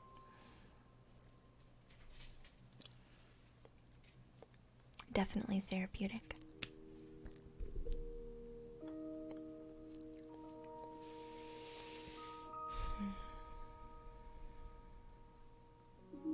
How's our nights been? It's been really good, CJ. I think we are gonna get ready to wrap up here soon though, because we don't have an overly active queue. Maybe I'll just play our drum though instead.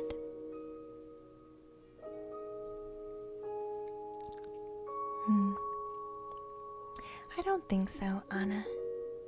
For Day Day in specific,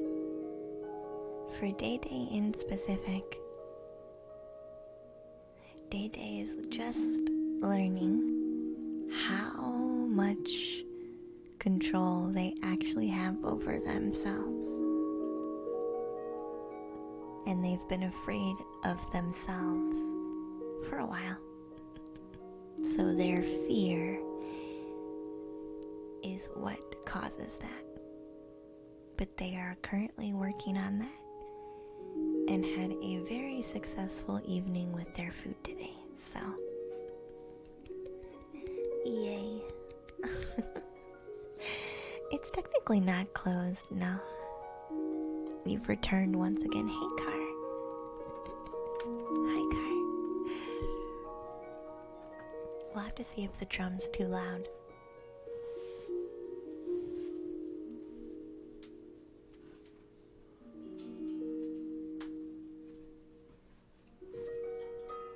I am working on another meditation video.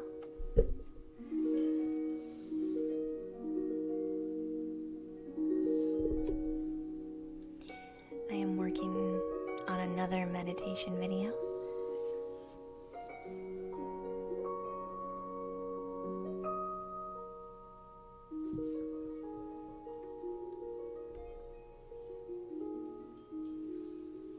Who's all in line?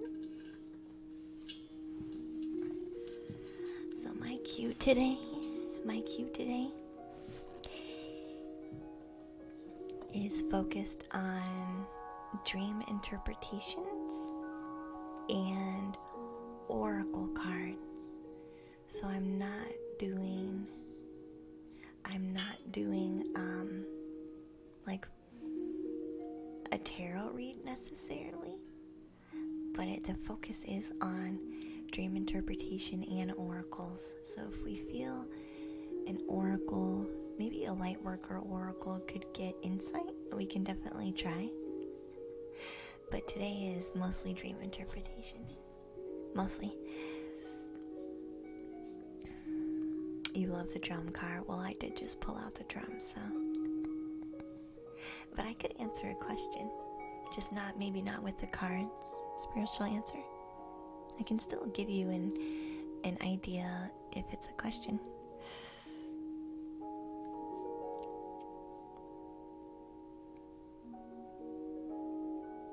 But I don't have the space. I don't have the space for many cards tonight.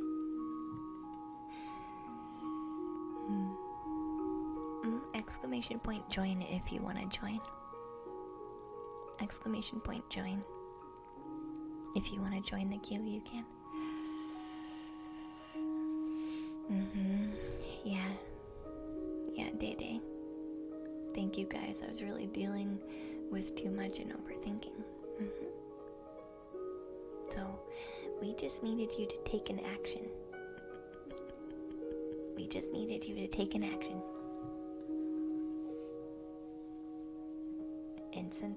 And since I gave you actions to take last time, and you didn't quite get there, I had you do it during stream.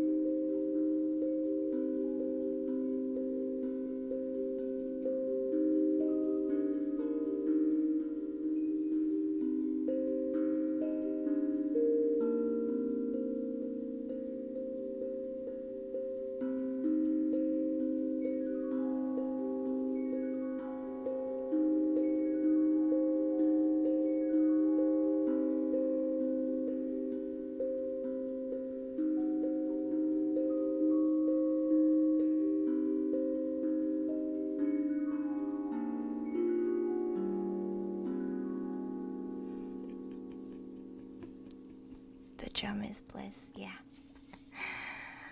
Okay, so we had a couple people join the queue. Perfect. Yeah, and if you guys really like dream interpretation, I do have a Patreon goal for a dream group where we kind of meet together and have a very more directly guided discussion about the dreams.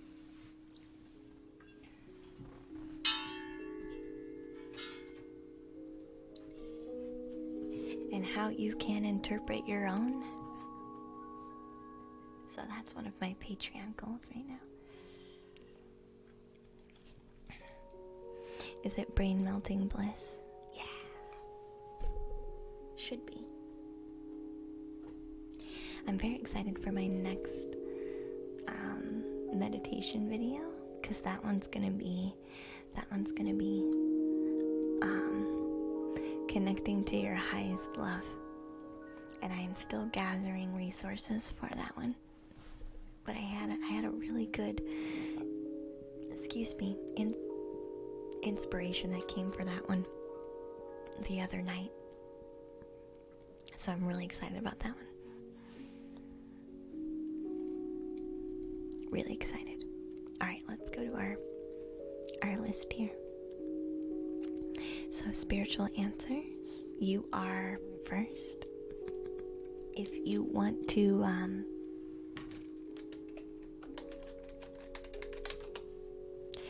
so currently we only need a couple more pledgers to meet that goal.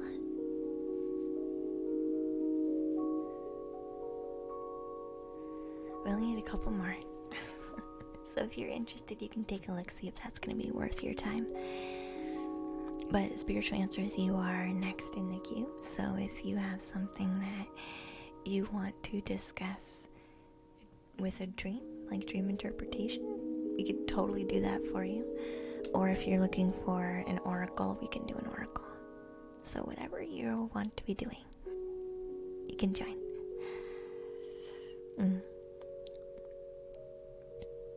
You have less dreams that you feel are important nowadays, though, which you count as a good thing. It's just about practicing beyond that. It takes more intention to dream beyond the subconscious. And thank you for the subscription, Spiritual Answers. I appreciate you very, very much. Thank you for your 3 months in a row. It takes practice. The subconscious happens regardless. But when we want to be aware of what's beyond the subconscious, that's when a more active participation needs to come through, which means we have to be putting in the practice. Good night, Auntie Venom. You are going to be after Spiritual Answers, but have a nice night, dear.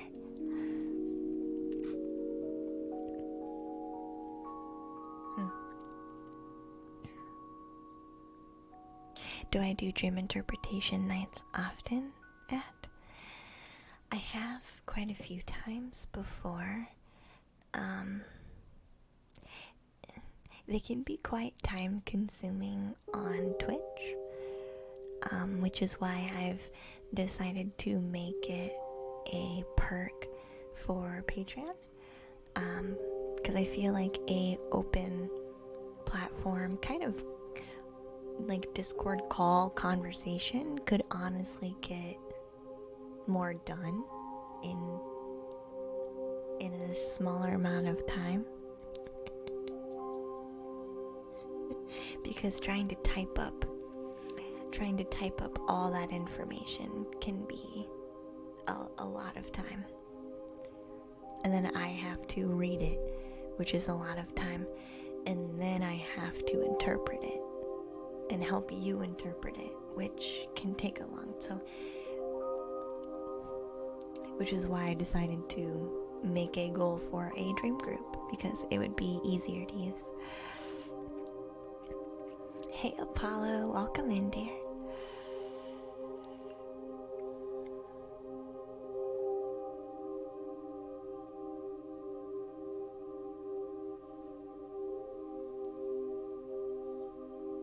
So do you want to go next, Auntie Venom?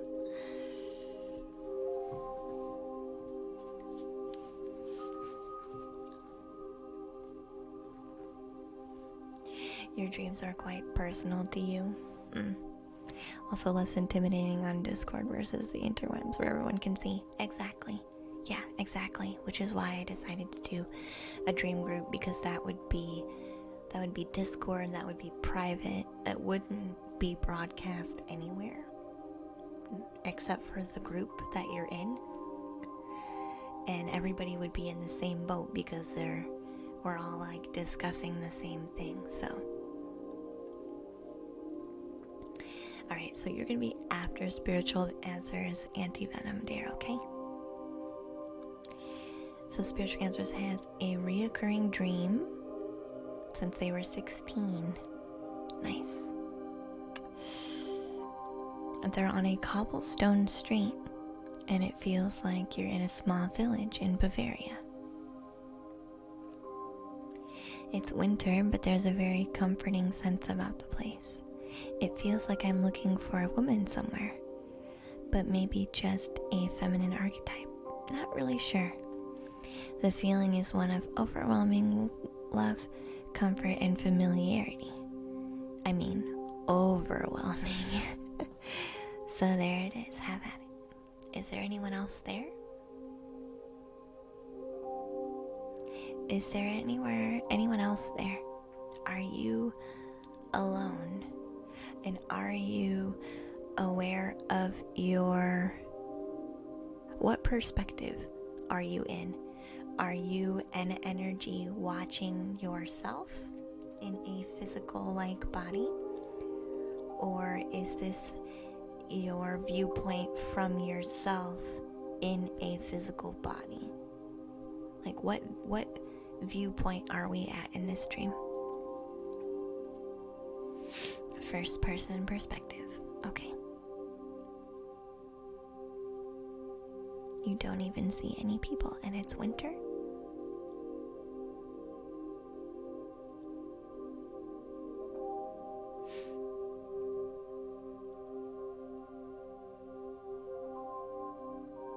Are you now, Spiritual Answers? Do you feel in this experience that you are Spiritual Answers as now?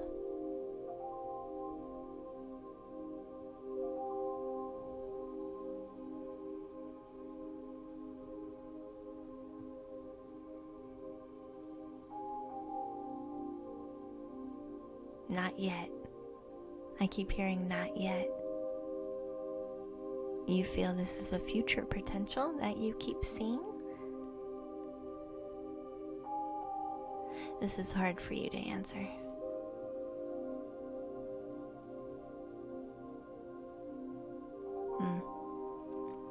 You feel like it's you now in the dream, but I don't have any real identifying marks. And you don't know what I look like, right? Because it's you. You are looking at you from your own, hard to answer with any certainty. I kept getting not yet.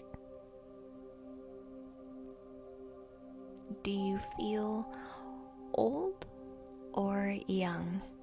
When you had this dream before, did you feel older that you can recall, or have you always felt the same age?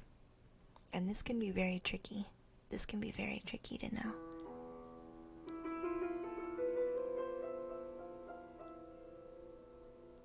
You felt older than what you were at 17. Okay. Yeah. Maybe 20s. So this is definitely a part of you that is outside of you. spiritual answers.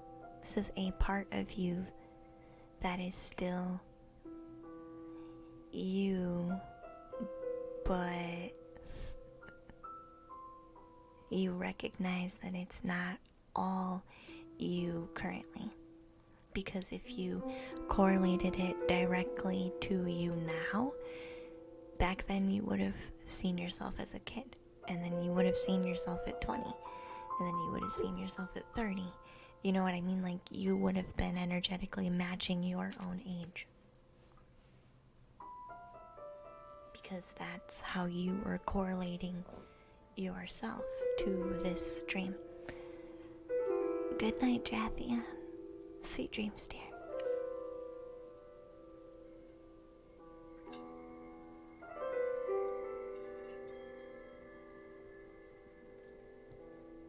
So this is another part of you that is still you actively, but also another part of you that is active in a different way, if this makes sense.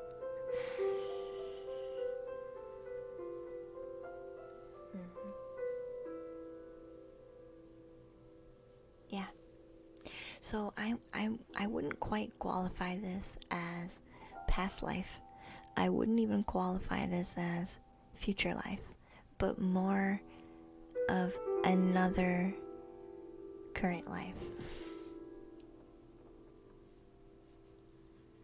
Does that make sense? Another current life.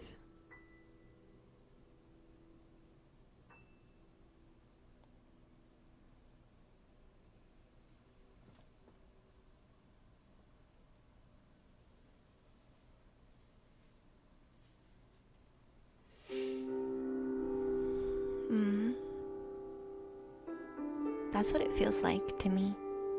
Like when I hear you explain it, and you are paying attention to the energy of you awfully specifically. Like, we have to understand, spiritual answers, most people, I would ask them, how old were you in the dream? And is that different than the current age that you were at while you were having the dream? Most people would have no clue what I'm even trying to get at. They would say, I don't have any idea. What do you mean? I don't have any idea. I was just me. So, yeah, I mean, most likely it was me during that age. But this feels like something very different. And feelings where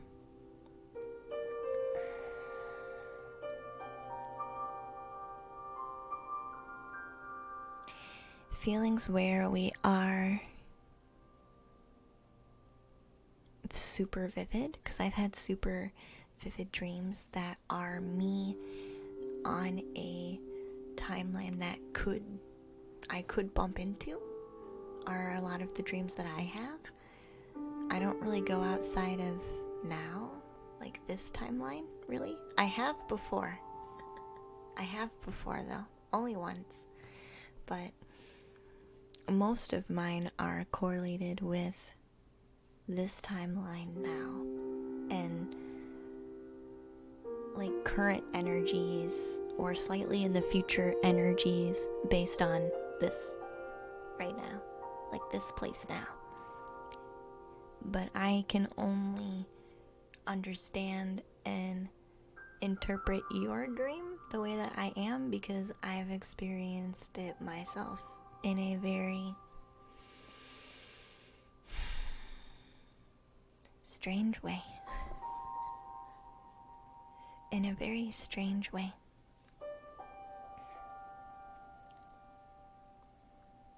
And I know you've mentioned before, spiritual answers, that you have a couple times now mentioned a woman with overwhelming love I know you've mentioned that a couple times now.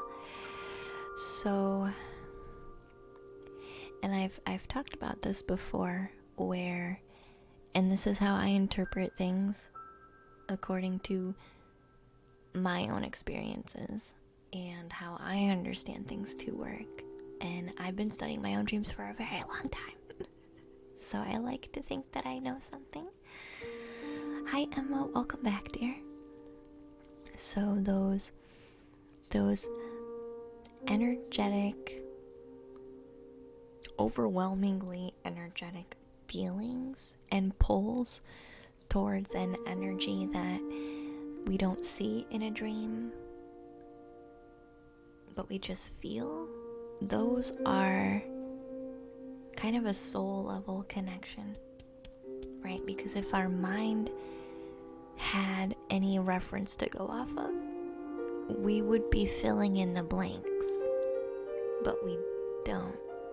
So the only blanks our mind can fill in is what it feels like. Sometimes if we've had, I feel, a telepathic connection or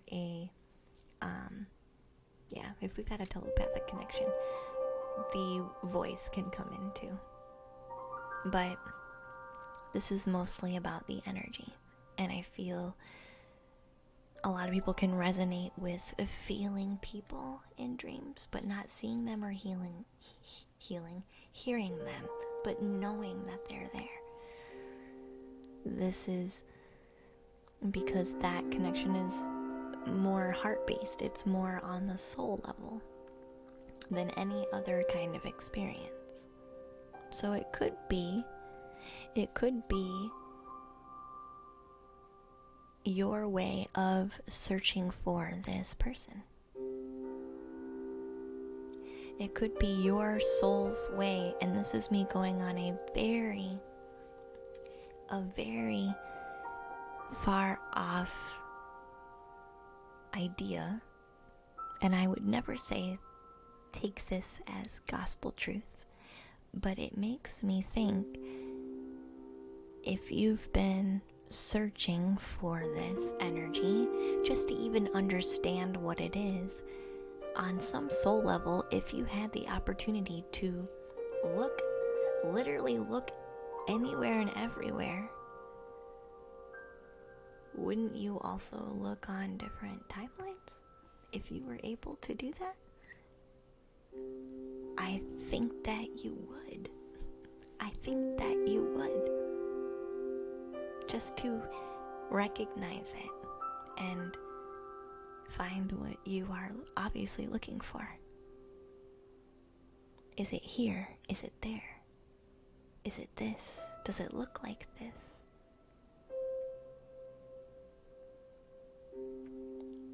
So I feel a part of you has a very strong tie to that place on a deeper level. And it could be because that energy was once there at one point, and you could be waiting for that energy to come back. And in some way it does, and that is your way of reconnecting to it, I feel. Finding it and also reconnecting to it.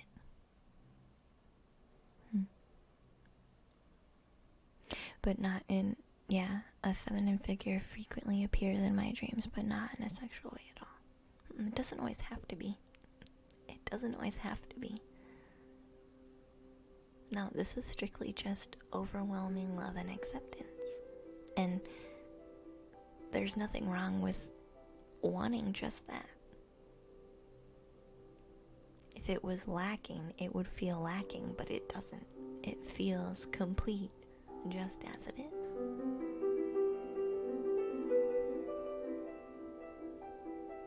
It makes me wonder, you weren't too happy to wake up and find it was a dream? No, I'm sure not. I almost wonder if you have a soul connection of some type, that it was super strong And because of the circumstances of now, hey Kate, thank you for the follow. I'm wondering if you are connecting in any way that you can connect, honestly. Like, I feel like maybe this soul connection isn't like in this lifetime now, and you miss it. And so you are literally using whatever tools you have available to reconnect in whatever way that means, just to be able to experience it again in any fashion that you are able to. Even if that means you go through a dream which jumps some timelines. I do feel like, though, that's why. That's what it feels like.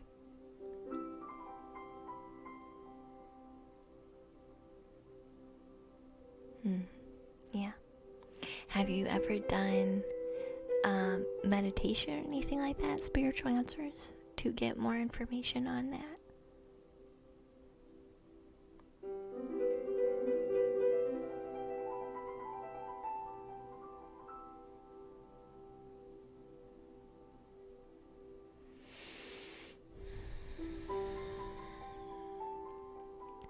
But you feel like your mind gets in the way? You feel your mind gets in the way? You feel like I get blocked? You do it, you block yourself. With your mind. You don't trust that your mind will give you you don't trust that your mind will give you the right information, and you also trust your mind well enough to make up a really good story. You trust your mind and you don't trust your mind. That's why you trust your mind at being too good at what it does and not being objective enough. Your mind's too good at what it does and it's not objective enough.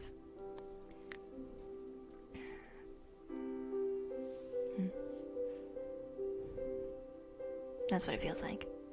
You're too analytical. Yeah, your intellect. Yeah.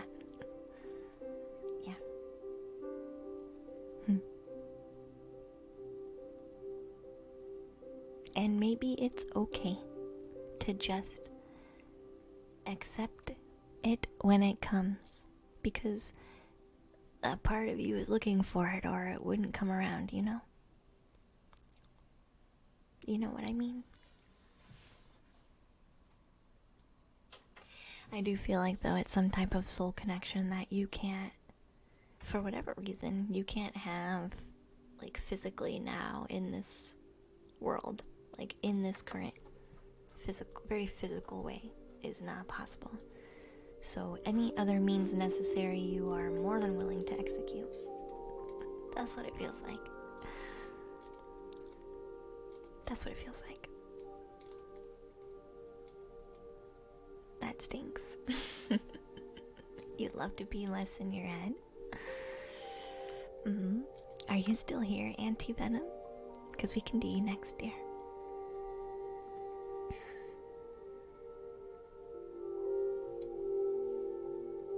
Yeah, to find out it was a dream. I think that's why.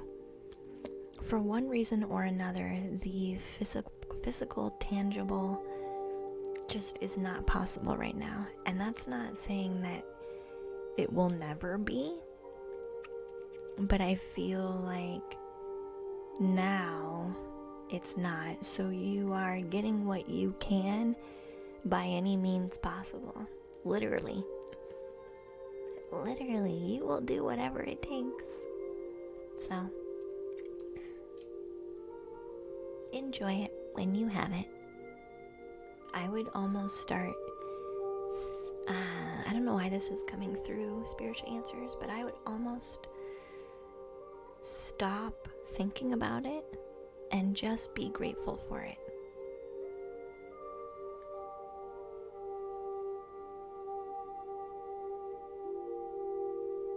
Because it's special. And the fact that it's special should be enough. And maybe that will bring some acceptance and some healing in.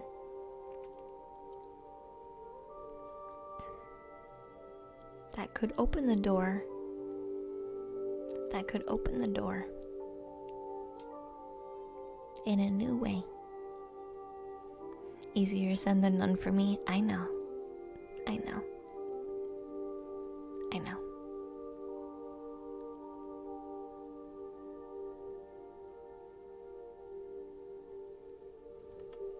Hey Lataro, welcome in, dear. Are you ready to share your dream, Auntie Venom? Because I can do. You're next. Yeah, easier said than done.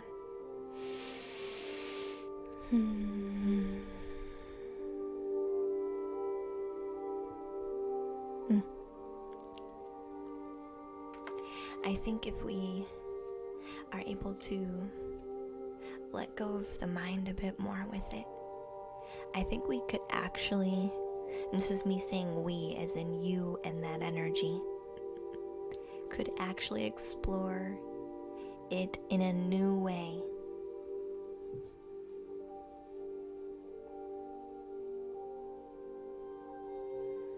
Yeah, in a new way.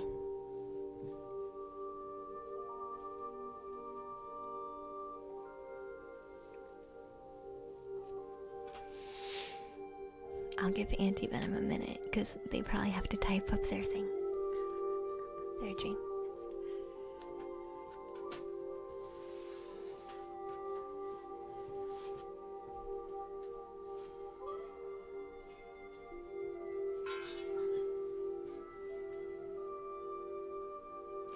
Hi, General Seafood. Welcome in here, dear. Glad to see you. Do I have a sub goal? We smashed it. We smashed it. We smashed the sub goal. We blew it out of the water.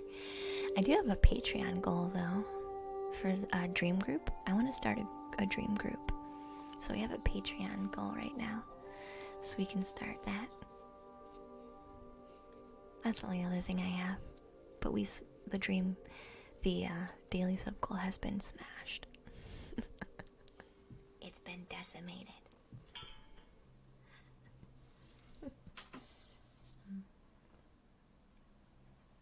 So waiting for Auntie Venom to type up their dream.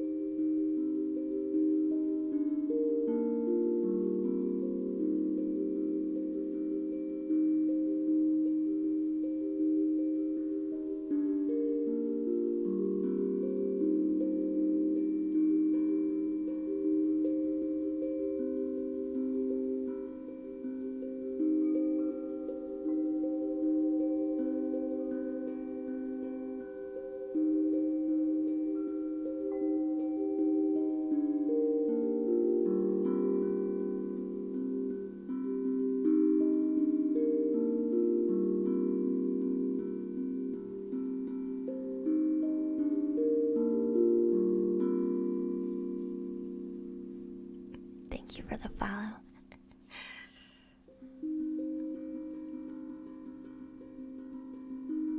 You're always happy to do them.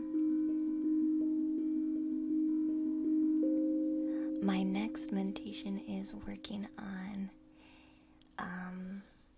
kind of a spiritual practice for connecting to your highest form of love.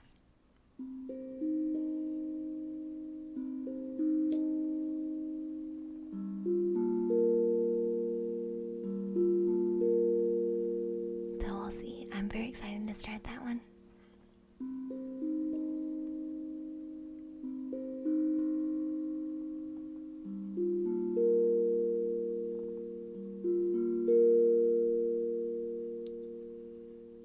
It's not digital, it's a real drum.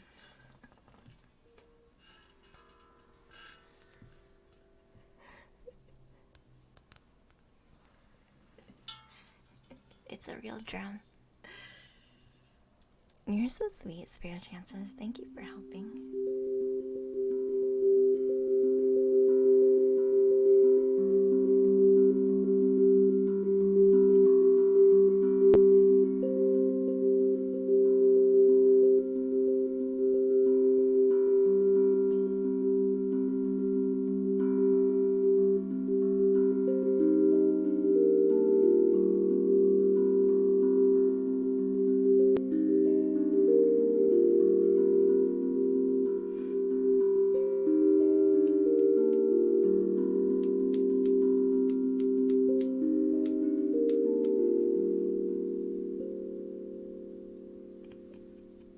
Sounds really relaxing. I'm glad you think so. So Anti-Venom has their crazy dream.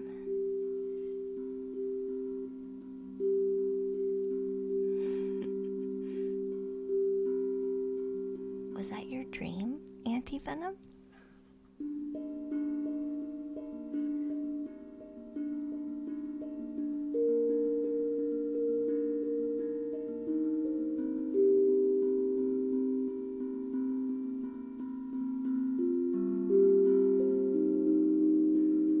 Hi, Tully.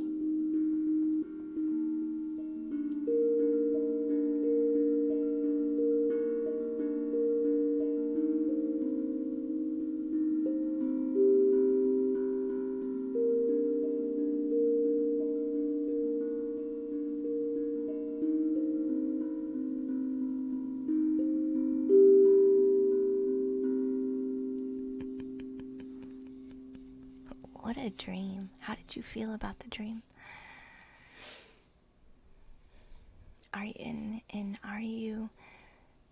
Does your job have to do with selling houses? Like, is selling houses a normal energy for you to have?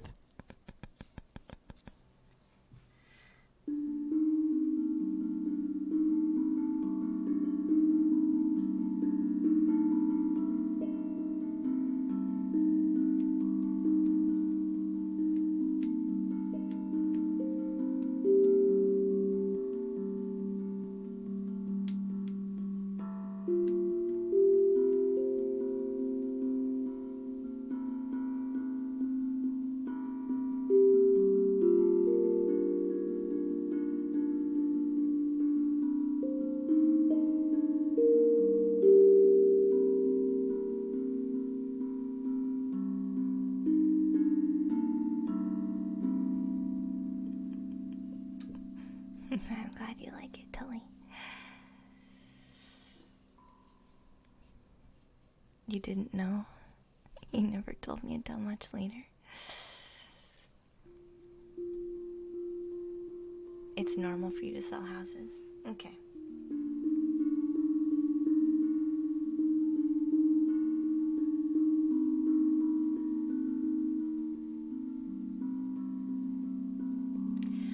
Are you Anti-Venom? Are you male or female?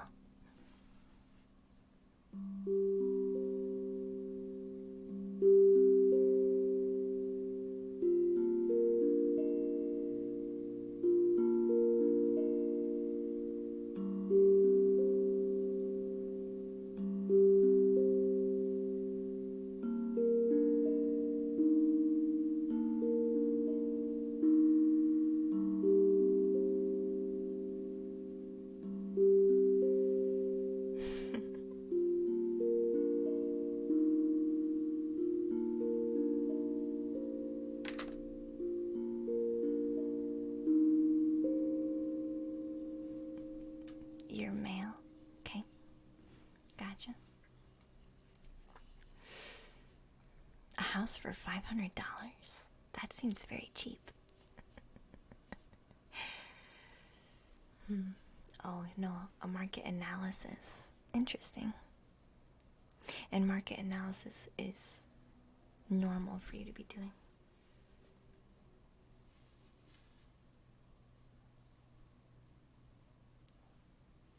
Interesting. How did you feel about taking care of him in the dream? How did the dream make you feel, Auntie Venom? Not when you woke up, but while you were dreaming. How did you feel in the dream? Not after you woke up, because you felt like what the F when you woke up, but like while you were having the dream. How were you feeling in the dream?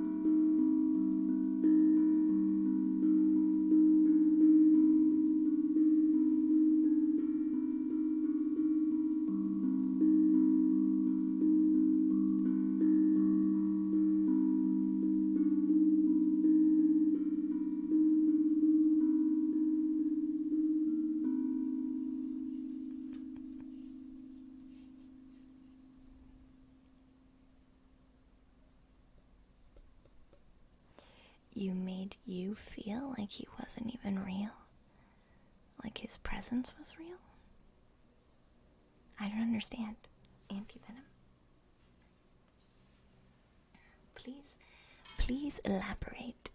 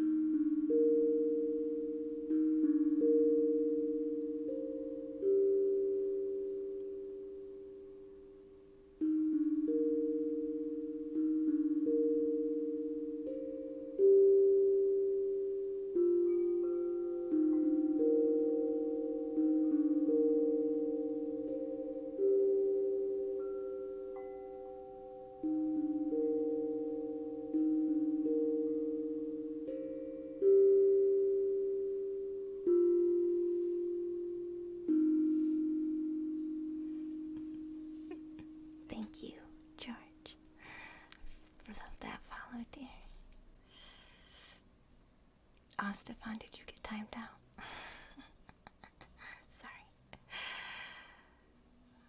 It was not real. It made me feel like he was not even real, and his presence wasn't real. How did you emotionally feel during the dream, Auntie Venom? How did you emotionally feel?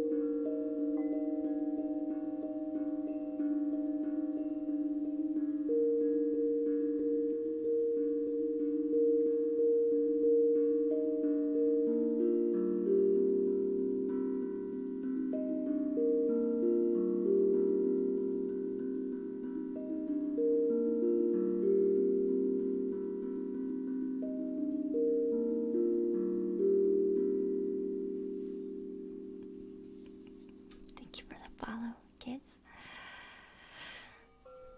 It made you feel nervous. And thank you, Think Phoenix. Nervous.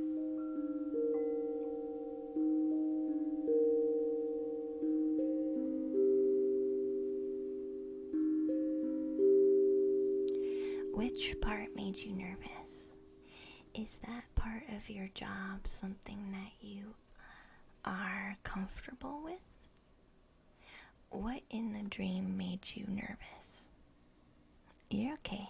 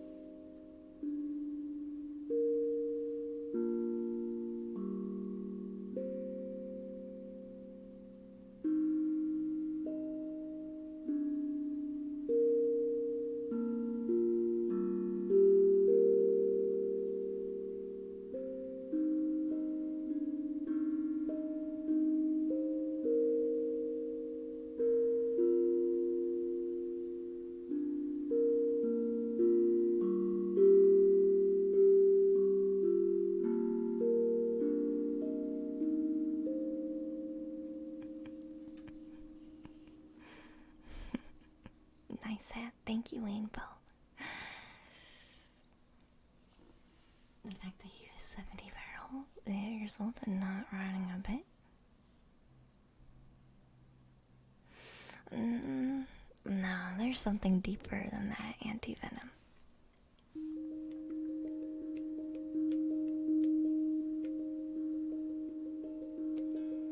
Were you afraid that you wouldn't meet his needs?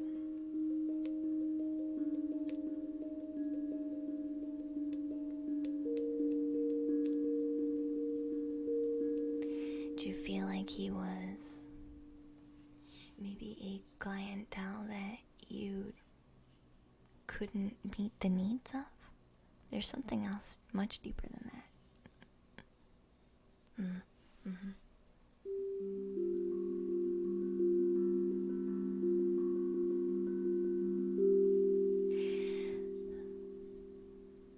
And did you feel like you reluctantly did it anyway? Were you nervous to maybe assist this person? But in the dream, maybe you were the only one available.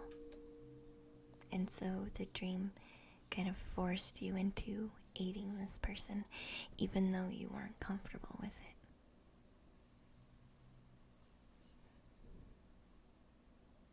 Right?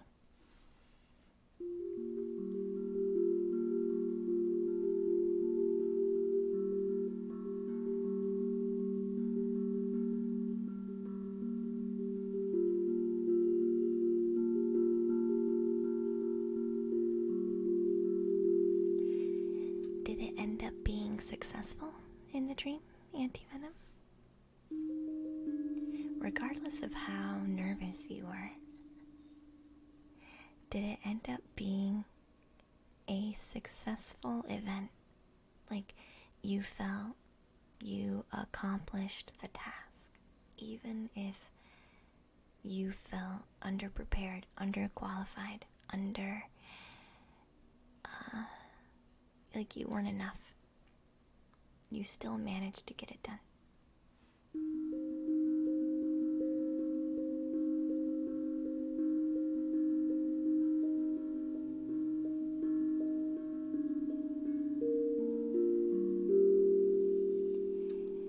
And was that the time, Anti-Venom, when you found, just as you were wrapping things up, you found out what kind of doctor he was? and that made you feel a little more secure in the awkwardness of his job.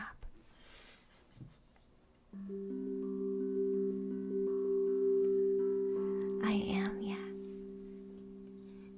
I'm playing a tank drum.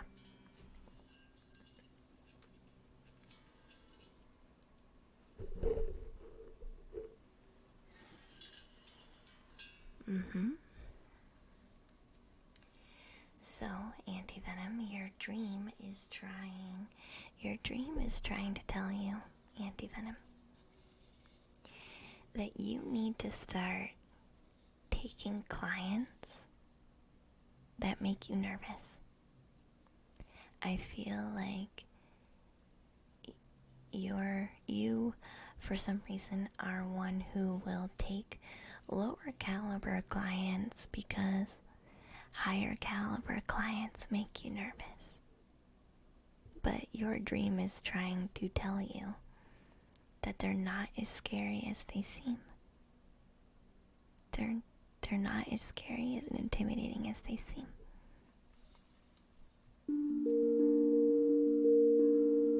And you can handle it.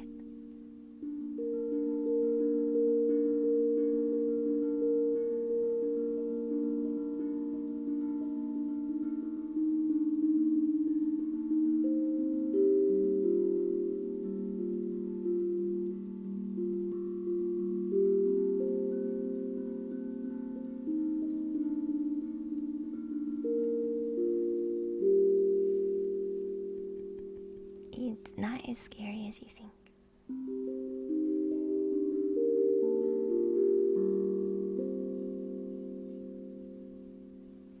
Not as scary as you think. It is 11:11 at night. We cleared our queue for the evening for the second time tonight. So I will go ahead and close that queue. Close the queue. And we will wrap up for the evening. We'll wrap up for the evening. We're stopping at 11:11.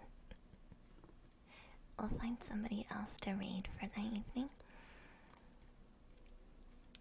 I will go back to more straight up tarot reads, but I wanted to do something a bit different today.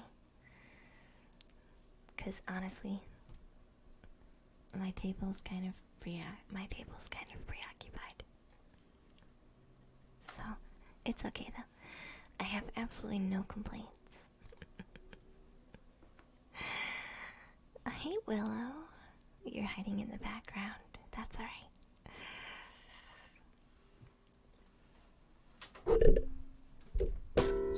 Whoops, that was my bad. Sorry. Good night. Thank you so much for your insight. You're the best. Glad to help. Spiritual answers in any way really that I can. And that doesn't always mean I'm like plugged into the cards. I am much more than a card reader. I am so much more than a card reader. But I really do love reading cards. I really do love it.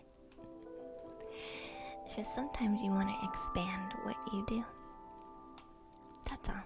Sometimes everybody wants to expand what they do. Just like sometimes you don't want to always take the same kind of clients. Even if it makes us nervous. Even if it makes us nervous. So I'm gonna read. We're gonna read Fairy Frequency today. She does ASMR energy healings. I think we'll really like her. I watched her once before. She's newer to Twitch, so I think she would appreciate us coming to say hi. Good night, Tully. She has singing bowls. I think I saw her do oracles a couple times. So I've I haven't talked to them too much, but I have checked out their stream, so that's who we'll go say hi to for this evening. So I hope you guys have a wonderful night. Thank you for hanging out. Thank you for being open to the dream interpretations. And thank you, everybody, for sharing different kinds of dreams.